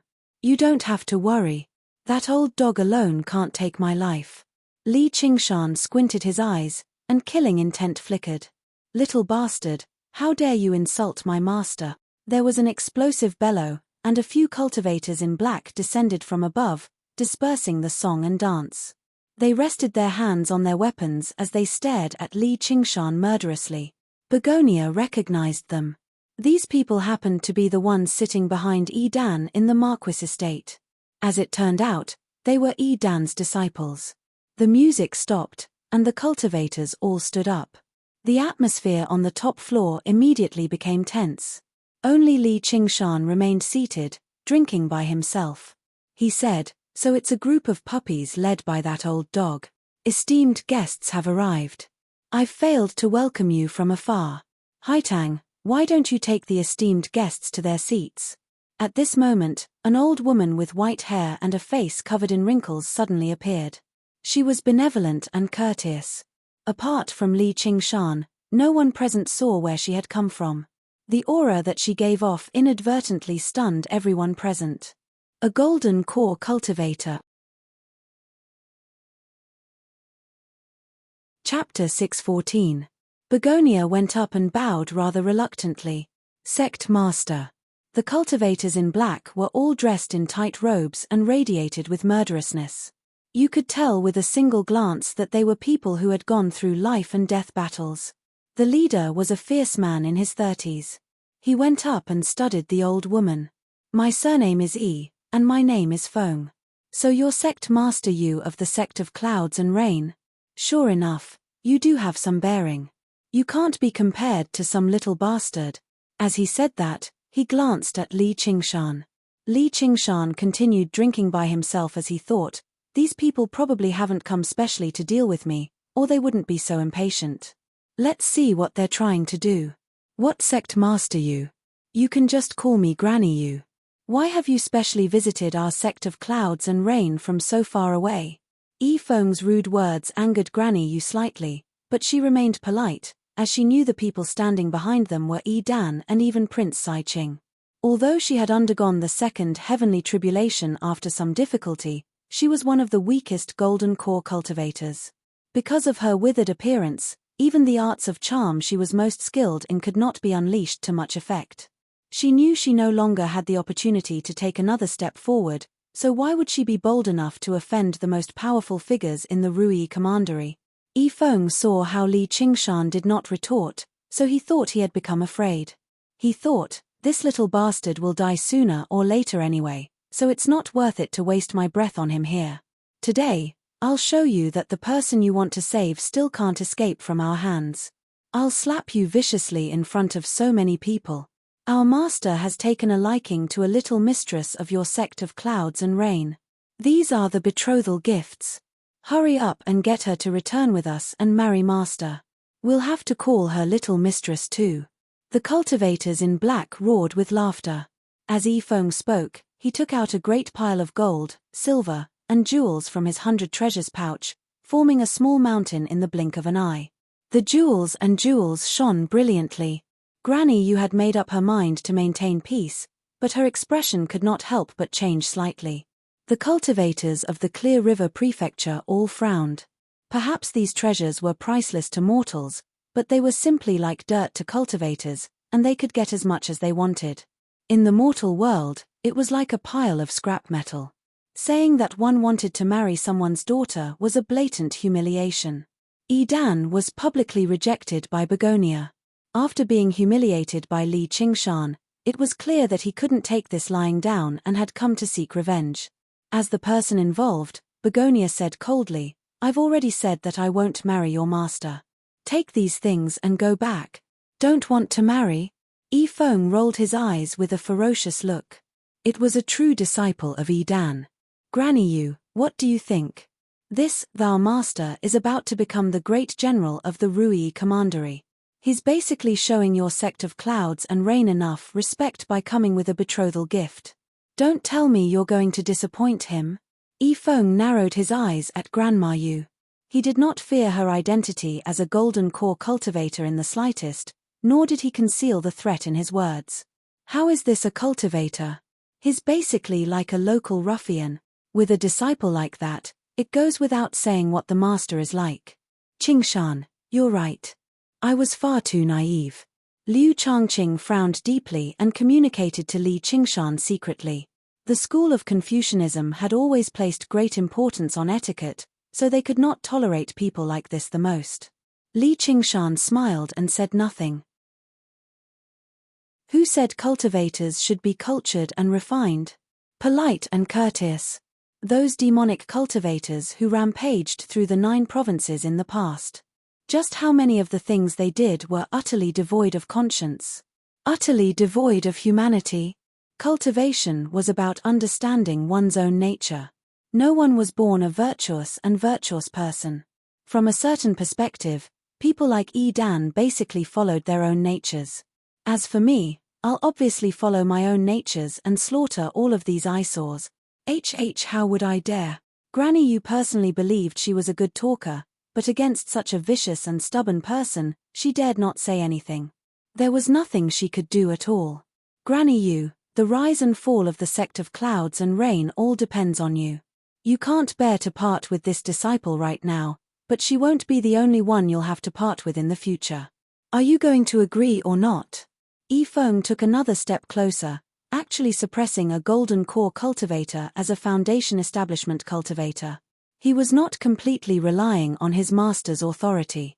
He was also a late foundation establishment cultivator. Although he was an entire major realm of cultivation away from golden core, Granny Yu's forte had never been in open confrontations. She spent her entire life scheming and plotting against others. There were very few times when she actually clashed with others. Not only was she old now, but she was also old and frail. Yifeng was in his prime. Who knew how many battles of life and death he had experienced in the arena, and he was equipped with arcane artifacts. If they actually fought, he was confident he would not lose to this old bastard. Sigh, I'll agree then. Sure enough, Granny Yu did not have the slightest bit of stubbornness. She cherished her life more and more. She had finally become a golden core cultivator after so much difficulty, So how could she be willing to die under Edan's wrath? With that, not only did everyone sigh, but Begonia even cried out, "Sect Master Haitang, how has our sect of clouds and rain treated you?" "Granny," you said gently. She was as benevolent as an old grandmother, basically radiating with a benevolent glow. Silently, she used her arts of charm. The second heavenly tribulation was not for nothing after all. She basically used it silently. Even Begonia, who was skilled at this, failed to notice it. Only Li Qingshan's eyes turned cold. Begonia lowered her head. "The kindness the sect of clouds and rain has shown me is as great as the mountains and as deep as the ocean. If it weren't for the sect of clouds and rain, I would have sunk into the fiery pits of brothels a long time ago. My youth would fade away, and my appearance would wither away. I might even be dead already. Granny," you said, "right now, you're not doing this for me, but for the entire sect of clouds and rain. Your cultivation has stagnated because you don't have a dual cultivation partner to balance your yin and yang. If you marry Great General Yi Feng, you'll have endless resources to enjoy, and your cultivation will definitely advance drastically. I'm only holding the position temporarily right now, but I'll still have to return the sect of clouds and rain to you in the future." Begonia stammered as her expression changed. Clearly, she was undergoing an intense battle inside. The surroundings were so quiet that it was possible to hear a pin drop. Not a single person present said anything. The sect of clouds and rain was not part of the 100 schools of thought, so they did not have much of a relationship with them. And this was an internal matter of the sect of clouds and rain. Since even the sect master had said something like that, could they still fend off a golden core cultivator? Not to mention that there was still a colossal figure like Edan behind them. Begonia looked at Hua Sungzon instinctively. Although she had already let go of him, he was still the man she had once been infatuated with for many years after all. Hua Sungzon straightened his back and hesitated a few times. He glanced at Hua Chenglu before lowering his head in the end, avoiding Begonia's gaze. If he were alone, he would stand by Begonia's side even if he had to risk his life. However, he was not alone. He represented the entire Hua family. If he offended Edan, it was very likely for it to lead to an unimaginable disaster for the Hua family. By then, his younger sister and even his father and mother would all be dragged into it. If he did this for a woman, then he would be far too selfish. As he enjoyed the power and resources that came with the clan, he would also have responsibilities and obligations. However, he could not help but ask himself, if Jiyu Yangying were in the same position, what would he do? There was no other answer. He would definitely stand forward regardless of the consequences. Begonia was gloomy. She was greatly disappointed. She had entrusted her entire life to someone else, yet she was still not a good person in the end. Her master was right. Throughout the ages, all those with the aspect of peach blossom were infatuated with love, yet they were fated to never find their love, dying in melancholy. She could not escape this curse at the end of the day. "Stop with the Ms. and Ms. Come with us." Yi Feng looked at Li Qingshan complacently. "How's that? You're willing to risk your life to save this woman, but in the end, you're still going to be fucked by our master." "Ha ha ha ha." Li Qingshan laughed as well. His laughter grew louder and louder, shaking up 5 kilometers and reaching the horizon. With a series of clangs, the cups, bowls, and plates all exploded. The Qi practitioners with relatively weaker cultivations all covered their ears. However, Begonia felt her mind clear up. She felt her face moisten. Before she knew it, tears had already streamed down her cheeks. She understood that she had fallen for Granny Yu's arts of charm, so she was furious. "Sect Master Yu, you're a senior. Don't you feel ashamed to use such methods against a junior to please an outsider? Even if I die today, I won't agree. If Edan wants to forcefully marry me, he'll only marry a corpse. Those who do not die are thieves. The ancients did not deceive me." Li Qingshan stopped laughing, and his face turned cold. "This is not a place for you to mess around." Granny Yu was furious. She stretched out her chicken claw-like hands and grabbed Begonia's shoulders. She glanced at Li Qingshan, but did not dare to act up. Behind Yi Feng stood Edan, and behind Li Qingshan stood Jiyu Yangying. She was careful not to offend either of them, so she could only vent all her anger on Begonia. Begonia had no time to resist at all. She immediately felt her entire body go limp, and she felt bitter in her heart. She felt that no one in the world could help her anymore. Even if Li Qingshan was willing to risk his life for her, how could he defeat a golden core cultivator? A figure suddenly appeared in her mind. That person was so powerful and arrogant. If he was here, even if Dan came personally, he would not dare to do as he please. My heart belongs to someone else. If you dare to use force, he won't let you go. Feng said, I'd like to hear who can't let our master go. Begonia said firmly, North Moon. What North? You're talking about that wretched demon, North Moon. You've colluded with wretched diamonds, so what are your crimes? Feng suddenly paused. He remembered who North Moon was. He was Prince Sai Qing's greatest enemy in the Rui Commandery. He had learned quite a lot about him through various sources. Although he had never met him, his terror was deeply embedded in his heart. He had heavily injured basically all the demon commanders of the Rui Commandery alone. What kind of power was that? As a result, although he still pretended to be unconcerned with the second half of his sentence, he could not help but lower his voice, and his aura became much weaker. Don't be so stubborn. Granny, you could not help but loosen her grip on Begonia's shoulder. She said that she did not believe what Begonia had said, but if it was true, then it would be terrible. By then, what was she supposed to do if North Moon came looking for them? The two words, North Moon, seemed to possess a wondrous power. It made the expressions of everyone present change. Surprise, fear, worry, and unease were written all over their faces. Even the lake of dragons and snakes had been refined by North Moon, so the impression the disciples of the academy had towards him went without saying. A few Qi practitioners could not help but look around, as if North Moon would suddenly leap out of the darkness. Chapter 615. Wo Sungzon could not help but look at Li Qingshan. Li Qingshan lowered his head and rubbed his nose. He sighed inside. So she's secretly in love. How troublesome. However, he could not help but curl his lips into a mysterious smile. Of course, he knew that Begonia had been forced into a dead end, turning to any doctor in a desperate situation. However, there was no harm in secretly feeling pleased about it. Do you think I've grown up scared? Feng recovered his composure very soon. Surely he could not flee in defeat after hearing a single name. If that happened, there would be no need for North Moon to do anything. Dan would be able to slaughter him. Thinking about it, even if Begonia was telling the truth, distant water could not put out a nearby fire. As long as he handed her over to Dan, what happened next would no longer be under his control. Begonia used this opportunity to break free from Granny Yu's chicken claws and took out a jade pendant, raising it high into the air. As long as I crush this jade pendant, he'll rush over and save me in a moment. It was a regular, suet jade pendant, but in that moment, it was like a magnet, firmly drawing over everyone's gazes. Feng shivered inside. The jade pendant flickered with light. It was indeed a communication pendant, but he had no idea whether it was for North Moon or not.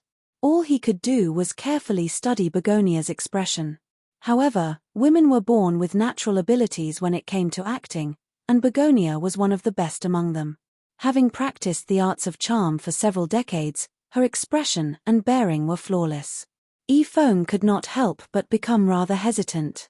Seeing how she had managed to stun the evil wind with this move, Qiu Haitang eased up slightly inside. She had to find a way to escape as soon as possible.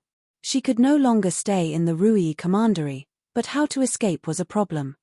Feng and the others were like a few ravenous wolves. How could they allow their prey to escape? Begonia said to Li Qingshan through soul sense, if I may be so bold as to make a final request. Feel free to tell me. I'll find a way to escape later. If the situation becomes disadvantageous, please block it for me. If it doesn't work, I'll cut my throat on the spot. I'll never be humiliated. If I can escape alive, I will definitely fulfill your wish in the future. Don't worry, I won't let Cheongji know. Begonia was also a little disheartened at this moment. She felt that although Li Qingshan was not the one she loved in her heart, he was still a good person. At the very least, he was millions of times stronger than Yi Dan. For him to risk his life to save her time and again, other than this body, there was nothing else he could repay. Since you are in love with someone else, why would I take advantage of your perilous situation? I just need to drag it out until the North Moon arrives, Li Qingshan said resolutely. But in his heart he thought, just pick one of these two. I don't mind. Begonia couldn't help but smile bitterly in her heart. Do you really believe that I have any connection with the North Moon? Apart from that brief encounter a few years ago, they had only seen each other from afar. Yi Feng's body suddenly trembled. With a face full of disbelief, he pointed at Li Qingshan behind Begonia and exclaimed, North Moon. Everyone's gaze followed the direction that Yi Feng was pointing at and looked towards Li Qingshan. Li Qingshan shuddered. How did this guy see through my identity? Begonia's mind was slightly distracted. A strong gust of wind came, and the evil wind went straight for the jade pendant in her hand. Begonia hesitated. If she really crushed the jade pendant, wouldn't her lie be exposed? With this hesitation, the jade pendant fell into Yi Feng's hands. Everyone knew that Yi Feng was deliberately deceiving Begonia. She secretly scolded him for being shameless, but her heart that had been raised to her throat also returned to her stomach. Apart from Hua Sengzon, no one knew that Yi Feng had pointed casually. He was actually able to see through the heavenly secrets. Yi Feng tossed the jade pendant in his hand and said smugly, It turns out that I was wrong. However, beasts and Evilders are the same kind. Do you really think that I will believe that this thing can summon North Moon? Do you think that I have not investigated you before? You'd better go back with us obediently. Even if North Moon comes. Facing my master, you can only flee in defeat. Although he looked like a hooligan, he was actually very meticulous and cautious. But in reality, he was meticulous and cautious. Otherwise, he wouldn't have survived until now. Begonia sneered and said, Crush it if you have the gut. Do you think I don't dare? I think you just don't dare. Humph, do you think I'm a fool? Cut the crap and come here. Yi Feng suddenly launched an attack. He waved a large silver net and covered Begonia's head. With Begonia's cultivation, facing Yi Feng was like a chi practitioner facing a foundation establishment cultivator. There was no room for resistance at all. She could only use enchantment to confuse Yi Feng's mind. Yi Feng's gaze wavered slightly. He found the woman before him to be delicate and pitiful. He actually could not bring himself to lay his hands on her. However, his willpower was far greater than regular foundation establishment cultivators. He bit the tip of his tongue and immediately returned to his senses. A waterspout whistled over. Li Qingshan had finally taken action. Yi Feng looked down on him. Two cultivators in black leapt out from behind him and struck the waterspout viciously. Although their cultivations were not as great as Yi Feng's, they were still foundation establishment cultivators. However, they shuddered the moment they touched the waterspout. They felt an irrepressible, tremendous power, and it was endless, stacking on top of one another. They could not help but stagger backwards, creating a deep pit with each step. In the blink of an eye, they had retreated to Yi Feng. They were all shocked. They did not feel anything when he clashed with the fire devourer, but they never thought he could actually unleash the violent side of gentle water to such a degree. Seeing how their companions could not hold on anymore, two more cultivators in black took action, pressing their hands against their backs again. Their teamwork was flawless. They faced Li Qingshan alone with the strength of the four of them. Li Qingshan suddenly remembered how Yu Xin had destroyed his waterspout. He raised his arms, and the waterspout spun rapidly. However, he used the exact opposite method, making it explode with its greatest power. Boom! The four cultivators in black staggered backwards. Li Qingshan cut right to the chase, throwing a punch at Yi Feng. He still managed to gain the upper hand despite fighting five alone. This was no longer just because of his strength and abilities, but also because of his invincible, fierce bearing. Everyone could not help but cheer.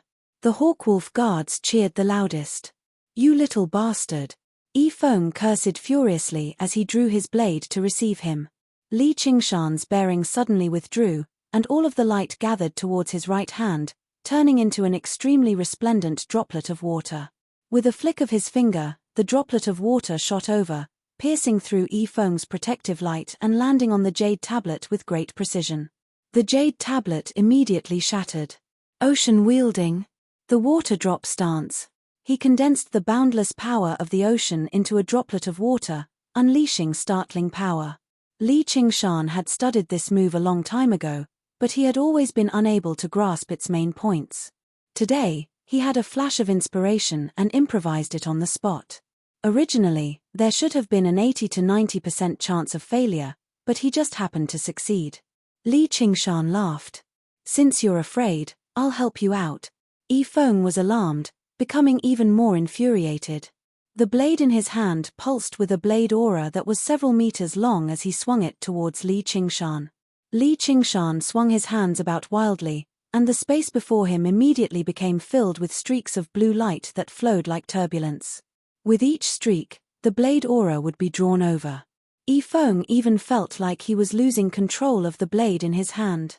In the end, he swung it towards the ground beside Li Qingshan, creating a crack that was over 30 meters long. If it were not for the fact that the parlor of clouds and rain had been constructed from special materials by the craftsmen of Moism, it definitely would have been split in half. Ocean wielding. The horizontal flow stance. The ocean flowed and the waves surged. The more vicious and powerful the enemy's attacks were, the more difficult it would be for him to control it. Trapped in the turbulence, he could not help but lose sight of his original target. By the time the four cultivators in black arrived together, Li Qingshan had already pulled back. As he advanced and retreated, he did not hesitate at all. He easily shattered Yifeng's jade pendant, leading to another round of cheers. Yifeng raised his hand and stopped his junior brothers. This little bastard's techniques were startling, and he possessed the identity of a Scarlet Hawk commander. They could not kill him here today, nor could they. Right now, the matter at hand was whether the North Moon would come or not now that the jade pendant had shattered. This was also the question on everyone's mind. Li Qingshan smiled at Begonia, which made Begonia smile bitterly inside. "Why don't you just come up with a way to take me out?" However, she did not dare to show it on her face. Instead, she sneered. "Just you wait." Yifeng laughed madly. "Do you really think I'll be afraid of a mere wretched demon? You've used him time and time again to scare me." However, he could not help but seem a little cowardly on the inside. "If you're not afraid, then just wait here with me for a while." Having reached this point, all Begonia could do was endure it with no other choice. She obviously knew that even if she waited another decade or so, the North Moon would not come. "I have matters to attend to. How can I waste my time here with you?" Yifeng made his way towards Begonia. There was a flash before him, and Li Qingshan's large body stood in front of Begonia to protect her. Yifeng knew that it was impossible for him to take down Li Qingshan so quickly.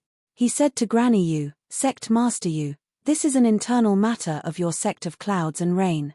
How can you allow an outsider to interfere?" "Haitang, stop being so stubborn," Granny Yu said sternly. Just when she was about to strike, Li Qingshan stood with his arms crossed and said indifferently, "When the North Moon comes later and asks what happened here, I don't mind telling him." Granny Yu immediately cowered. Yifeng said, "You're a mighty Scarlet Hawk commander, yet you're actually colluding with a wretched demon. If this woman is lying, then so be it, but if she's telling the truth, then you're an accomplice protecting the wretched demon." Li Qingshan sneered. "Go sue me if you can." Yifeng ground his teeth in hatred, but there was nothing he could do. The status of a Hawkwolf guard was special. In the Rui Commandery, no one had the right to judge him apart from Jiyu Yangying. However, everyone knew that this Commander Jiyu was colluding with the wretched demon more than any other cultivator in the Rui Commandery. "You really are a stupid animal. You've been led around by a woman's lies. I'll be waiting right here, waiting for the North Moon to come." Yifeng made up his mind and cast aside all of his worries. He was certain that this was Begonia's stalling tactic. He refused to believe that the North Moon would actually come. Time passed slowly. A crescent moon hung silently in the sky. The rooftop was frighteningly quiet. Some people's foreheads became covered in sweat. They wanted to leave early, but they were afraid of being mocked. Let alone the others, even the mighty prefect, Liu Changqing, felt uneasy. Even if the North Moon came, he should not slaughter the innocent. The night breeze drifted through the prefectural city of Clear River. There was a hubbub of voices, and lantern light shone resplendently, surging in all directions. The rooftop was like a dark, isolated island that floated on the ocean, trembling gently as it waited for the arrival of an unpredictable tsunami. Chapter 616. In the beginning, Begonia felt extremely nervous, but as she gazed at the lights in the distance, her mind gradually settled down. Who knew how many times she had seen this sight since she was young, but this was the second time she found it so beautiful. She remembered the first time. She was still a little girl in simple clothes, lying on the edge of the rooftop. Her face was filled with amazement, and her eyes shone. She refused to believe that such a bustling and beautiful sight existed in the world. Today was probably the day they parted forever. In that moment, the memories of the past flooded her head before drifting away with the night wind.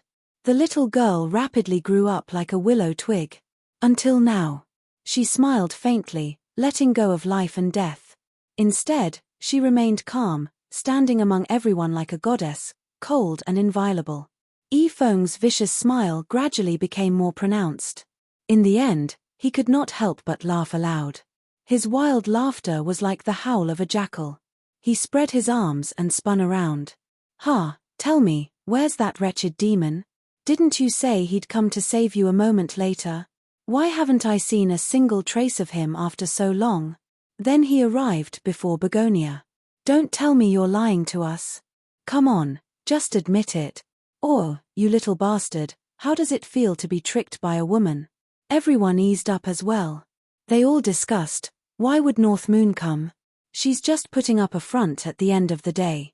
Whatever, the matters of the sect of clouds and rain have nothing to do with us. She's embarrassed Commander Li though. Granny Yu was even more displeased. Children sure know how to make trouble. "Commander Li, this is a matter of our sect of clouds and rain, so please move aside." Li Qingshan suddenly pointed behind Yifeng and called out, "North Moon." Yifeng was taken aback. He squinted his eyes. "Do you think I'm a child? And you're still trying to use something like that?" Suddenly, he discovered that the terrace had become extremely quiet. Everyone's gazes followed the direction Li Qingshan was pointing in. Afterwards, they all froze there as if they had been struck by a freezing curse. Their expressions twisted and changed, becoming panic, fear, trembling. Granny Yu was like an old hen that had been startled. She shrank back and seemed even shorter. Yifeng slowly turned around. Under the crescent moon, a pilously handsome man with scarlet hair and eyes stood. Standing at the edge of the rooftop, the moonlight seemed to be dyed red. Behind him was a resplendent sea of lanterns. His long hair and clothes fluttered in the night wind. Silently, the tsunami arrived. The North Moon had arrived. Yifeng felt all the blood in his body churning. His heart turned cold in an instant. His mouth was wide open, but no sound came out. "Hey, woman, why did you call me?" North Moon scanned the rooftop with his scarlet eyes. Finally, his gaze fell on Begonia. When the cultivators met that pair of red eyes, they could not help but shrink back. With a whoosh, they retreated a large circle. It was as though North Moon's eyes contained some invisible witchcraft. "North Moon." Begonia took a step forward. She didn't know how to answer. She had already made up her mind to die, but the savior that she had spouted nonsense suddenly fell from the sky, causing her to be in a daze. She even suspected that there was something wrong with her memories from several years ago. In the eyes of others, it was naturally a woman who had seen the lover of her dreams. She was so excited that she could not control herself. The cultivators in black all looked horrified. Yifeng's back was dripping with cold sweat. He forced himself to calm down. This battle had to be won by wits, not by force. He had to restrain Begonia as soon as possible, so that the Avildor would hesitate to attack. He glanced around. The heavens were really helping him. Li Qingshan had stepped aside at some point. Qiu Haitang stood there alone, as delicate as a crabapple flower. He hurriedly sent a mental message to his companions. Just one move. He could restrain her. Just as he was accumulating power, a hot wind brushed past his face. Yi Feng's eyes widened. He felt as though time had stopped around him. Only one person was not affected.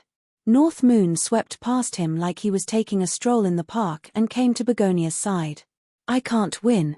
I definitely can't win. I can't even escape. Yi Feng groaned in his heart.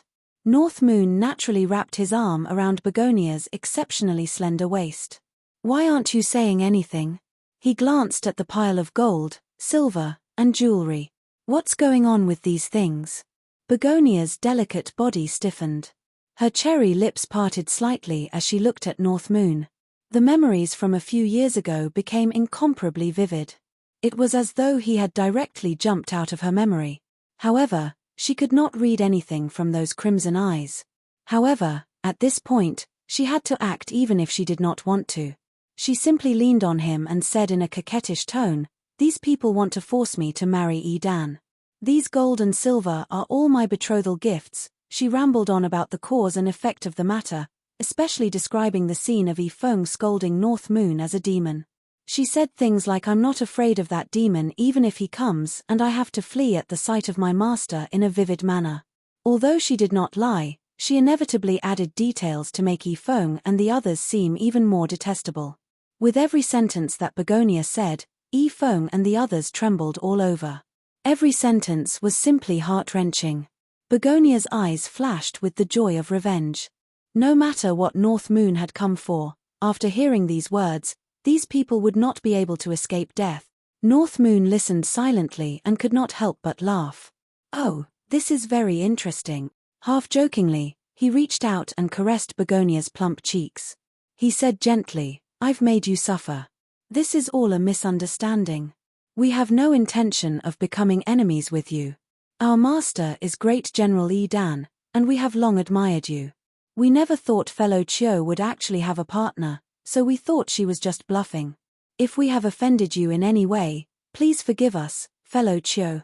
Yi Feng changed from his brash demeanor just now and actually behaved politely. He referred to North Moon as Sir before clasping his hands deeply towards Begonia in the end. He actually seemed extremely sincere, without the slightest hint of a scoundrel who spoke without restraint. Yeah, it's all a misunderstanding. I was just about to pass on the position of sect master to Haitang and return to the depths of the mountains to cultivate in seclusion." Grandma Yu rubbed her hands together and smiled. Qiu Haitang hadn't forgotten to bring her along when she was narrating the story. Grandma Yu didn't dare to show the slightest bit of dissatisfaction. She smiled like a blooming flower, and when she looked at Qiu Haitang, she even had a pitiful expression on her face as she silently used her bewitchment art. Begonia could not help but wonder, Granny Yu is already so old. Just how many more years can she live for? She's still my senior after all. It's all for the good of the sect of clouds and rain. Smack. There was a resounding slap. North Moon casually slapped Granny Yu across the face. Under the tremors of the ox demon, her protective layer of spiritual energy immediately shattered. Her head turned to one side, and her old face was thrown into the air. Over a dozen teeth flew out of her mouth. "Your smile is so hideous. Keep it to yourself," North Moon said impatiently. Granny Yu was surprised, furious, and fearful. She clutched her swollen face and became even more afraid of striking back, nor did she dare to smile anymore. She murmured, yes. Smack. There was another resounding slap. North Moon gave Granny Yu another backhand slap and waved his hand. "Forget it. You better just keep smiling. It'll only be uglier if you don't smile." Granny Yu became dizzy from the slap. Not a single tooth remained in her mouth. She stood there awkwardly. She did not know whether to laugh or cry. Begonia returned to her senses as well. She knew she had fallen for the arts of charm again. Originally, she was very annoyed, but when she saw Granny Yu's disheveled state, she could not help but burst out laughing. When she thought about how Granny Yu had swaggered around and forced her time and time again, she felt great pleasure. Smack. There was another slap. Even a person made of clay had a temper. Granny, you was a mighty golden core cultivator after all. She said in surprise and fury, if you like it, I'll slap you again. North Moon completely ignored Granny Yu and said to Begonia gently. He could not copy King Yu of Ju and toy with his vassals, but casually slapping them a few times was still very easy. There's no need. Begonia lowered her head and said softly. Her cheeks were slightly red. She knew that he was standing up for her. She could not tell if she was touched or something else, but she felt a little dizzy. Just a moment ago, she was being forced by Granny Yu, humiliated by Yifeng, and treated coldly by everyone. Only Li Qingshan was willing to help her. As she thought of this, she could not help but look back. She saw Li Qingshan retreating far away, smiling and nodding at her. When she looked back again, everyone looked at her with eyes full of panic. They were afraid that if she pointed a finger at them, even if they were lucky enough to survive a few slaps, they would lose all face. Especially Yifeng and the others. Their faces were ashen, and they were panicking like stray dogs. She then saw Wu Sengzon's extremely complicated expression. She smiled brightly, no longer worrying about him, and found that she was actually a little proud. "Mph, go think about your Jiyu Yangying. It's not like I don't have anyone who wants me." Begonia bit her lip and pulled on North Moon's collar. She pointed at Yifeng and the others. And them. Yifeng and the others cursed her in their hearts for being a bitch, but they smiled dryly. "If you won't let us go, our master Yi Dan and Prince Saiqing will not let you go. Why do you have to go so far for a misunderstanding?" North Moon waved his hand. "Since it's a misunderstanding, why don't you get lost?" When Yifeng and the others heard this, they were overjoyed as if they had been pardoned. They thought, as expected, he still has some reservations. This Avildor will die a horrible death in the future. They wanted to say a few tough words, but they did not dare to. They cupped their hands and turned to leave. Begonia was a little unwilling, but she did not forget that they were acting now.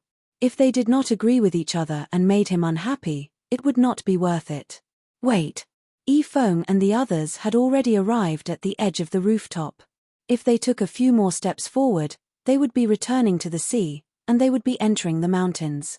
However, North Moon's wretched voice rang out from behind. He gulped and turned around. "Sir, do you have any other orders? You forgot to bring betrothal gift." North Moon glanced at the gold, silver, and jewelry. Yifeng and the others relaxed and walked back. They were about to put the small mountain of gold, silver, and jewelry into their 100 treasures pouches when they heard North Moon say, "Wait, you're going to bring them just like that? How do you want us to bring them?"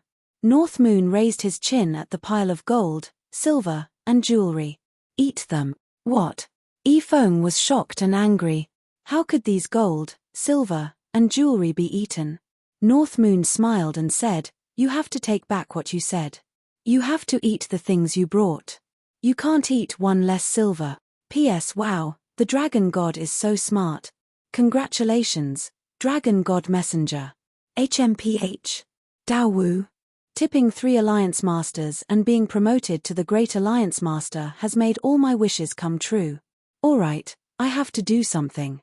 You know I'm not cut out for this.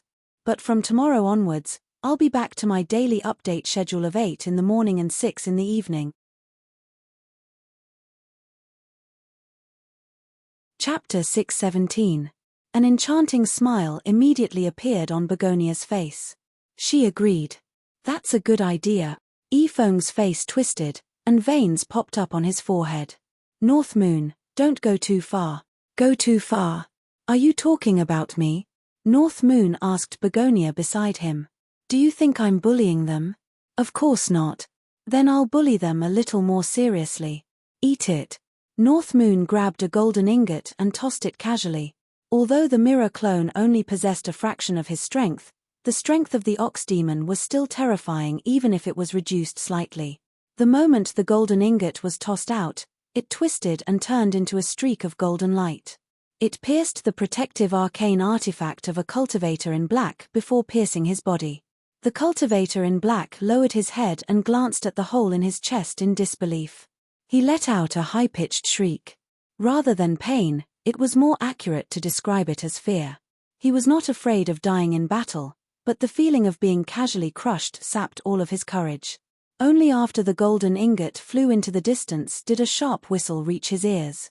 Fierce winds blew on the rooftop, and the expressions of all the cultivators changed.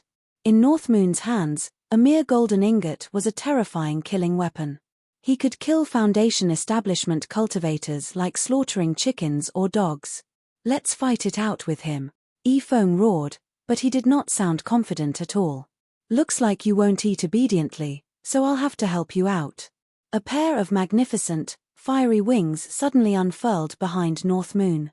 In the eyes of the surrounding spectators, he split into 5 in that instant, appearing beside the 5 of them at the same time. He only attacked each of them once, either with a casual slap or a gentle tap. The 5 cultivators in black who had just leapt up and were about to fight to the death all collapsed on the ground. However, they were not injured at all. Only their spiritual chi and bodies had been suppressed by the spirit turtle's power. They all widened their eyes and were immobilized. Their arcane artifacts and 100 treasures pouches had all been taken away by Li Qingshan. Yifeng collapsed on the ground. "We've fallen into your hands today. It's us brothers who are unlucky. If you want to kill us, feel free to do so," Northmoon praised. "Good. I admire a man like you, and I won't kill you. I won't cut you. I just want you to eat it." The fiery wings on his back flapped, and the pile of gold, silver, and jewels melted into water and floated in the air. It kept changing. Northmoon moved his fingers, and 5 streams of scorching gold and silver water surged toward Yifeng and the other 4.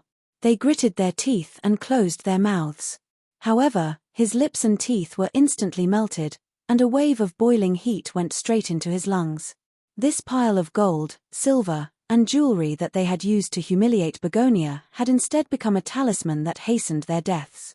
Although their bodies were strong and their vitality was strong, they couldn't use spiritual energy, so how could they resist the scorching gold and silver water?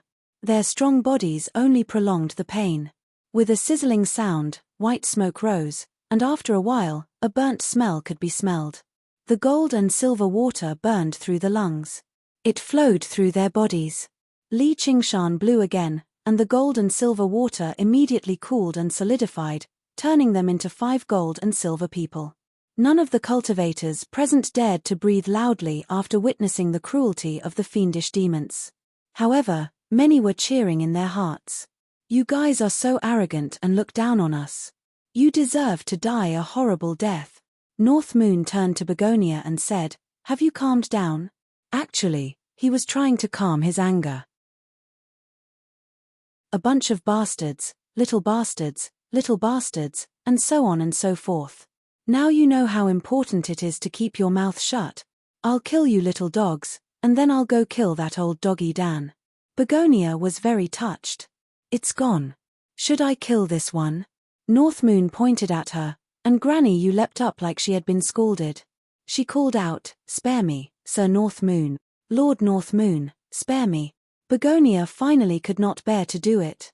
She did not know if the effects of the charm technique were still lingering, but she bit her lip and shook her head lightly. "Just let her go."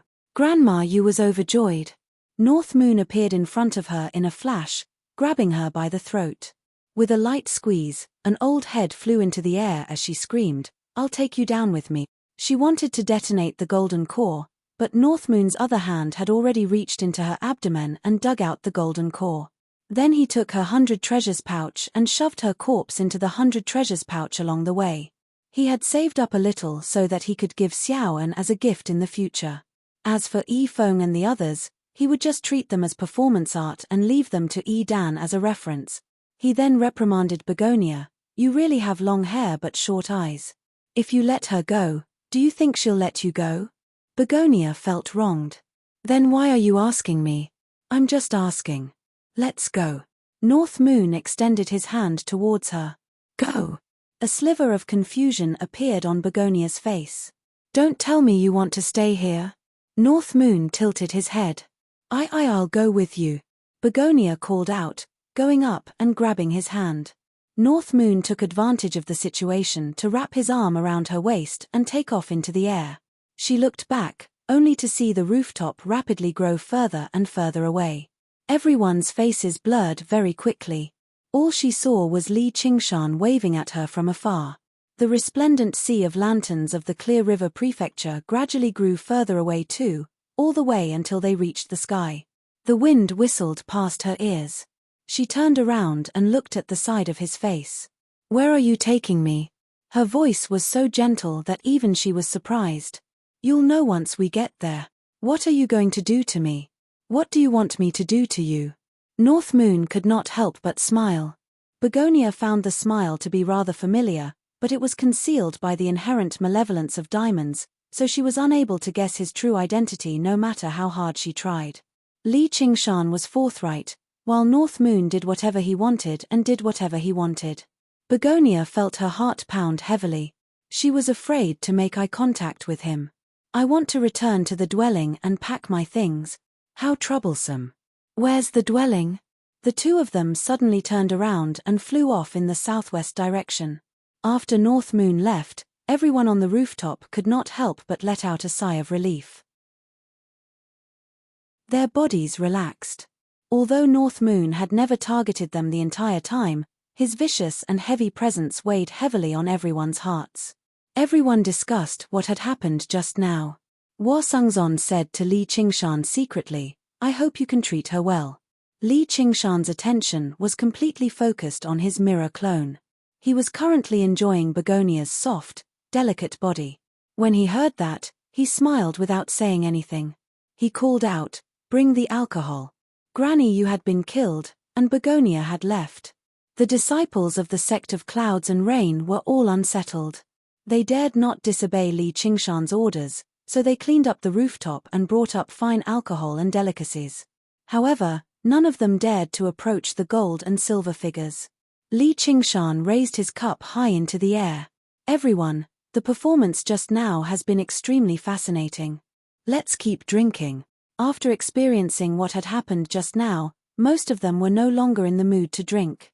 However, when they heard what Li Qingshan said, all they could do was raise their cups, or they would seem like they had been frightened out of their wits by North Moon. They thought, "This Commander Li Shaw is open-minded." In the commandery city of Ruyi, Dan's heart leapt. Something has happened to Feng and the others. He immediately rushed over to the parlor of Clouds and Rain in the Clear River Prefecture.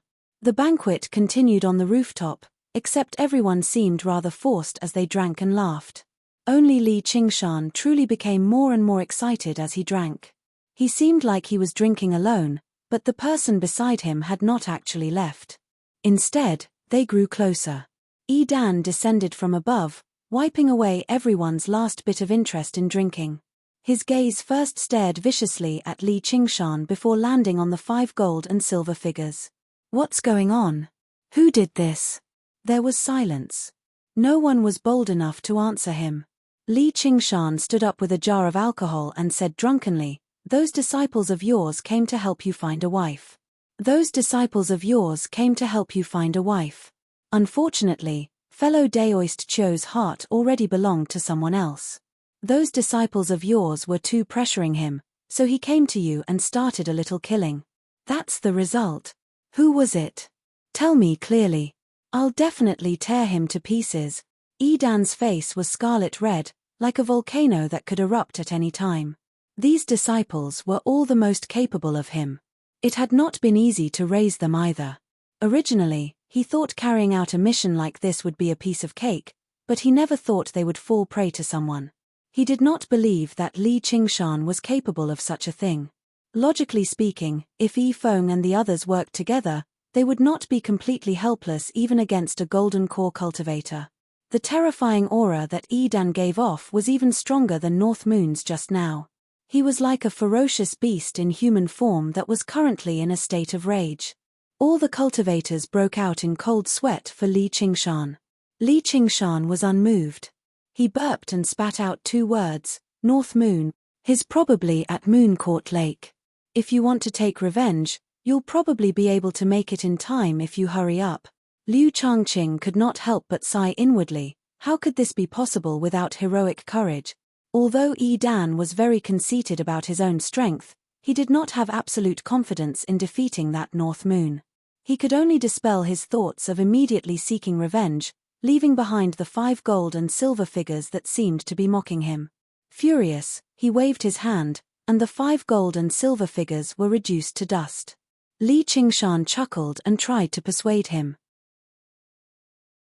Please calm down, fellow. Dan was tempted to personally kill this gloating little bastard right now, but when he remembered Sai Qing's instructions, he held back his killing intent. I'll let you be complacent for a few more days, you little bastard. Dan left in a huff, and Li Qingshan lifted up the jar of alcohol and drank it all. How satisfying. Today's banquet has been extremely enjoyable. I, Li Qingshan, am extremely grateful for everyone's support. Let's disperse today, and we'll get drunk together in the future. The cultivators had wanted to leave a long time ago. When they heard that, they were more than happy to hear it. They all stood up and bid farewell. Li Qingshan returned to the 100 schools of thought with everyone else, just in case Dan schemed against him. Liu Changqing stayed behind, but he obviously did not do it for the sake of sleeping around. The sect of Clouds and Rain could be regarded as one of the sects with a very deep foundation in the Clear River Prefecture, and they had not suffered too great of a loss in the war, preserving most of their strength. Now that Granny Yu and Begonia were dead and one was gone, it was a great opportunity for him to devour this force. As a group of leaderless Qi practitioners, they obviously could not put up any resistance, but Liu Changqing was afraid to go too far either, as he was rather worried about what would happen if Begonia returned as the sect master one day. Elsewhere, Li Qingshan returned to the 100 schools of thought and immediately said he wanted to meditate and cultivate, as he wanted to concentrate on his clone. He closed his eyes before opening them again, and what he saw was Begonia's slender figure as she tidied up her things. Chapter 618. Li Qingshan had visited Yu Xin's cave many times. The decorations there were relatively simple, and there were almost no useless decorations. There were still traces of stone carvings on the walls, and the tables and chairs were all made directly from stone. There was only one reason for their existence, and that was to make cultivation convenient. As a woman, Begonia's cave was of a completely different style. Even though she also lived in a cave in the mountains, the stone walls were polished to the point that they could reflect one's reflection. Everywhere was decorated with complex and beautiful patterns, and the faint fragrance of flowers wafted through the air. The ground was covered with a thick carpet, and large and exquisite pieces of solid wood furniture were scattered throughout the large and small rooms of the cave. Li Qingshan ignored Begonia's gaze. As if he was in his own home, he wandered around and casually opened a few. He discovered that most of them were wardrobes, and they were divided into different categories. Some were specially for cloaks, and some were specially for skirts. If he had not seen it with his own eyes, he would not have believed that a woman could have so many types of clothes, and that she had over 100 pieces of each type. Li Qingshan arrived in front of another wardrobe. Right when he was about to open it, Qiu Haitang rushed over and leaned against the wardrobe. I've already poured you some tea. Can't you just sit there obediently for a while? What's the taste of tea?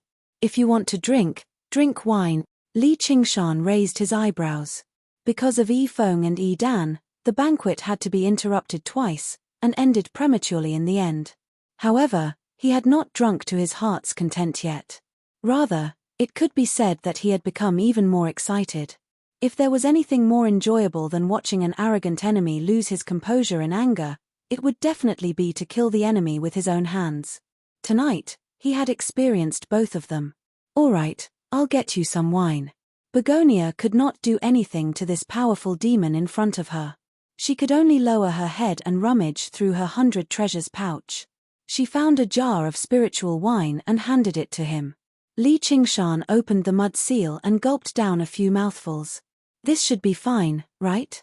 Hurry and sit down, I still have to tidy up. Ah. Begonia felt her waist tighten, and she could not help but fall into his arms. Her proud breasts were pressed tightly against his chest. Even though they were separated by a few layers of muslin, it was difficult to hide the wonderful feeling of softness and elasticity. Li Qingshan waved his finger and the wardrobe opened. He couldn't help but laugh out loud. Inside the wardrobe were pieces of underwear. No wonder Begonia was so nervous. "Let me go." Begonia's face was red as she struggled with all her might. But how could he break free? Li Qingshan's milky breasts pressed against him, making him enjoy it even more. He casually took out a light pink undergarment from the wardrobe.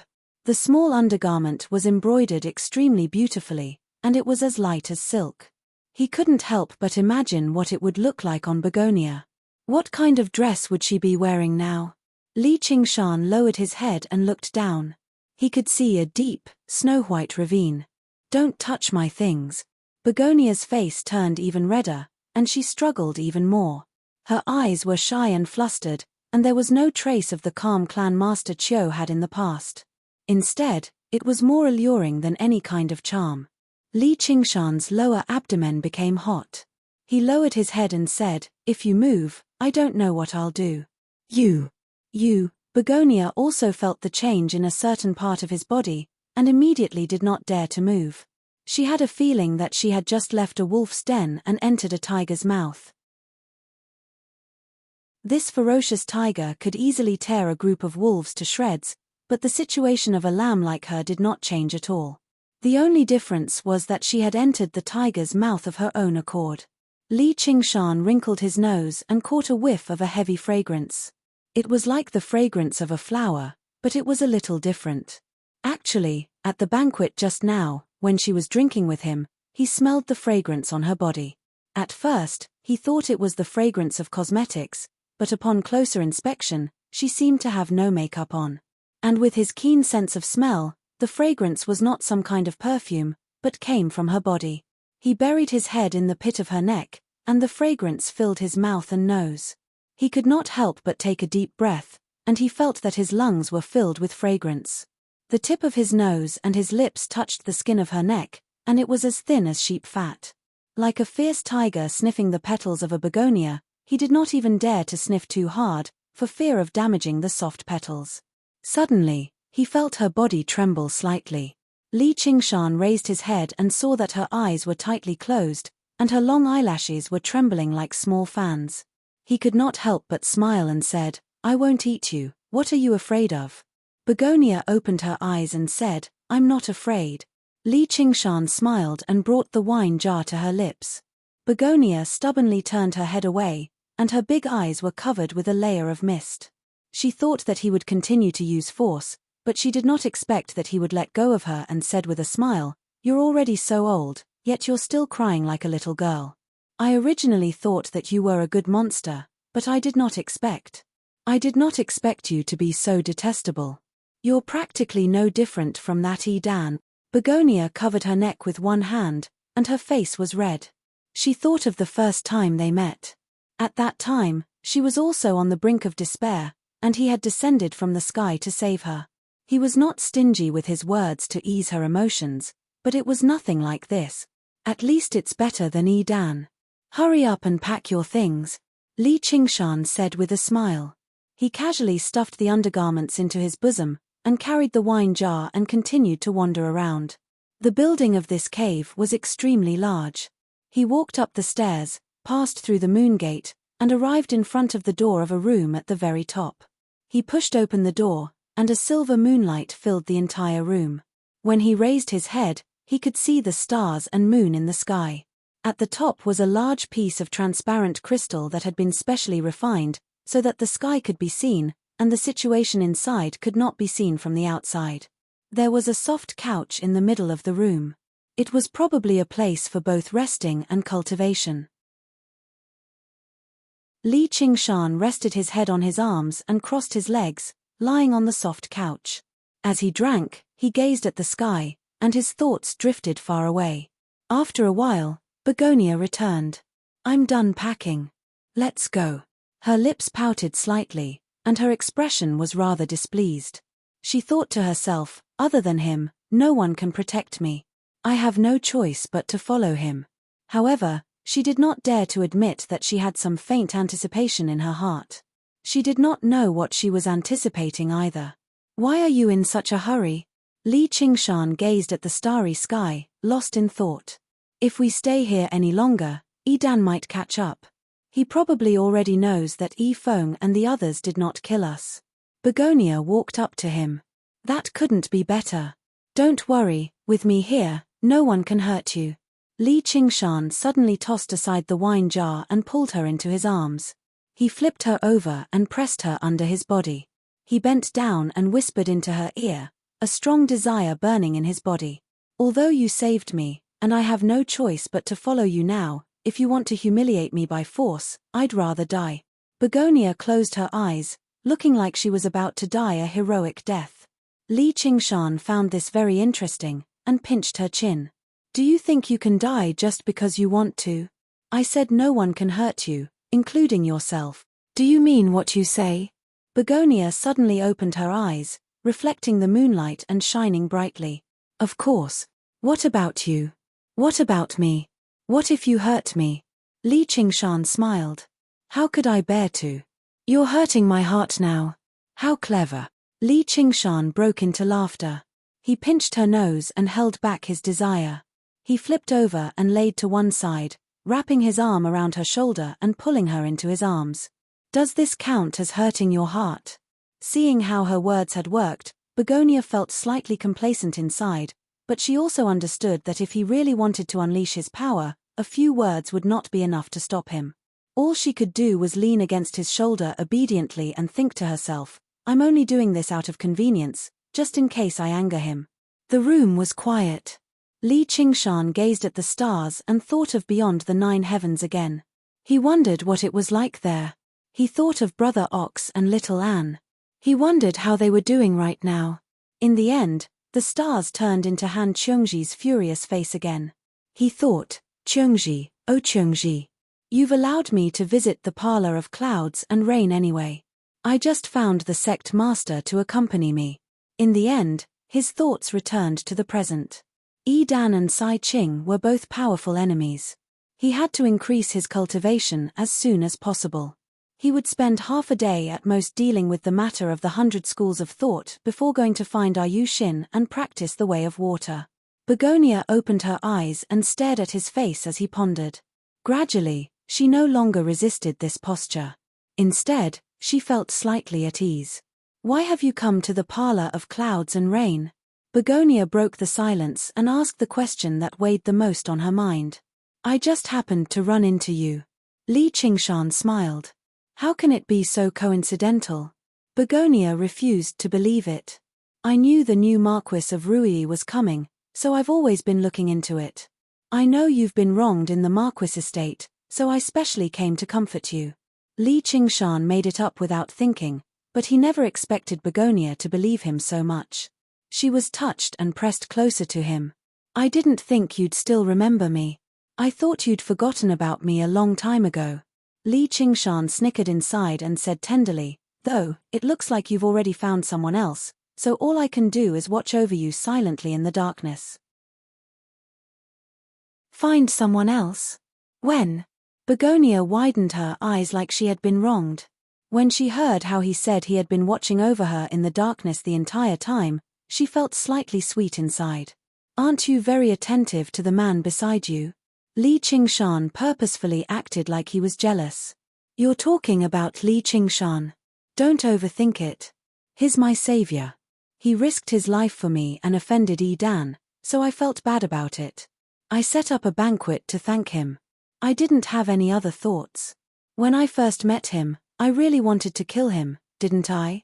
Then she told him about how she got to know Li Qingshan. She even did not hide how he had helped her kill Wei Zhongyuan. Begonia had no idea why she had to explain so seriously, but when she saw how displeased he was, she could not help but curl her lips slightly. She was no longer angry at his frivolous behavior just now. In other words, I do have to properly thank him. Li Qingshan was originally joking, but when he heard that, he felt rather strange. He could tell that Begonia really did not have any other thoughts towards Li Qingshan. Instead, she felt some affection for him, the North Moon, who she had only met a few times. Logically speaking, saving her was a piece of cake for North Moon, but Li Qingshan had truly risked his life.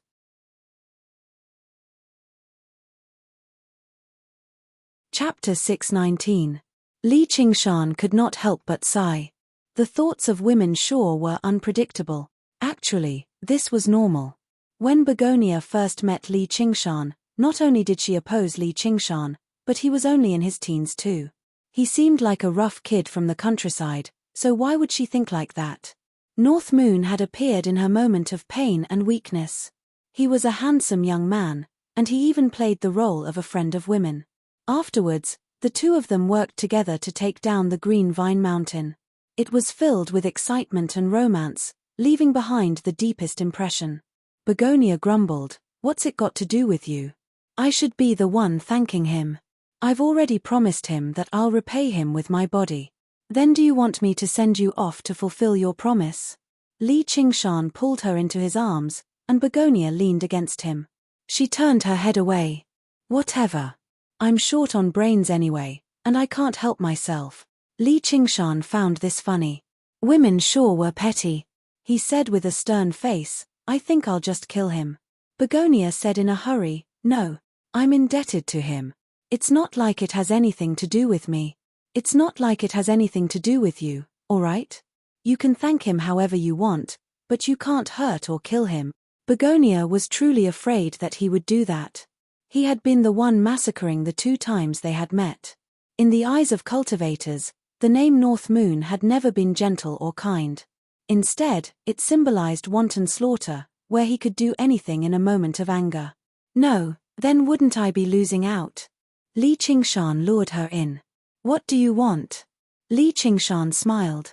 "You have to thank me properly first, and then I'll give him some benefits. Surely this can't be considered humiliating you and hurting your heart. It's clearly the case. You're using words to trick me, but at the end of the day, it's still for." Begonia grumbled. She had experienced the craftiness of diamonds deeply.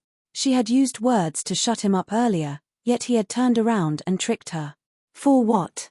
The love between man and woman, the combination of yin and yang. "It's only right and proper, that's what you said." "I didn't." Stubborn. Li Qingshan raised his head and kissed Begonia's lips.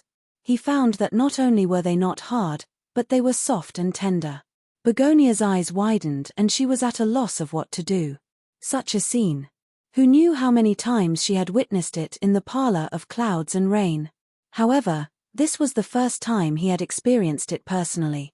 His entire body felt as if he had been electrocuted, and he felt waves of numbness. Li Qingshan took a sip and asked with a smile, "How do you feel?" Qiu Haitang was excited. It was hard for him to control himself, so how could he answer? Li Qingshan kissed her again, forcing open her teeth and entangling her tongue. Begonia was even more defeated. He laid limp on Li Qingshan's body and kissed her until he was aroused. He climbed up to her full breasts that seemed like they were about to burst out of her clothes. He laughed and said, "Let me see if your heart has ever been hurt." "No." Begonia grabbed his hand. Li Qingshan was already aroused and could not care less. However, when he saw the pleading look in her eyes, his heart could not help but soften.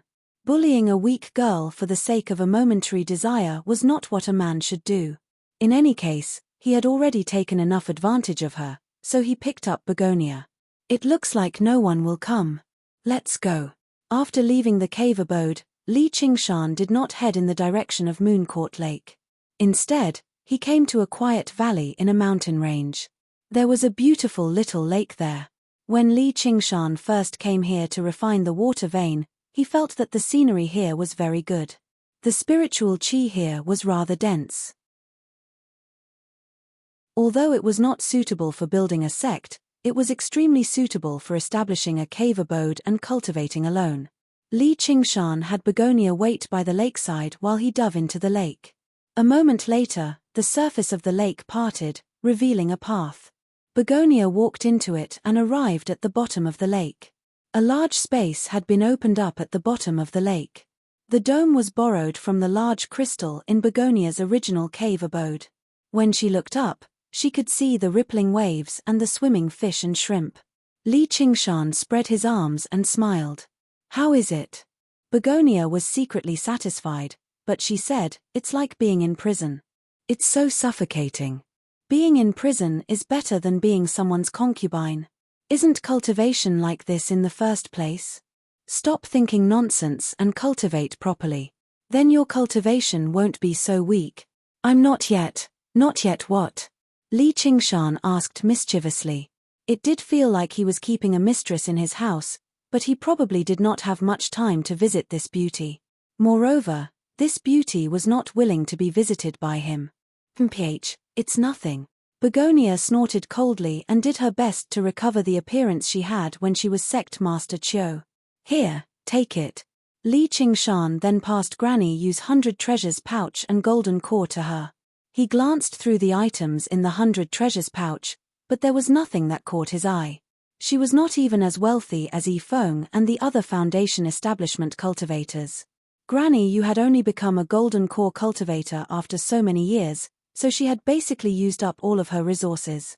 After becoming a golden core cultivator, she had been killed off before she could even accumulate more. The golden core could not actually be regarded as a golden core. Instead, it was pink and possessed a hint of softness and charm. It was not a regular golden core, but a special golden core condensed from a special cultivation method, just like the ocean pearl condensed from the arts of the boundless ocean. Its element was far too different, so swallowing it would not bring much benefit. Begonia was rather surprised. According to her knowledge, the golden core condensed from the major method of clouds and rain of the sect of clouds and rain did not look like this.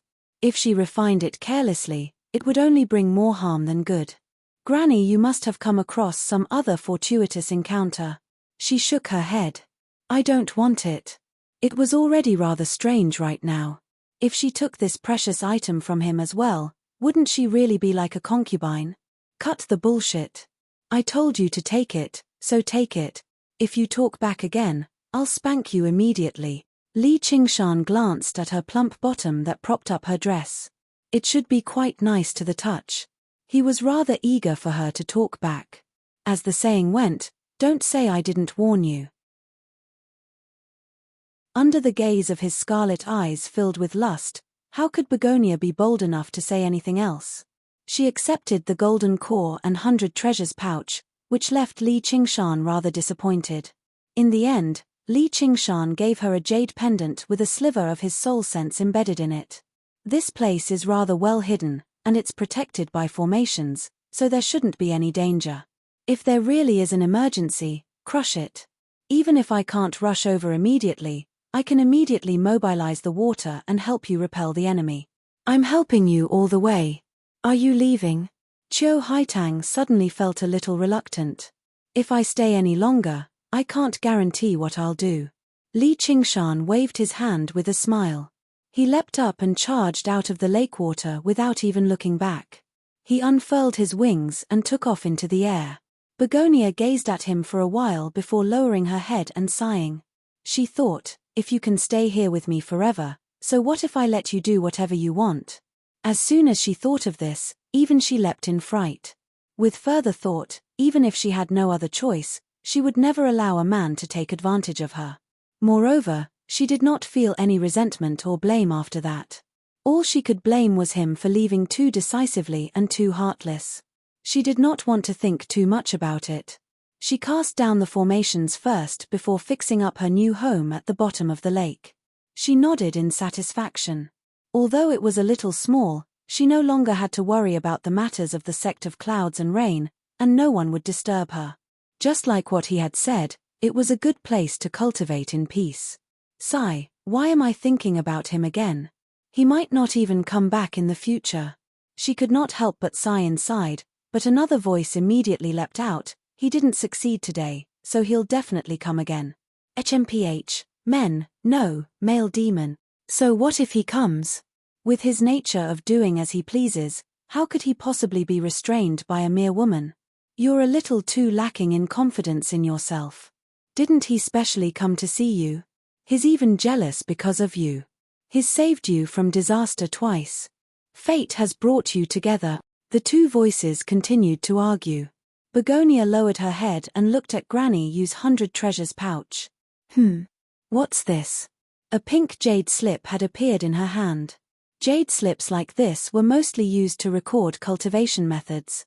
The last thing Li Qingshan lacked were cultivation methods, so he obviously did not care about it. Begonia recalled Granny Yu's wondrous golden core. She closed her eyes and focused, sending her soul sense into it. Quite a while later, she opened her eyes and sighed in amazement. As it turned out, this cultivation method was called the heart-dyeing art. It was even more profound and wondrous than the major method of clouds and rain. The foundation of the major method of clouds and rain was still jewel cultivation. The arts of charm were only an extension of it. Both men and women could practice it. However, this heart-dyeing art could only be cultivated by women, and it possessed the ability to charm in itself. Rouge was originally a cosmetic that mortal women applied to their cheeks and lips to enhance their beauty. However, for a naturally beautiful woman like Begonia, even without any cosmetics, her lips would still be as red as vermilion, and her face would be as beautiful as a spring flower. Rouge was actually dispensable. As the name suggested, this heart-dyeing art was like applying rouge to one's heart, increasing a woman's charm from the very foundation. The deeper one cultivated, the greater the charm. Even without deliberately using enchantment, one could still fall head over heels. The golden core that was condensed was called the rouge heart. Without jewel cultivation, Begonia's greatest problem was solved. She was unwilling to easily give up her body for another, so she had never had a jewel cultivation partner. With this cultivation method, she would not have to worry about that. It's no wonder Granny Yu managed to undergo the tribulation in secluded cultivation despite her age. Turns out it's all because of this cultivation method. However, Granny Yu was just too old, so she could no longer unleash much of her charm. She also faced Li Qingshan, who practiced the spirit turtle's method of sea suppression, so she still failed to escape death in the end. To Begonia's great surprise, there were also a few techniques with wondrous effects recorded in the heart-dyeing art. With a gentle brush of soft hands, the enemy's body would become limp and immobilized, while once rouge makeup was used, no matter if the enemy was male or female, no matter how vicious they were, they would not be able to harm you. Begonia believed that this was how she had fallen for it. She had never been a soft-hearted person. She had known Wei Zhongyuan for many years, yet she had still killed him as she pleased. Yet, when she was forced to such a degree by Granny Yu, who she was not familiar with, she could not help but speak up for her at a crucial moment. As for the technique that interested Begonia the most, it was called Yearning Stains the Red Thread. It used her virginity as a medium, and it could only be used once in a person's life. It could make a man fall in love with her for the rest of his life, infatuated with her and never tired of yearning. Even tempered steel would become soft. Even if he was not a lover, he would become one.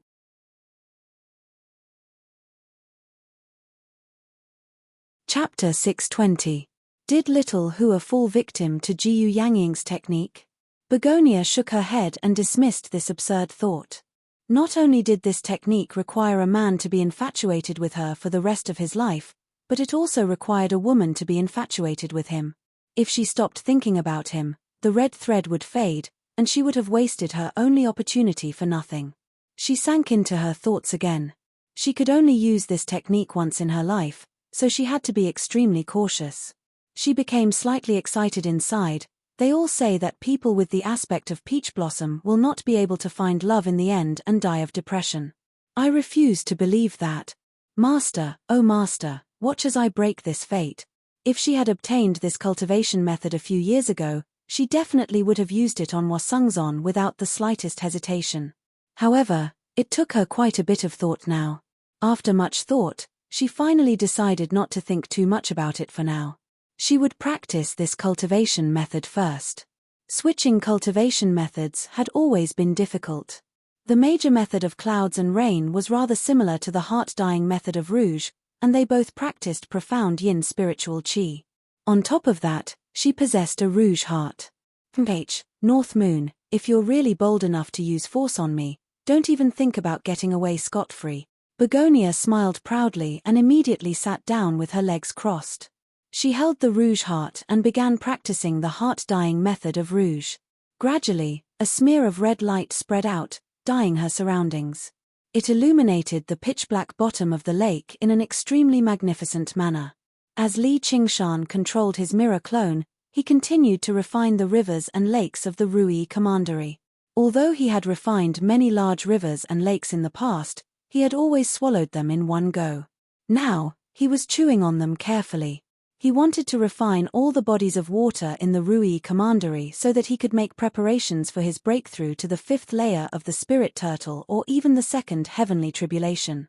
On the other side, he spent half a day dealing with most of the matters regarding the 100 schools of thought. Then he went to the School of Medicine's Benevolence Island in search of Yu Xin. In the alchemy room, Yu Xin had already refined the jade melting cauldron.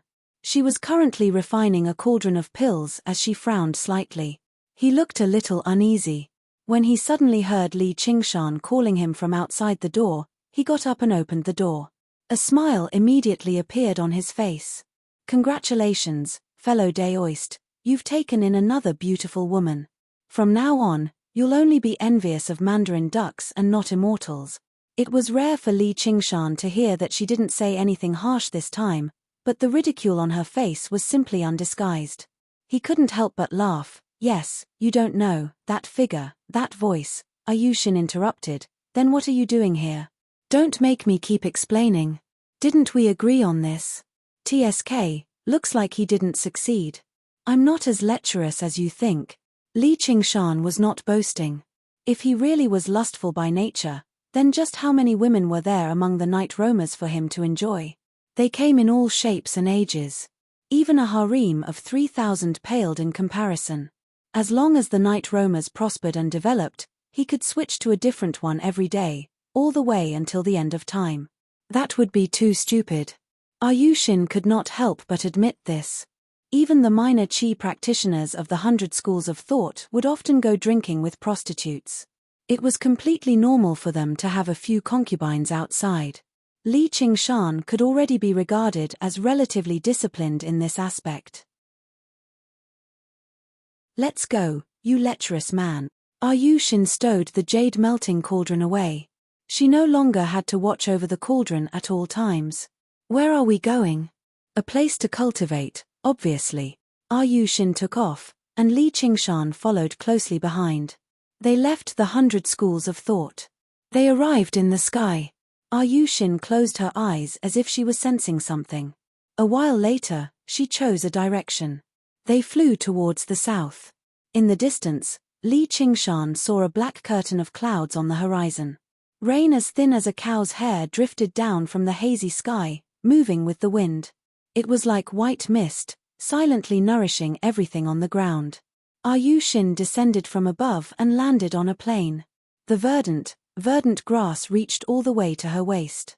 "So you were looking for a place where it rained." Li Qingshan landed close behind her. "This is the first lesson." Yu Xin extended her right hand, and the rain in the surroundings swirled and danced, gathering in her palm and turning into a white ball of water.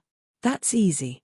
Li Qingshan raised his hand, and all the rainwater within a radius of 300 meters was suddenly sucked away, forming a semicircular hole without any rainwater. It gathered into a huge ball of water in his hand. As long as he wanted to, sucking away all the rainwater within 5 kilometers was nothing difficult. In terms of control over water, even as a merfolk, Yu Xin paled in comparison to him. "Fool, it's not like this, look carefully." Yu Xin handed the white ball of water in her hand to Li Qingshan.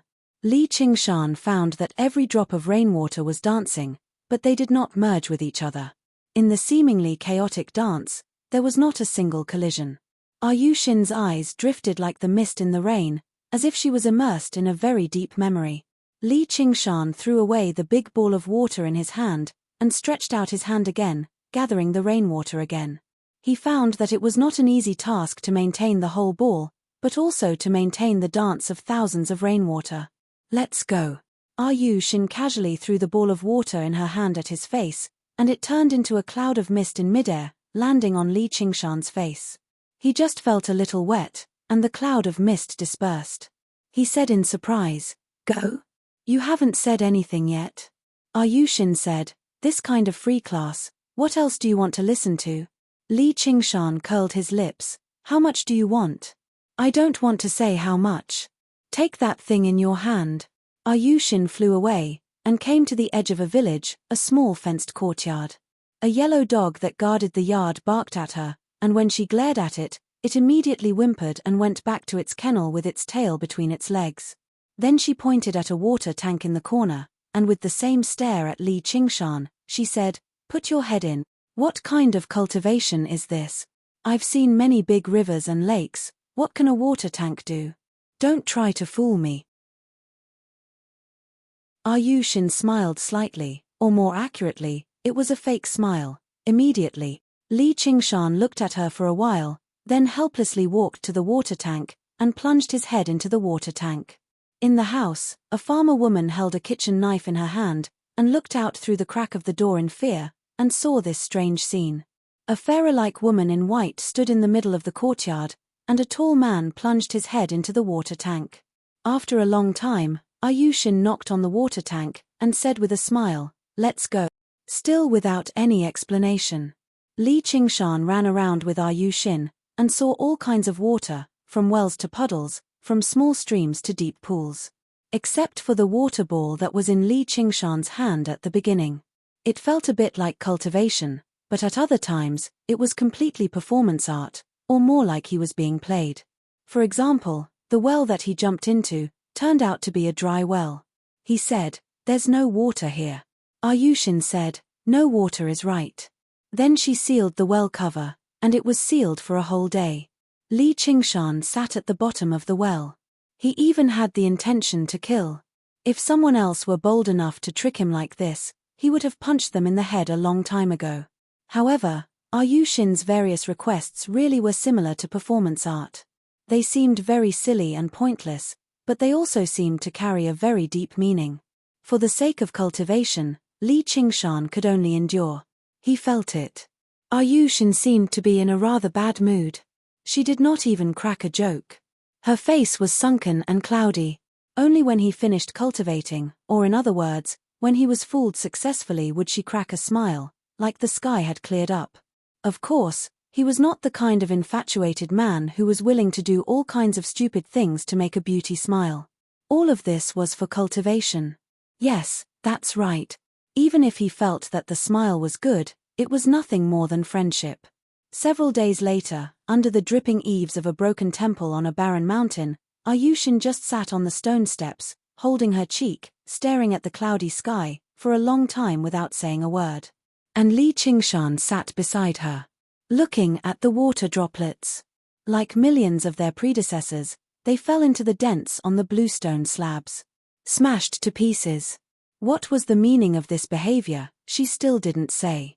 Li Qingshan listened to the sound of the rain, and his mood gradually calmed down. He recalled the various kinds of water he encountered in the past few days. The water trapped in the vat silently seeped through every crack. The bottom of the dry well revealed a moist breath. The deep and dark pool could not be seen at a glance. And the turbid and shallow puddle clearly reflected the sky and her face. Yushin suddenly stood up and stretched. "Well, it's almost time to go back. What is the meaning of all this?" Li Qingshan couldn't help but ask. "How do I know?" Yushin spread out her hands. "So, you admit that you have been fooling me these days?" Li Qingshan approached her with a bad look. "Do you know what you mean to me?" "Huh?" Li Qingshan was startled and stopped. "Just like I don't know what I mean to you. Water has no shape, and law has no fixed law. I can only let you see and feel. As for the meaning, you can only ask yourself, and it depends on your hand."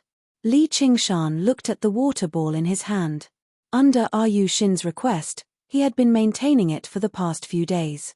Unknowingly, it had become stable. Although there was still a gap between him and Yushin, it had improved a lot. "Seems like you have a point." Yushin was silent for a moment. These words, "I didn't say it, my mother told me." "Your mother? Did she also let you plunge your head into a bathtub, or lock you in a dry well?"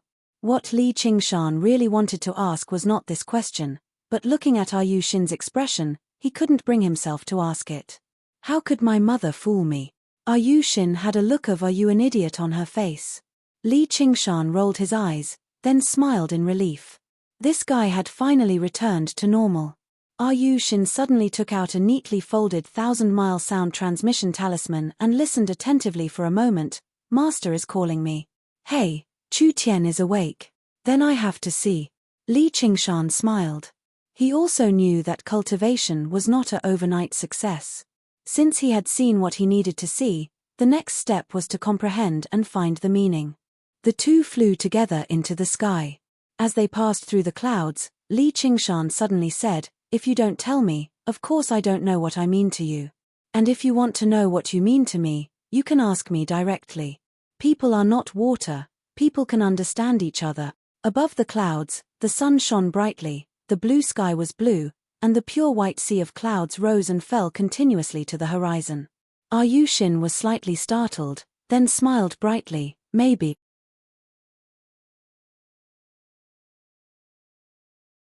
Chapter 621.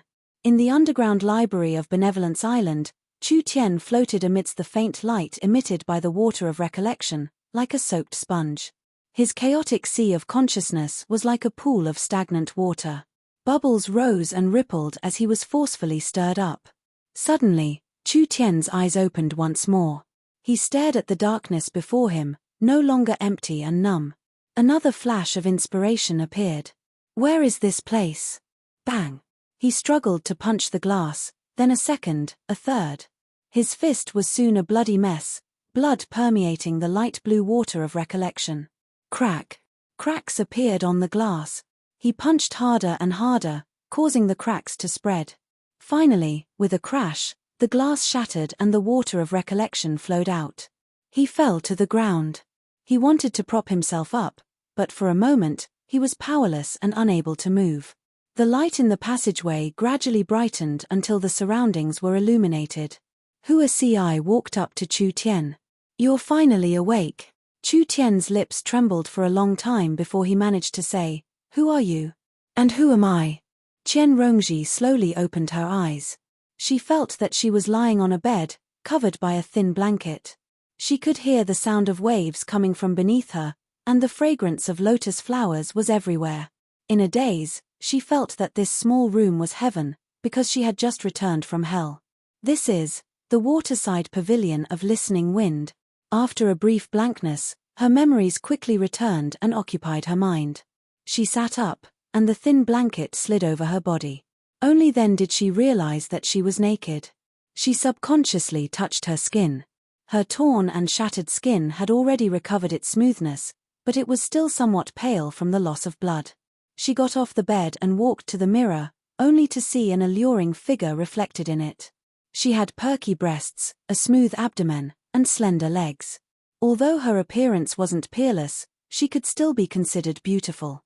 However, her expression was gloomy.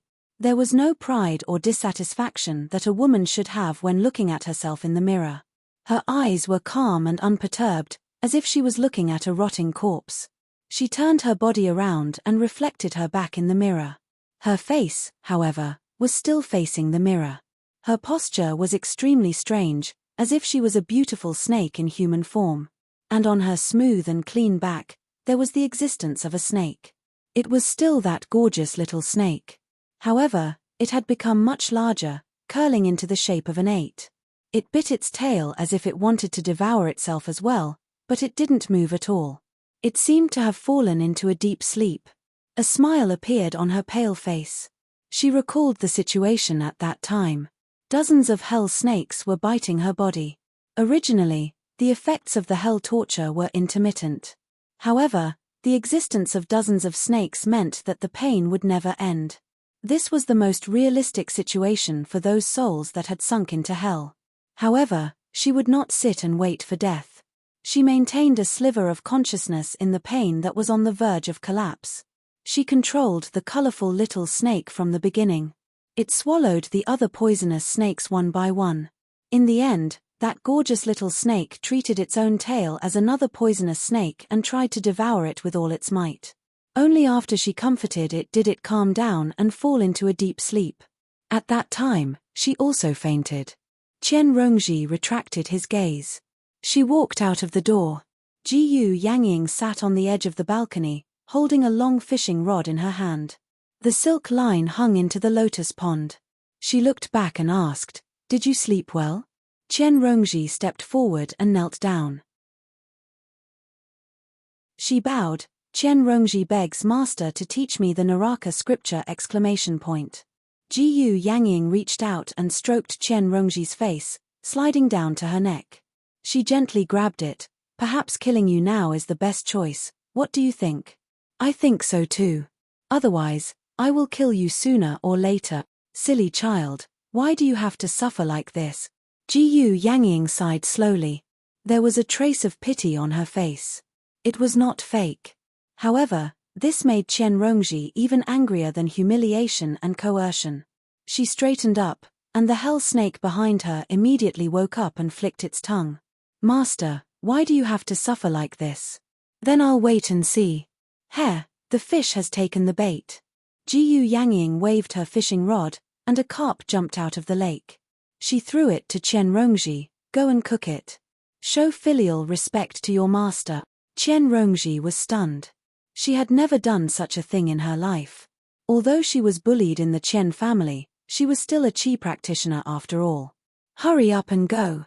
You can't possibly think that I'll just pass on the highest secret technique of the school of legalism to you so easily, right?" "Yes, master."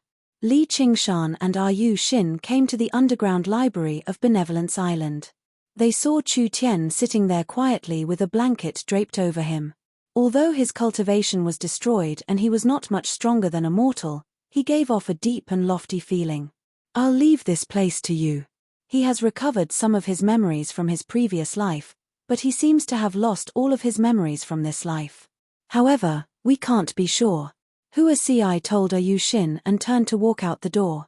He had completed his responsibility as a doctor. Li Qingshan and Yu Xin looked at each other, then at Chu Tian on the ground. "Fellow cultivators, please tell me why I lost my memories from this life.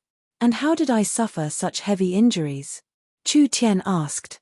In fact, what he wanted to ask the most was where the sky-climbing vine seed buried in the depths of his soul went. Were they taken away by these two people? Li Qingshan was not used to this. If the original Chu Tian was a hot-tempered primary school student, then this person in front of him was a calm university tutor. They were two extremes. "Why?" "Heh, because you're a bastard." Chu Tian revealed an interested expression. "Fellow cultivator, please explain." Li Qingshan told him about the shameful things Chu Tian had done. Chu Tian heaved a long sigh and bowed deeply. "I didn't expect this life to be so unbearable. No wonder I ended up like this. Please forgive me if I've offended you. You've really turned over a new leaf. You're the reincarnation of a celestial being. I wonder which layer of heaven you came from, and what does it look like up there? Tell me." Li Qingshan squatted down and carefully sized up Chu Tian. He was also very interested in the world outside the well that Golden Cicada had mentioned. "Although I have recovered some of my memories from my previous life, they are incomplete. I'm afraid I can't answer your questions in a short time. Who knows if you're lying or not? Maybe you're pretending to be apologetic, but you actually hate me and are thinking about how to take revenge in the future. You might as well kill me with a palm." Li Qingshan raised his hand and was about to slap Chu Tian, but Yu Xin pulled him back. "My master woke him up with great difficulty. I was the one who rudely provoked you first. Even if I'm killed, it's reasonable. Besides, it's just a hand that was cut off. How could I dare to have any resentment?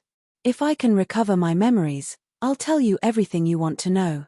Chu Tian silently ruled out the possibility that Li Qingshan had taken away the sky-climbing vine. He felt that Li Qingshan's voice was very familiar. He had fallen into a deep coma and seemed to have been awakened by this voice. "Okay, I'll let you go for now. You'd better turn over a new leaf and look out for yourself." Li Qingshan withdrew his hand. He was not afraid of Chu Tian's revenge at all. So what if Chu Tian was the reincarnation of a celestial being? Now that his cultivation was ruined, he didn't know how many years it would take for him to return to the Golden Core realm. At that time, it would be a matter of one move. And what surprised him was that just now, his murderous aura was awe-inspiring, but Chu Tian didn't even bat an eyelid. Instead, he looked like he was deep in thought. This kind of willpower, not to mention the original Chu Tian, even people like Liu Changqing couldn't compare. Yushin moved to the side. Okay, since you've already woken up, you can leave. Let me remind you, it's best if you hide your identity and leave quietly. Otherwise, your life might be in danger. Chu Tian said, does this have something to do with that woman named Qian Rongji? Li Qingshan was slightly surprised. Just now, when he was denouncing Chu Tian's various evil deeds, he mentioned that Chu Tian deserved to know Qian Rongji. Unexpectedly, Chu Tian remembered it. If it's just a simple qi deviation, why would I be treated in such a secret place? Although I've offended this fellow Daoist, he's broad-minded. I don't think he would make things difficult for a cripple. He must have some powerful enemies outside. Please don't hesitate to tell me. Although I don't have anything on me right now, once I recover a bit more of my memories, I will definitely repay this life-saving grace. Chu Tian said very sincerely. In his heart, he was already cursing the original Chu Tian. As his reincarnation, his talent and perception far surpassed ordinary people, and he also had a strange treasure like the heaven-climbing vine. But in 20 years, he had only passed one heavenly tribulation. He was simply a waste. His character was so bad that he didn't even bother to pay attention to his savior, leaving him to fend for himself. Fortunately, he was very lucky and did not die from this unexpected disaster. He even recovered some of his previous life's memories in advance, so he did not have to worry about the memories of the two lives. It could be considered as a blessing in disguise. The most important thing now was to understand his current situation and what kind of world he was in. Only then could he slowly recover. Yushin talked about Chu Tian's background and basic interpersonal relationships in the 100 Schools of Thought. From an objective point of view, she supplemented Li Qingshan's story. She also mentioned that Qian Rongji came to visit him. In the end, she agreed to let Chu Tian stay here to recuperate and left him some food and books.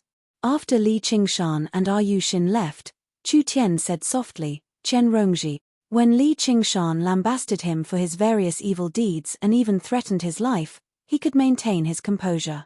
But every time he heard the name Qian Rongji, his mood would involuntarily become agitated, and he would feel a deep hatred.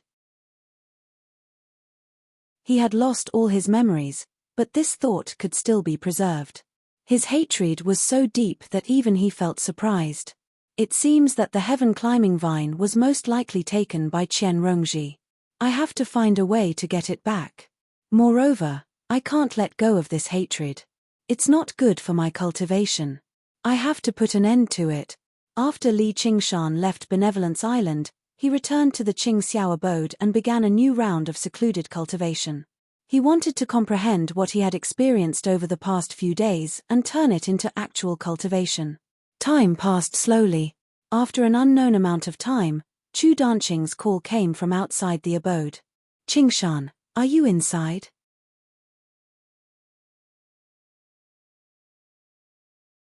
Chapter 623. In the pitch-black belly of the mountain, Li Qingshan's long hair draped over his shoulders as he raised his head. Specks of water danced around him, flickering with blue light in the darkness like fireflies. He had seen all kinds of water. He had a godlike talent and was the master of countless rivers and lakes. However, he had never considered the meaning of water. Was the meaning of water gentle? Maybe it was right. Was it kindness? Probably right. The stream was gentle, while the river was majestic. The white cloud was light, while the sea was deep. The water in the vat nurtured life. The water under the eaves contained Buddhist wisdom. It seemed that every form of water contained a profound meaning. Therefore, it was changeable and difficult to find out its meaning. Li Qingshan waved his hand and countless water droplets gathered into a smooth mirror. Gifted supernatural power? Flowers in the mirror and the moon in the water. He stared at himself in the mirror for a long time and suddenly smiled. He understood that what he was looking for was not the meaning of water, but the meaning of me.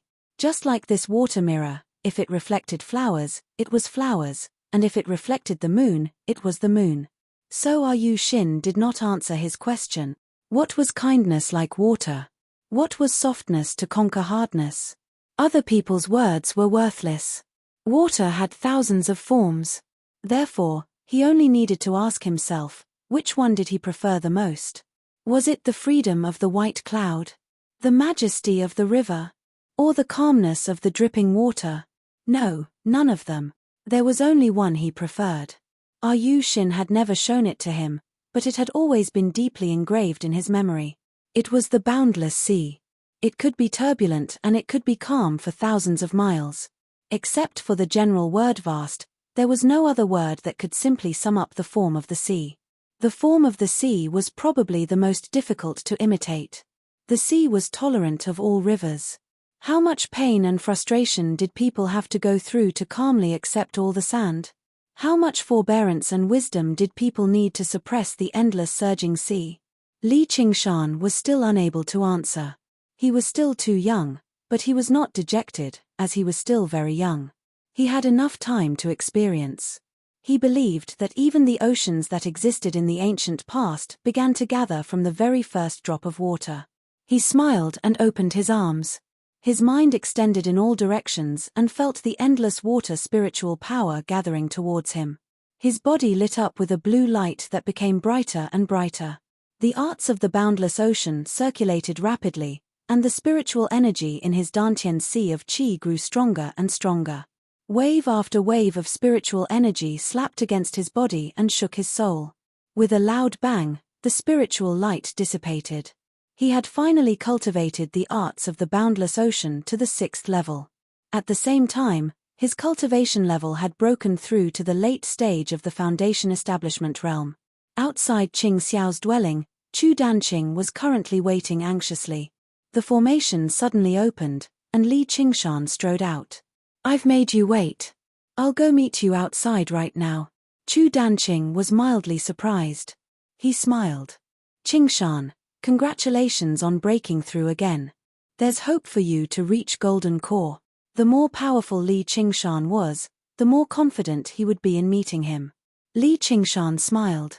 "That's called the Ocean Pearl. Let's go." Don't make him wait too long. Although it was still not enough for him to break through to the 5th layer of the spirit turtle, he was no longer in a hurry. He could already see the direction. There would be a day when he could merge fire and water. The two of them traveled east until they arrived at the boundary of the Clear River Prefecture. The lone peaks stood like huge pillars, pointing at the sky like sharp swords. White clouds drifted through them. It was a dangerous and beautiful landscape. "Look, it's right there." Chu Danqing pointed at the tallest peak among the peaks. It was surrounded by cliffs. Even apes would struggle to climb it. Only birds could fly over it. However, there were two men and a woman sitting at the top of the mountain, overlooking the mountains as they sipped tea and drank alcohol. They were all graceful like immortals. "Little junior brother, you're late. Who's this?" The three of them made their way over from afar. The oldest male cultivator asked. He seemed to be in his 40s or 50s, and his bearing was the most mature and level-headed. No one could tell that he was someone who would betray his master. "First senior brother, this is my friend, as well as the Scarlet Hawk commander of the Clear River Prefecture, Li Qingshan," Chu Danqing introduced. "Friend? We're gathering together, yet you've called an outsider over. What's the meaning of this?" The female cultivator squinted her eyes and studied Li Qingshan. She found the name to be rather familiar. She was in her 30s, thin and beautiful. She wore a dark palace dress, and she truly was a beauty. However, her cheekbones were rather high, which made her seem rather mean. Chu Danqing said in a manner that was neither servile nor overbearing, "Second senior sister, before master passed away, he told me that if my seniors came looking for me, Commander Li must accompany them and uphold justice." "Li Qingshan? Are you the Commander Li who defeated the other folk in the Marquis estate? I've heard a lot about you. Now that I've seen you today, you really are extraordinarily valiant. However, I'm afraid it's inconvenient for you to participate in the matters of our sect today, Commander. My master is advanced in age, so his mind is a little muddled. Please don't take offense." In the end, the third senior brother was amiable. His round face carried a smile the entire time, but he seemed a little like a street person. He spoke politely, But he also wanted to get Li Qingshan to leave. With his reminder, the first senior brother and second senior sister both shivered. I was wondering why it sounds so familiar. Turns out it's that mad tiger. The news of the clash between Jiyu Yangying and Sai Qing in the Marquis estate spread like wildfire. Li Qingshan's reputation rose as a result, but the main reason for his fame was not because he defeated the fire devourer Zhu Lai and helped Jiyu Yangying win the crucial battle. Instead, it was because he had publicly cursed Yi Dan. With such reckless, crazy actions, he became known as the Mad Tiger. As the three of them studied Li Qingshan studied the three of them too. The strongest was the first senior brother, who was at late foundation establishment, while the second senior sister and third senior brother were both at mid-foundation establishment. They really could not pose much of a threat. Chu Shidao was quite good at teaching his disciples, but unfortunately, he only taught them how to draw and not how to conduct themselves. Chu Danqing wanted to introduce the three of them to Li Qingshan, but Li Qingshan interrupted him. Even if you tell me, I can't be bothered to remember it. If the three of you have something to say, just say it. I'll make my own judgment. What he hated the most was these empty courtesies, let alone with three scumbags like them. The first senior brother and second senior sister were slightly angered. Only the third senior brother maintained his smile, but it was rather forced. The second senior sister said, "Commander Li, you sure don't hold back." Li Qingshan turned around and arrived on the edge of the cliff, gazing at the scenery of the mountain. Chu Danqing said, "Senior brothers and sisters, just say what you have to say. Little junior brother, there's nothing we can do to be envious of masters doting on you. All we can do is cultivate diligently and not embarrass master. If anyone mentions us, don't call them Great Master Chu. Don't think that we're coveting master's belongings. You can keep them for yourself, but if master has any last words, you have to tell us." The first senior brother's words were reasonable. If an outsider heard it, they would think that Chu Danqing was taking advantage of master's doting on him. Not only did he swallow the inheritance, but he also deliberately refused to tell master's last words. However, Chu Danqing knew that the so-called last words and explanation were all referring to the secret of the painting tomb. Before he could answer, the second senior sister said, "What the first senior brother said is reasonable, but there's one thing I don't agree with. Little junior brother, you can keep the other paintings, but you have to take out master's wife's painting and let us take turns worshipping it. I've already said that master's wife has already left with master." Chu Danqing had vaguely heard Chu Shidao mention that the first senior brother had betrayed him for fame and fortune, but the second senior sister was slightly different. She had once been rather close to Chu Shidao, and it had already surpassed the relationship between master and disciple. However, in Chu Shidao's eyes, there was only that painting, so jealousy turned into hatred. Even with the temptation of the painting tomb, she did not forget about the painting and wanted to vent her anger. A painting will commit suicide. Who do you think will believe such an absurd lie? Unless you want to keep it for yourself to enjoy. You're shameless.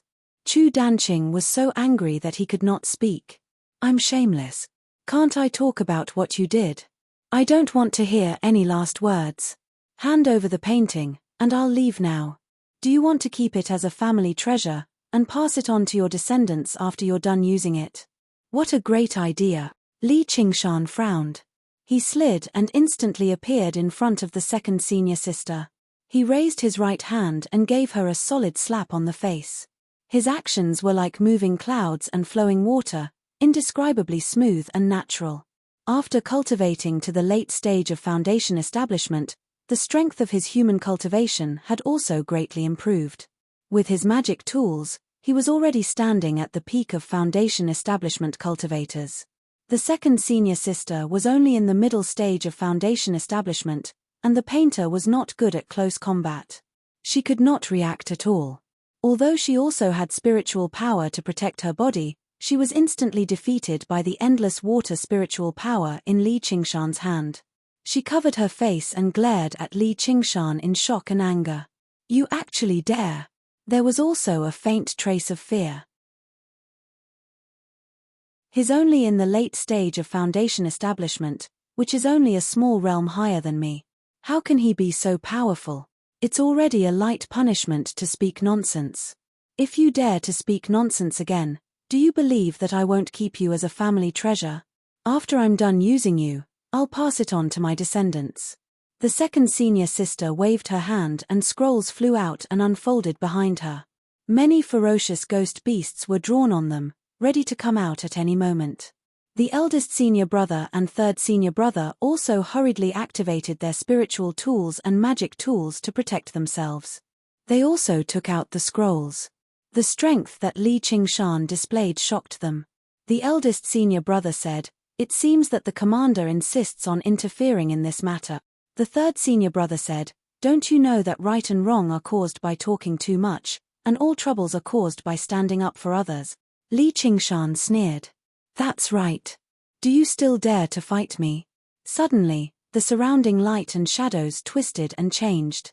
Wild beasts leaped out of thin air and roared angrily, echoing between the mountains. 100 Beasts Formation. Chu Danqing cried out. This 100 Beasts Formation required 100 paintings, and each painting was an extremely ordinary jackal, wolf, tiger, leopard, pig, dog, cow, and sheep. However, the strength of each beast was equivalent to the early stage of foundation establishment, and the formation they formed was even more shocking. Since the formation was activated so quickly, it was obvious that it was set up in advance to deal with him. The second senior sister flew into the sky and shouted sternly, "Li Qingshan, die. If you like this work, you're welcome to come to Iso."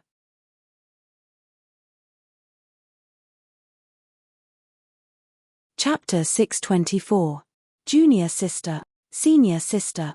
The first senior brother and third senior brother were surprised as well. They never expected her to take action on a whim. Originally, they planned on laying down a trap. If Chu Danqing refused, then they would trap him in formations and force him to comply. However, Li Qingshan's arrival had disrupted their initial plans. They were not afraid of how powerful Li Qingshan was. Instead, they were worried about his identity as a Scarlet Hawk commander. Once they took action, he would become an enemy of the Hawkwolf Guard. Moreover, the unfathomable Commander Ji seemed to favor him very much. "Stop being so wishy-washy, the two of you. A true man needs to be ruthless. If you want the secret of the painting tomb, then hurry up and take action. Kill that bastard Li Qingshan and then capture Chu Danqing. I have plenty of ways to make him spill the truth." The first senior brother and third senior brother exchanged glances, and killing intent rose up in their eyes.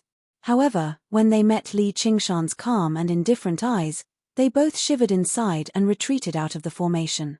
The first senior brother said, "We can talk things over. Why must we go to such lengths? Commander Li, do you understand what's going on now? Once my junior sister loses her temper, no one can stop her." Li Qingshan said, "If I say right now that I'm no longer sticking my nose in this matter, will you just let me leave?" Chu Danqing had just taken out a few paintings. When he heard that, he could not help but widen his eyes. "Don't tell me he's going to abandon me because the situation doesn't look right. Don't even think about it." The second senior sister called out. The beasts all roared together, and a foul wind assaulted their faces, shaking up the mountains. It was a startling disturbance. Li Qingshan stood with his arms behind his back, still unfazed. "This." The first senior brother hesitated, while the third senior brother became troubled too. Li Qingshan instinctively evaluated the three of them. The first senior brother was steady, so he was afraid to take any risks. The third senior brother was slick, so he lacked rigidity. Instead, the second senior sister was the most vengeful and aggressive. However, the painter's main method was to control the creatures in the paintings. It was like the difference between a commander and a general. Rationality was more important than bravery, so big senior brother and third senior brother were stronger. When it was time to attack, they should be killed first.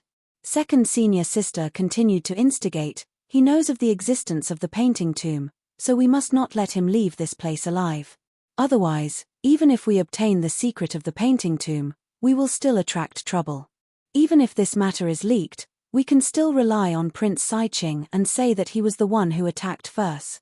Eldest senior brother and third senior brother were finally persuaded.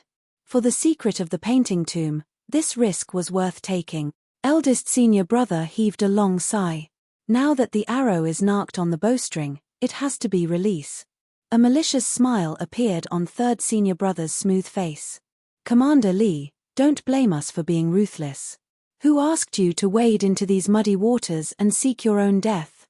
Since the three of them had already made up their minds, Li Qingshan and Chu Danqing were like turtles in a jar, no longer a threat. With the three of them working together, the 100 Beasts formation diagram, and the scrolls they had accumulated, they were a force to be reckoned with. No matter how fierce Li Qingshan's arts were or how strong his artifacts were, he would not be able to escape death.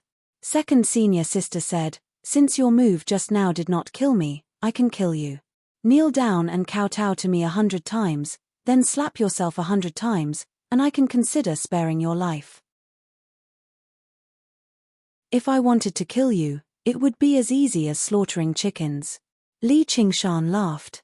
Then, he retracted his hand in front of him, light flashing between his fingers. "What are you holding in your hand?" "Just a sound recording stone. Your words have already been left here as proof. In the future, it can be considered an explanation to Commander Jiyu." Li Qingshan put the sound recording stone back into his 100 treasures pouch. Before coming here with Chu Danqing, he had not planned on negotiating peacefully with them. "Do you think you can still live?" Li Qingshan did not answer. He patted Chu Danqing's shoulder. "Put away the paintings and focus on defending." Trust me." Chu Danqing put away the paintings, leaving only a few defensive paintings, which formed an impenetrable wall around him. Li Qingshan also activated the defensive artifacts on him, and then used a few defensive arts to cover him and Chu Danqing. "I thought you had some tricks up your sleeve. So you just want to be a coward?" Second senior sister laughed shrilly. Eldest senior brother said, "Be careful, a long night is fraught with dreams." Attack! 100 fierce beasts pounced at them with bared fangs and brandished claws. There were also poisonous insects and fierce beasts summoned by the other three paintings. They filled their vision and drowned them. It had to be said that the school of painting was indeed outstanding. As long as they had enough time to accumulate, they could completely accumulate an army. A lone cultivator could only try to capture the ringleader first, but now that they were trapped in the formation, there was no such possibility. Li Qingshan raised his head slightly and sniffled, determining the position of the three. If he only used human cultivation methods, he was confident that he could break out of the formation, but the situation would definitely be very dangerous, and it would be difficult to protect Chu Danqing. Moreover, he was not willing to let another person know of his secret. At some point, a thin talisman had appeared between the two fingers of his right hand. A purple talisman. He raised his right hand lightly, and the purple talisman flew out. Under the control of his spiritual will, it flew through the gaps between the fierce beasts, shattered in midair, and burst forth. A red sphere the size of a human head suddenly expanded by 1,000 times. It was like a red sun rising from the mountain peak. One by one, the beasts were engulfed by the red light. In the face of this violent power, the power of a mere early-stage foundation establishment cultivator was simply too insignificant.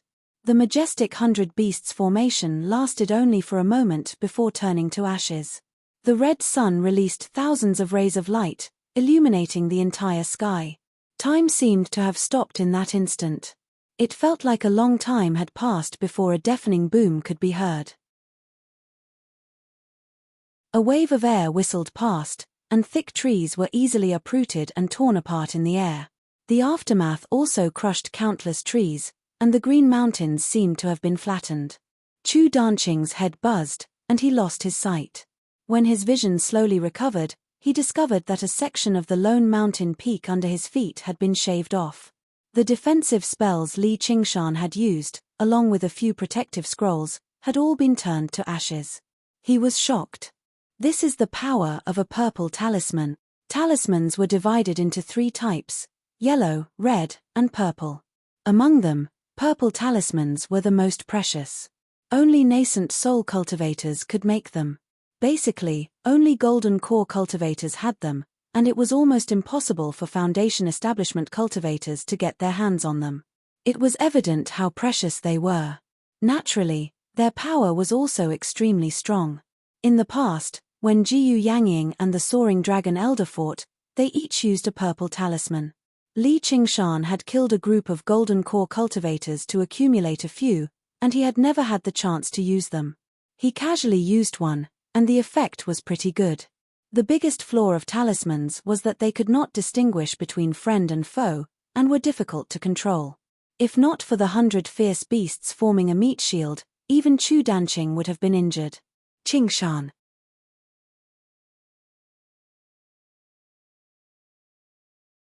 Chapter 625. When the power of the purple amulet's explosion reached its peak, Li Qingshan took the opportunity to kill eldest senior brother and third senior brother in one fell swoop. The two of them died with their eyes wide open. Their last thought was, how could he have a purple amulet? Even if they drew hundreds of paintings, they would not be able to compare to this small amulet. One was made by a foundation building cultivator, while the other was made by a nascent soul cultivator. The difference between the two was like heaven and earth.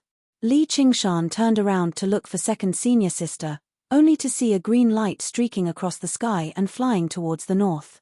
Second senior sister activated the 100 miles escape amulet and quickly fled. Her ears were still buzzing, and her mind had not yet calmed down from the shock. No wonder he was so fearless. The power of the purple amulet is simply too terrifying. If not for the fact that she was the furthest away from the mountain and was not Li Qingshan's first target, she would have been killed on the spot before she could even activate the 100 miles escape amulet. You want to leave?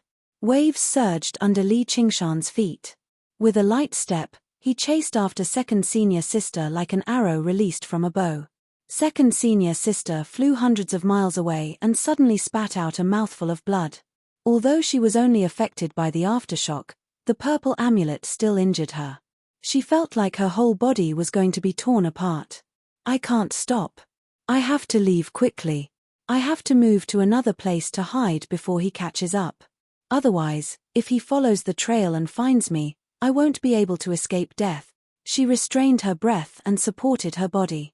She randomly chose a direction and was about to fly away. Looking back, her pupils suddenly shrank and she turned pale with fright. How is this possible?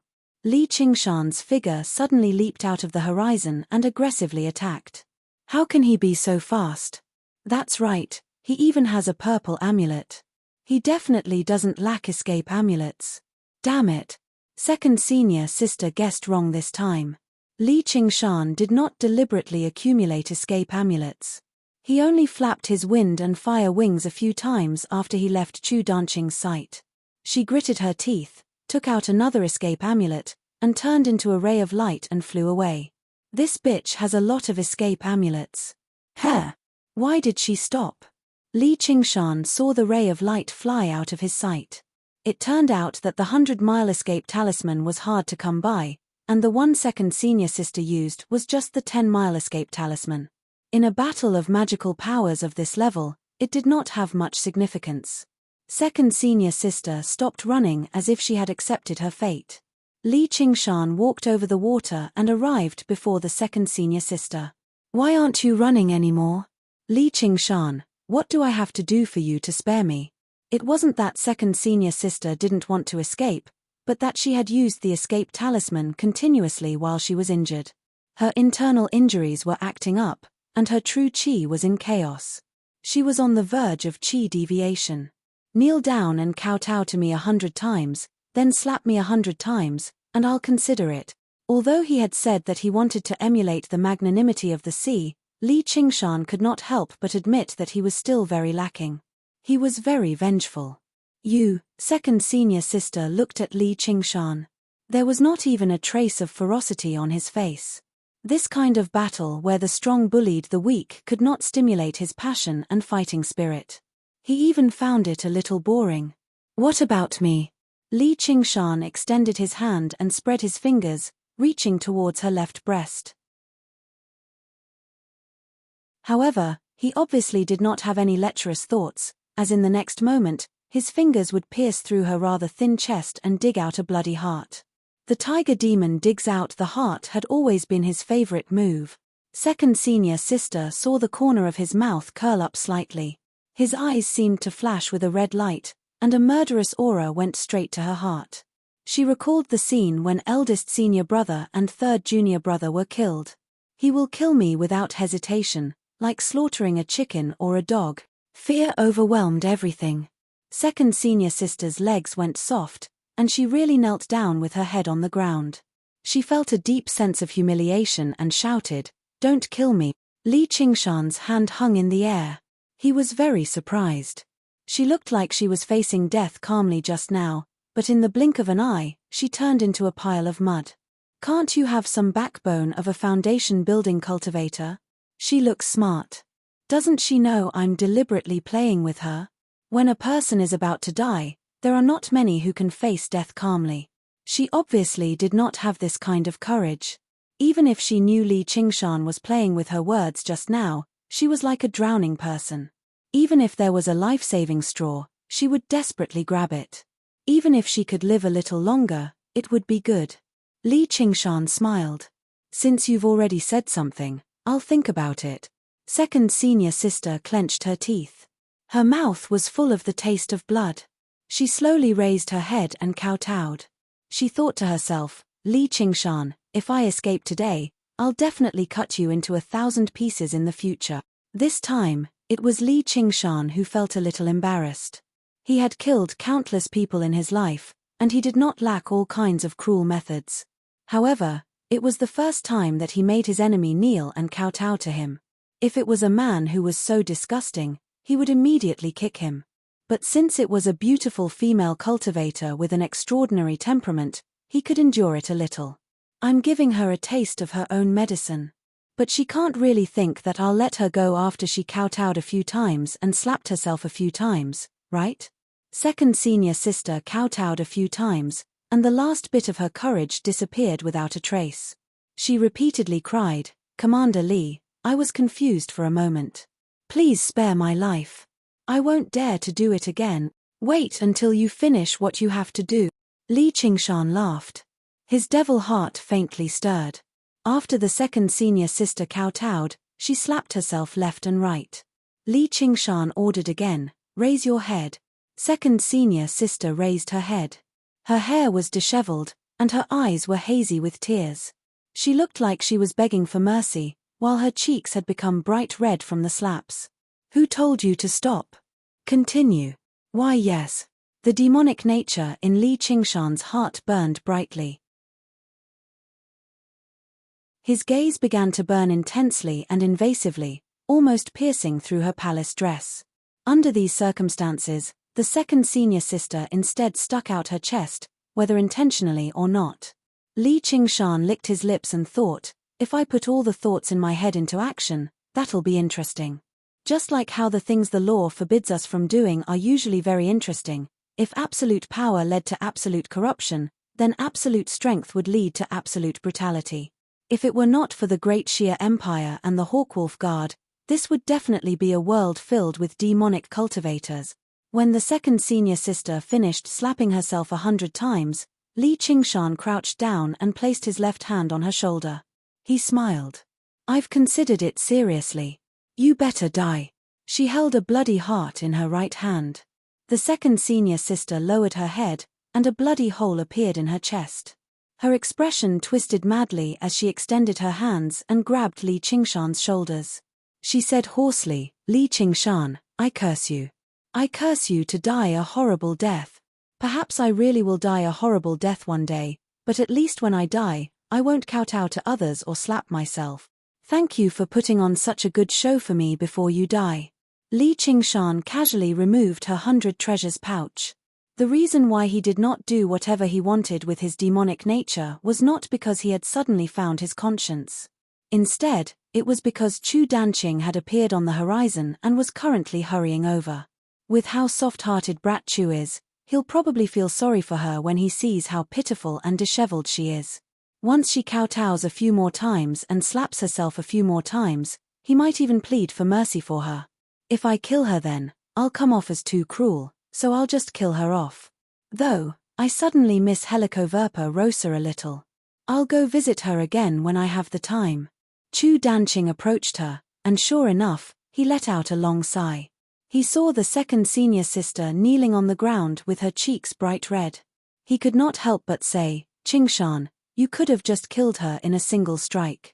Why must you? I'm not that senseless. She was the one who strongly requested me to spare her. Stop being so wishy-washy. You've dealt with a problem, so let's go drink and celebrate. Li Qingshan did not take offense. He patted Chu Danqing's shoulder with a smile. Everyone had their own temperament. If Chu Danqing was not the kind of person who would sympathize with his enemies, he would not have been so honest with him. He was in a good mood after settling another grudge. Chu Danqing silently collected the corpse of the second senior sister. Alas, it was not my wish to kill my fellow disciples. They conspired against me, so they deserved it. Qingshan, if it were not for you this time, I'm afraid I would not have been able to escape from their hands. Does anyone else know about the secret of the painting tomb? Li Qingshan asked again. This is of great importance.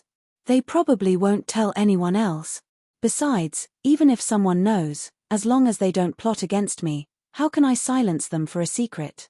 Chu Danqing saw that Li Qingshan's body was brimming with murderous intent. He was afraid that Li Qingshan's murderous nature had been aroused and he would start a massacre. He would not even let the relatives and disciples of these 3 senior brothers and sisters off. What are you thinking? I'm the dignified Scarlet Eagle commander. How could I do such a thing? I'm just asking so that I can be prepared in advance. Just now, Li Qingshan really did have the thought of getting rid of future troubles, but it was just a thought. In the end, this was still Chu Danqing's matter. Since Chu Danqing had already said so, why should he do anything unnecessary? The two of them returned to the 100 schools of thought. The news that Li Qingshan had broken through to the late stage of foundation establishment spread like wildfire, once again shocking the 100 schools of thought. Such a cultivation speed was simply shocking. It turned out that he was not just talking nonsense when he said that he would break through to the golden elixir realm before the age of 30. Li Qingshan dealt with a group of people who came to congratulate him and called Wasungzon, Han Thierry, and the others. They sat on the ground in the bamboo forest of Cloudy Island and drank together. Li Qingshan raised his cup and said, "Last time, there were too many idlers waiting, and Yifeng and those bastards came to cause trouble, so we couldn't drink to our heart's content. Today, we won't go back until we're drunk." After 3 rounds of drinking, Li Qingshan had already drunk a few jars. Seeing that Wasungzon wanted to say something but stopped, he pulled him to the lakeside. "You're worried about her, right? Millimeter, is she okay?" "Don't worry, I've already arranged for her to be in a safe place. If you want to know, I can tell you. Don't worry, I haven't done anything yet.